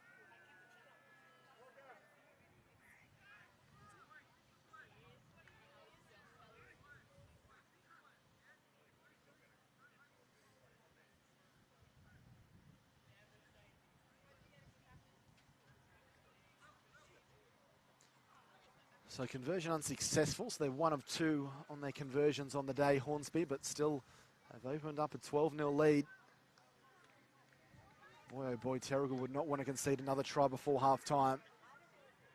Deep kick is heading towards the touchline. Wasn't touched by the Terle player, is what the referee said. As they spread the ball out to this right-hand side, and they go through their dangerous number 5.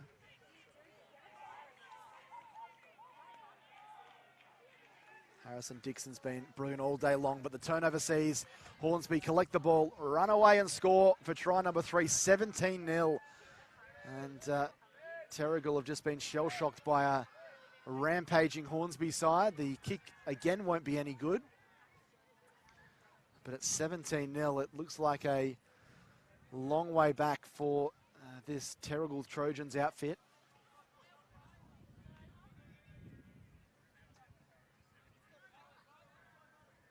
Really good performance here so far by Hornsby, who probably deserve to be the bowl champs display on their display so far in this tournament. And they get us back underway. Terle need to score before halftime, you'd think. If they go into the break at 17-0 down, just don't know if they'll have the wherewithal to be able to score 3 tries in the second 7 minutes of the half. But here they go. Great opportunity here for the team in blue. Long cut-out pass. They stretch the ball there to Dixon, who does a bit of a goose step and tries to get away from the defenders, throws it back on the inside. And it goes back to Pamata. Back to the middle of the park here is Terle, and that ball has come out, and the siren sounds in the background. The referee is going to say that's all she wrote for the first half, and there's a bit of push and shove between a few players that doesn't really need to happen in this form of the game. So at halftime, Hornsby 7 minutes away from continuing their good form and taking out the bowl final here in the Sevens by the Sea here in Budgewoi. They lead by 17 points to 0, 3 tries and 1 goal.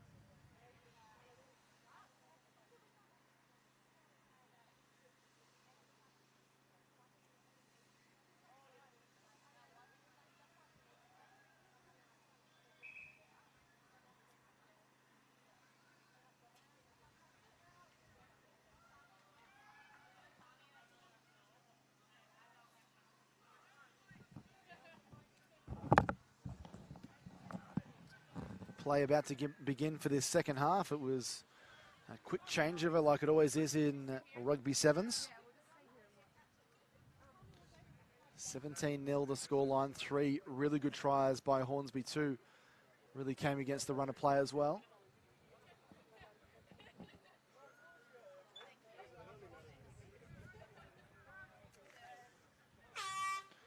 And so the siren sounds for the beginning of the second half. Terle do mark the ball and get first use of it to start this second half. Pamata with a strong carry, breaks away from a couple of defenders, then offloads the ball, and it's continued to be offloaded here by Terle, but they're going back. Some strong defence by Hornsby. We probably know if they can come out strong and physical in these first couple of minutes, it might just knock the stuffing out of Terle.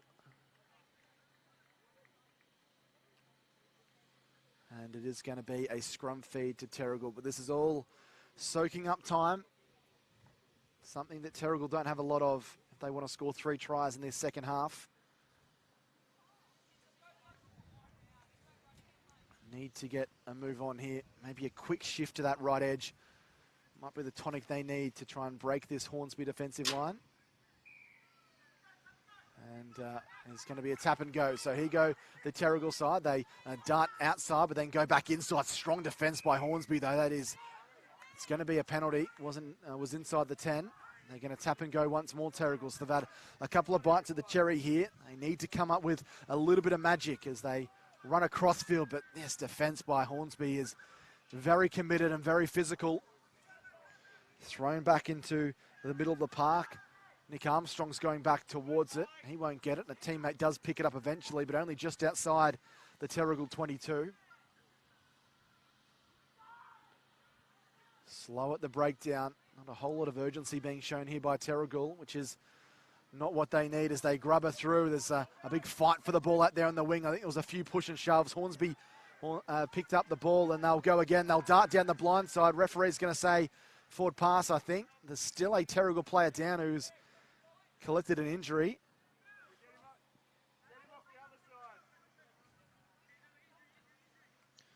A few substitutes being made by Hornsby.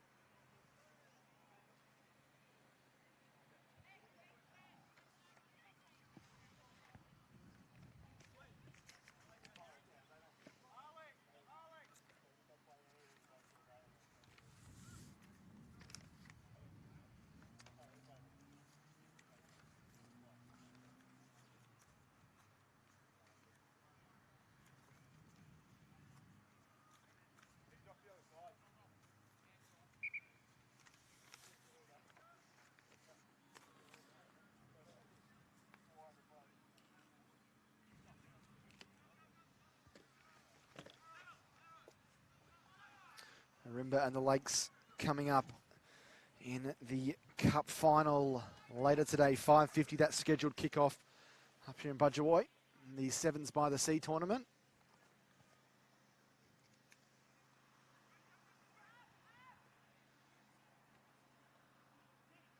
Playing for the Arthur or Loopy Wilson Cup. Big thanks to all the sponsors by the Sevens by the Sea. 6th year it's been running. Coast and Country Shade and Sails, Central Coast Rugby and Bank West putting on a wonderful tournament for 2020. So Hornsby have run away and scored a try which probably wins the game for them. 22 points to nil, try number 4. And the conversion can push it out to a 24-point lead. He goes back to the 22, strikes it nicely and right between the uprights. So it's been a licking that Hornsby have put on here. 24 points to nil. A comfortable lead over Terle. So unfortunately, the Terle women's side couldn't get it done in the Women's Cup final, and their men's counterparts are going to be losing in the Bowl Cup final as well.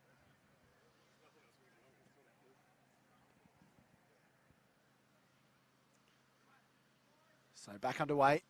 Hornsby drive the ball deep. Might, in fact, go all the way into the in goal.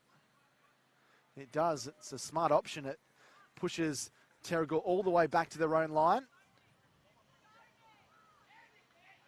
Nice run across field there by Harrison Dixon, who's been the MVP for Terle as the ball's popped away. A referee says, no.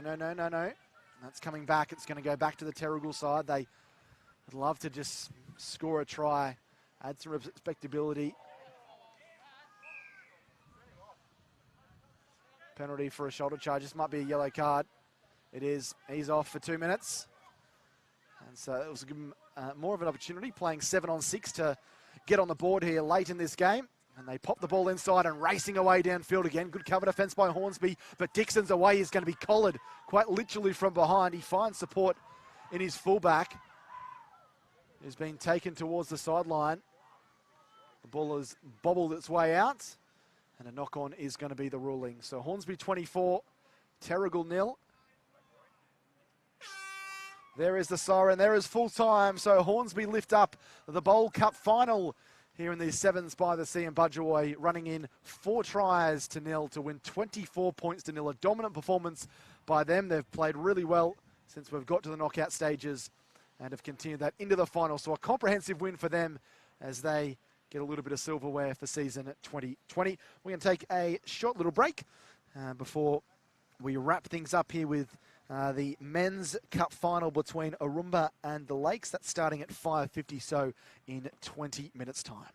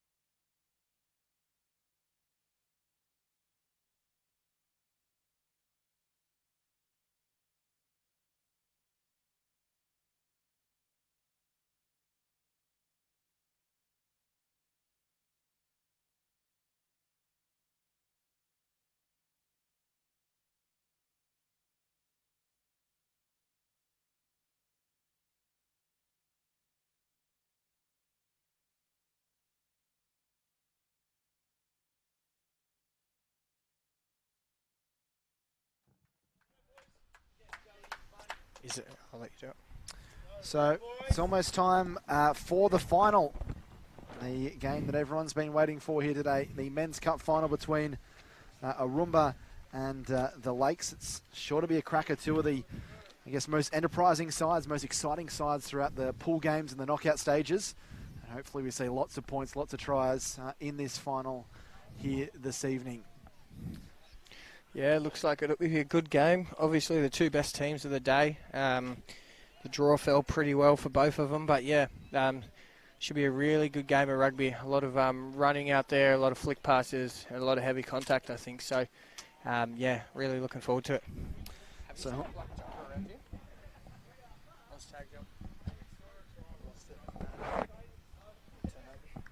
Hornsby beat Terle in the men's bowl final, and Hamilton big winners 25-7 over Terle in the ladies' cup final. So that's how the other two games gone. The men's plate final cancelled. Yeah, so in the plate final, Hamilton, they're a bit buggered. They forfeited the match to Carong. Carong come third. Hamilton come fourth by default. But it's the way it is, I guess. If they don't want to play, you can't make them play. A little bit rough for Carong, who are pretty keen, but at the end of the day, it is what it is. There's still a few people here to watch, which is good. Usually you don't get too many hanging around, but here we go. We've got Matthew Raylini with the kickoff, and we are underway. So the Lakes to kick off, heading towards the touchline, goes the 10 metres and then bounces its way into touch. Okay, so that's come off Arumba there. Joseph Abayu has hit it there. And that's a long pass by Penny Raylini. Yeah. Out to Logan Hamopo. Here goes Matthew Raylini. What can he do? Matthew Raylini down the side. Hits Bossy Sarakalu. Bossy Sarakalu down the sideline. He's away. And he's going to put it under the post for the first try of the cup final. He's about 2 metres out of the post. So first play there to the Lakes. The score is 5-0. Very early try by the Lakes. Arumba will hit back. They'll get the chance to get the ball soon. Yeah, it was that short kickoff, wasn't it? Yeah, it was great. There, and then the quick line out, and they just spread the ball quickly and just had too much pace for Arumba. Yeah, a lot better kickoff than what they've been doing all day. So I guess you've got to have 10 bad ones to get a good one. And he has shanked that, Logan Hamopo. So that is 5-0, the Lakes over Arumba. What you must remember, there is extra time in this, and when the hooter goes, it is play on. It is not like the pool matches where the hooter goes and the game is over. So here we go, Matthew Raylini with the kickoff again.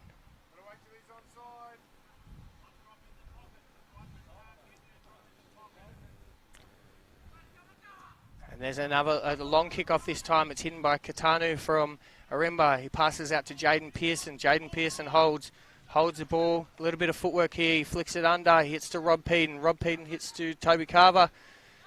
It's a bit of a bouncing ball. It hits to Katanu here. Dancing around a little bit. Hits to Toby Carver. Nice offload there. And he gets belted. Penny Raylini with the steal there. Lakes ball. It is a quick turnover by Arumba again. Joseph Abayu down the sideline. He's lining up Brendan Quigg. That's a good tackle by Alessa Kama there, and it's a knock-on by Arumba. So that'll be a Lake scrum feed about 25 metres out from the try line, about 5 metres in from the sideline. Let's see what can be done here. Some pretty fast footy so far, hey, mate? Yeah, some really good stuff from both sides. It's, they're at each other's throats. I'm tired just looking at them. So the scrum feed's gone in. A good average pass there. He steps back in. He takes a contact there. Passes out to Matthew Raylini. Matthew Raylini steps around one. Steps around two. He's away. Is anyone going to be able to catch the flying Fijian? The flying Fijian puts the ball down in the corner. That's 10-0 to the Lakes. About 3 minutes in. He's got a hard kick from the sideline here. Arumba yet to touch the ball.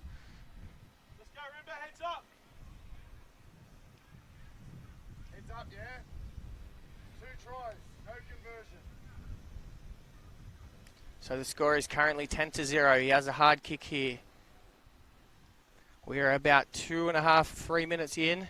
He misses that kick as well. So that is 10-0. The Lakes lead. Arumba yet to get out of their half, but strong in defence. Yeah, two pretty simple conversions as well that they might want to have back there, the Lakes side. Yeah, that's exactly right. Look, he was nailing him in the other game where there wasn't too much pressure.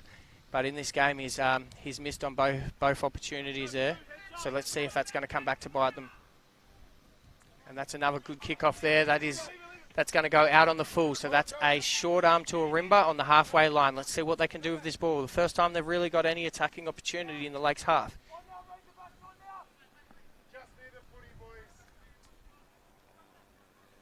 So Jaden Pearson will start with the ball now. He taps the ball there. Walks through a little bit of step. Rob Peden with the ball, and he is away. Oh, and he gets ankle tapped. What a great last-ditch effort there. And that is a try to Arumba Razorbacks under the post. So Arumba hits straight back on their first opportunity with the ball. So the score is a Lakes 10, Arumba 5. One missed tackle. That's all it takes. Kicks that there, so it's a 3-point ball game. So 3 phases of rugby, 3 tries. And shows for all the dominance that the Lakes have had.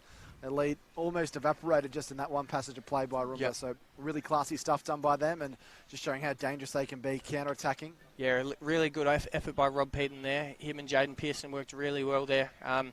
50-metre play off one phase there. So it's going to be a dangerous game for whoever.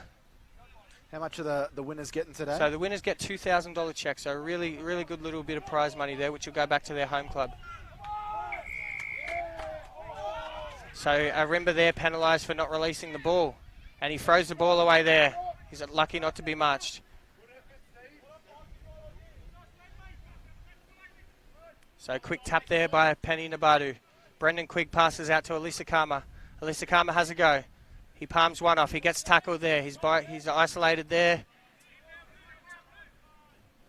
Brendan Quigg passes to Logan Homopo. Logan Homopo out to Matthew Raylini. Matthew Raylini burns one. He's down the sideline. He's on the 50. He's on the 40. He puts a kick through. Bossy Serakalu down there. Can he catch the ball before it goes dead? And he scores the try. Oh, does he score it?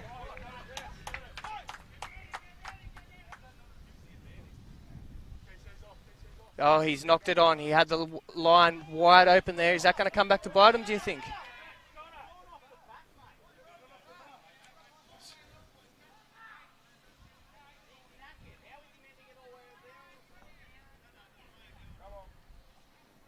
So there's a scrum here, a Arumba feed, 5 out from their line. So another long-range effort from the Lakes, but this time it didn't pay dividends. So let's see what can happen here.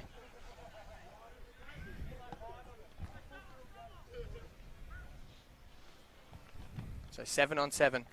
Arumba ball. Arumba goes the short side. They're going up the blind side. Stino has the ball here. He passes, offloads to Toby Carver. Toby Carver hits a long ball out to Katanu. Katanu out to Jaden Pearson. Danger man out here. Jaden Pearson dummies. He holds. He burns. He puts a kick through. Logan Homopo's chasing, so is Stephen Pike. Logan Homopo holds the ball. Lakes with the ball. Bossy Serakalu. Bossy Serakalu gets tackled with the ball. Okay, that's Lakes ball to Brendan Quigg here. Brendan Quigg. Okay, there was no ruck form there. Stephen Pike down the sideline. That's a great tackle there by Lakes. Connor Peden there. He scores a try. That's half-time. Arumba in front, 12 points to 10. So Arumba pretty much put defence onto a tackle like the Lakes did in the first few games. Yeah, 10-point turnaround as well, considering what we saw at the other end of the park. Could have been a try to the Lakes. Weren't able to gather the ball correctly and plan it down. And now Arumba have a 2-point lead and have scored the last 2 tries in succession. He misses that kick. That's a pretty average kick. So it is 12 points to 10 at half-time. Got a ball game on our hands. Yeah, great that it hasn't been a blowout. A few of the games today have been real blowouts in the quarterfinals and even a few in the semi-finals. So great to see these two sides at each other. Plenty good attacking football and 4 tries to talk of in that first half. Yeah, well, if the Lakes player grounded that ball, then we're looking at 15-7 still. So that's a huge difference. 15-7 with a kick to come. Little knock on there, called by the touch judge. He was in the best spot of the day. But yeah, high risk, high reward, really. But Lakes have just got to get them one-on-one tackles.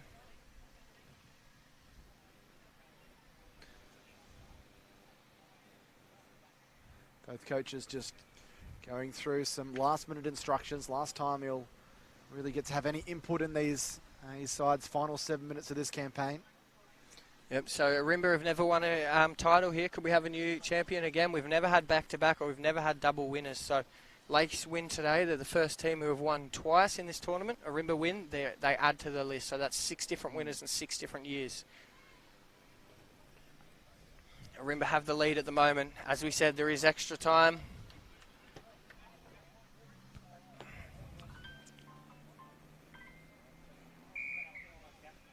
So the Lakes make no changes there. The same starting 7. Or they make 1 change. Brendan Quigg comes off for Harry Perini. Arumba make 1 or 2 changes. I think they make Storm Baruza for Stephen Pike.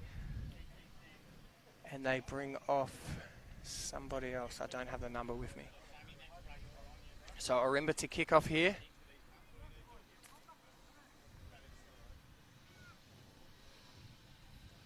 Seven minutes to go. That was a quick half. It felt quick just because there was so much action.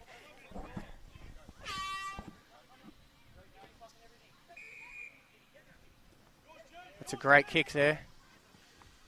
That's a knock on by Arumba. Penny Ratabu. There's no advantage there. No advantage. Knock on from Arumba off the kickoff. But they look dangerous there. They nearly got that back. So Arumba definitely in this game. They're winning the ball. They're winning everything at the moment. So Lakes have some good possession at the moment around their 40-metre line. Let's see what the Lakes can do out wide. That danger man out there, Matthew Raylini with the green boots, or Bossy Serakalu with the white shirts. They've got shorts. They've got plenty of speed, but Arumba are matching them in every aspect.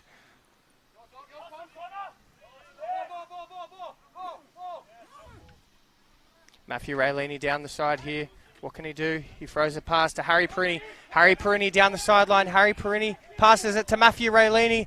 Spectacle, that is a high tackle, I think, and he will be seeing a yellow card and be gone for 2 minutes.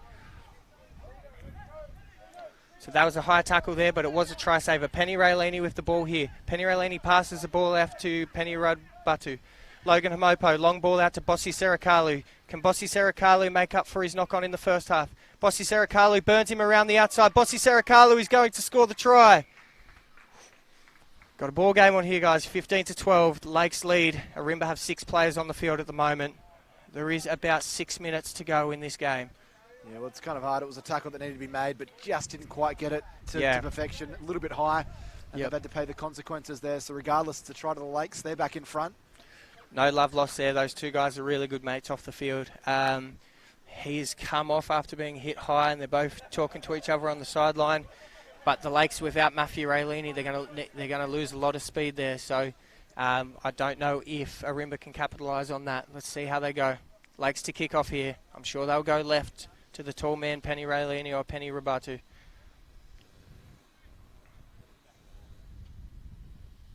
Alessa Karma to take this kick off this time with Matthew Raylini off. Logan Hamopo playing the sweeper role. It's a good kick there. It's found the middle of the field. It's bounced, which is always dangerous. Arumba have the ball. They dish it left. Joseph Abayu. Joseph Abayu has knocked the ball on forward. Lakes with the ball. Lakes with the ball here, about 15 metres out from their line. They've taken their advantage, so it's play on here. Logan Hamopo with the ball. Logan Hamopo with the ball. Can he burn? Logan Hamopo with the flick pass. It's gone forward, I think. Bossy sitting up. It's gone backwards. Bossy Serakalu with the ball again. Straight through the middle. He's been tackled. There's Arumba defenders everywhere here, and I think that's a turnover to Arumba. No, Lakes still have the ball. Arumba penalty. Hands in the ruck from the Lakes Rugby Club. So Arumba are going to want to act fast here. There's about 4 minutes to go. 4 minutes to go. Jimmy Cunningham with the tap here. Let's see what Arumba can offer. The ball has gone left to Joseph Abayu. Joseph Abayu flicks the ball. He holds it. He holds it. Flicks the ball under. Jaden Pearson with the ball now. He flicks that over to Robert Peden. Robert Peden, the try scorer from the first half. He's away. He's been tackled there. He gets up and has another go without releasing the ball. Ref says it's fine. Down the sideline there, he's away. Connor Peden here, can he burn him here? He gets tackled by Alessa Karma. He plays the ball again. What's the ref calling here? Play on. He's called it fine. Lakes need to get back in line. Jimmy Cunningham with the ball. Jaden Pearson, what's he going to do? He hits Rob Peden under. Back to Jimmy Cunningham here. Ball's out to Steno. What can he do? He does a little goose step. He knocks the ball on to Logan Homopo. Logan Homopo's got the ball. Lakes should have the advantage here. Referee's called penalty to Lakes Rugby. There is 2.5 minutes left in this cup final. The winner will take home the Arthur Loopy Wilson Cup. The Lakes take a little bit of time here. Wind the clock down a little bit. He kicks the touch. You don't see that too often in 7. So that's Lakes line out about 48 out from their own line. Set piece has to be strong here. You're going to take that kick for touch. You have to make sure your set piece is strong. So who are you tipping in this one? I don't know. Yeah, I just feel like Arumba have something up their sleeve. I know time's running out against them, but it's about 3.5 minutes left. Sorry, I got that wrong earlier. They've got so much skill, but at the moment, Lakes have got the lead. Lakes got the ball. Logan Homopo dishes wide. Here, then it might be good night. Matthew Raylini's back on the paddock. See what he can do. He's with Harry Perini here. Matthew Raylini passes the ball. Alessa Kama's there. Matthew's over the ball. Need a halfback. Logan Homopo's in a halfback. Penny Raylini there. He throws a long ball out to Penny Rabatu. He's away down the sideline. He's away. Shut the gate. That could be the ball game. Lakes up by 7 if he puts this down. He puts it down. It could be under the post, which could be a potential 9-point lead. He scores the try there. Lakes 17, Arumba 10. Oh no, Lakes 20, Arumba 12. I think the score's wrong on this. Yeah, 20-12. 20-12. So Lakes 22-12 now after the 22-12. So Lakes up by 10 points with what you would think would be a minute and a half left. So a two try lead at the moment. A minute and a half. So a few quick substitutions. Logan Homopo comes off. Harry Perini comes off. Luke Mills goes on, and so does Ace. And Jerry Tikalampi is on the field.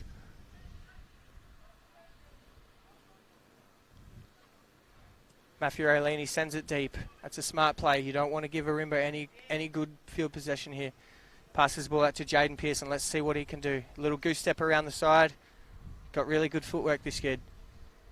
Shapes to kick. Running side to side. Here goes to Toby Carver. Toby Carver with a dummy. With a fend. Toby Carver tackled by Matthew Raylini. Jimmy Cunningham passes the ball, and it is forward. I think that'll be the ball game. 40 seconds to go. Lakes need it. Lakes are up by 2 tries. Yeah, that'll be all she wrote. I think that'll be all she wrote. So the cup's coming home. Cup is coming home. I do think Lakes are the best team of the day. 4 tries scored against them in 6 matches. That's unbelievable defence. Two of those tries here. So 1 try in the whole pool, 1 try in the semis and quarters, and 1 try now. 2 tries now. So Blake Dinham sends the ball out to Matthew Raylini. Can he finish this game on a bang? It's probably about 10 seconds to go. Matthew Raylini flick passes over to Blake Dinham. Blake Dinham down the sideline. Blake Dinham pops the ball to Ace. Ace holds the ball. Lakes have won the tournament. Let's see if they can finish on a try, or if they're going to finish and just kick the ball out. Penalty to the Lakes Rugby. They may as well kick it out, and that's all she wrote, I think. That's a game, set and match. I'll let my colleague here do the final of the day, say his goodbyes, and we'll get some photos of the Lakes. So Lakes with a fantastic performance here, winning by 22 points to 12 to take out the men's cup final. So congratulations to everyone involved with them. Second time they've won the tournament. And just want to thank everyone that's tuned in and listened today. Hope you've enjoyed the coverage here, courtesy of Bar TV. Thanks for everyone and here at the Sevens tournament that has helped this go to air and organise everything over all of today. It's been a long day, but thoroughly enjoyable with lots of excellent rugby. Until the next Bar TV tournament, make sure you stick close to their social media pages where you find out everything that they're doing. There's plenty of live sport being streamed all over the place by the good folks at Bar TV. My name is Jack Clifton, signing off here from Budgeroy.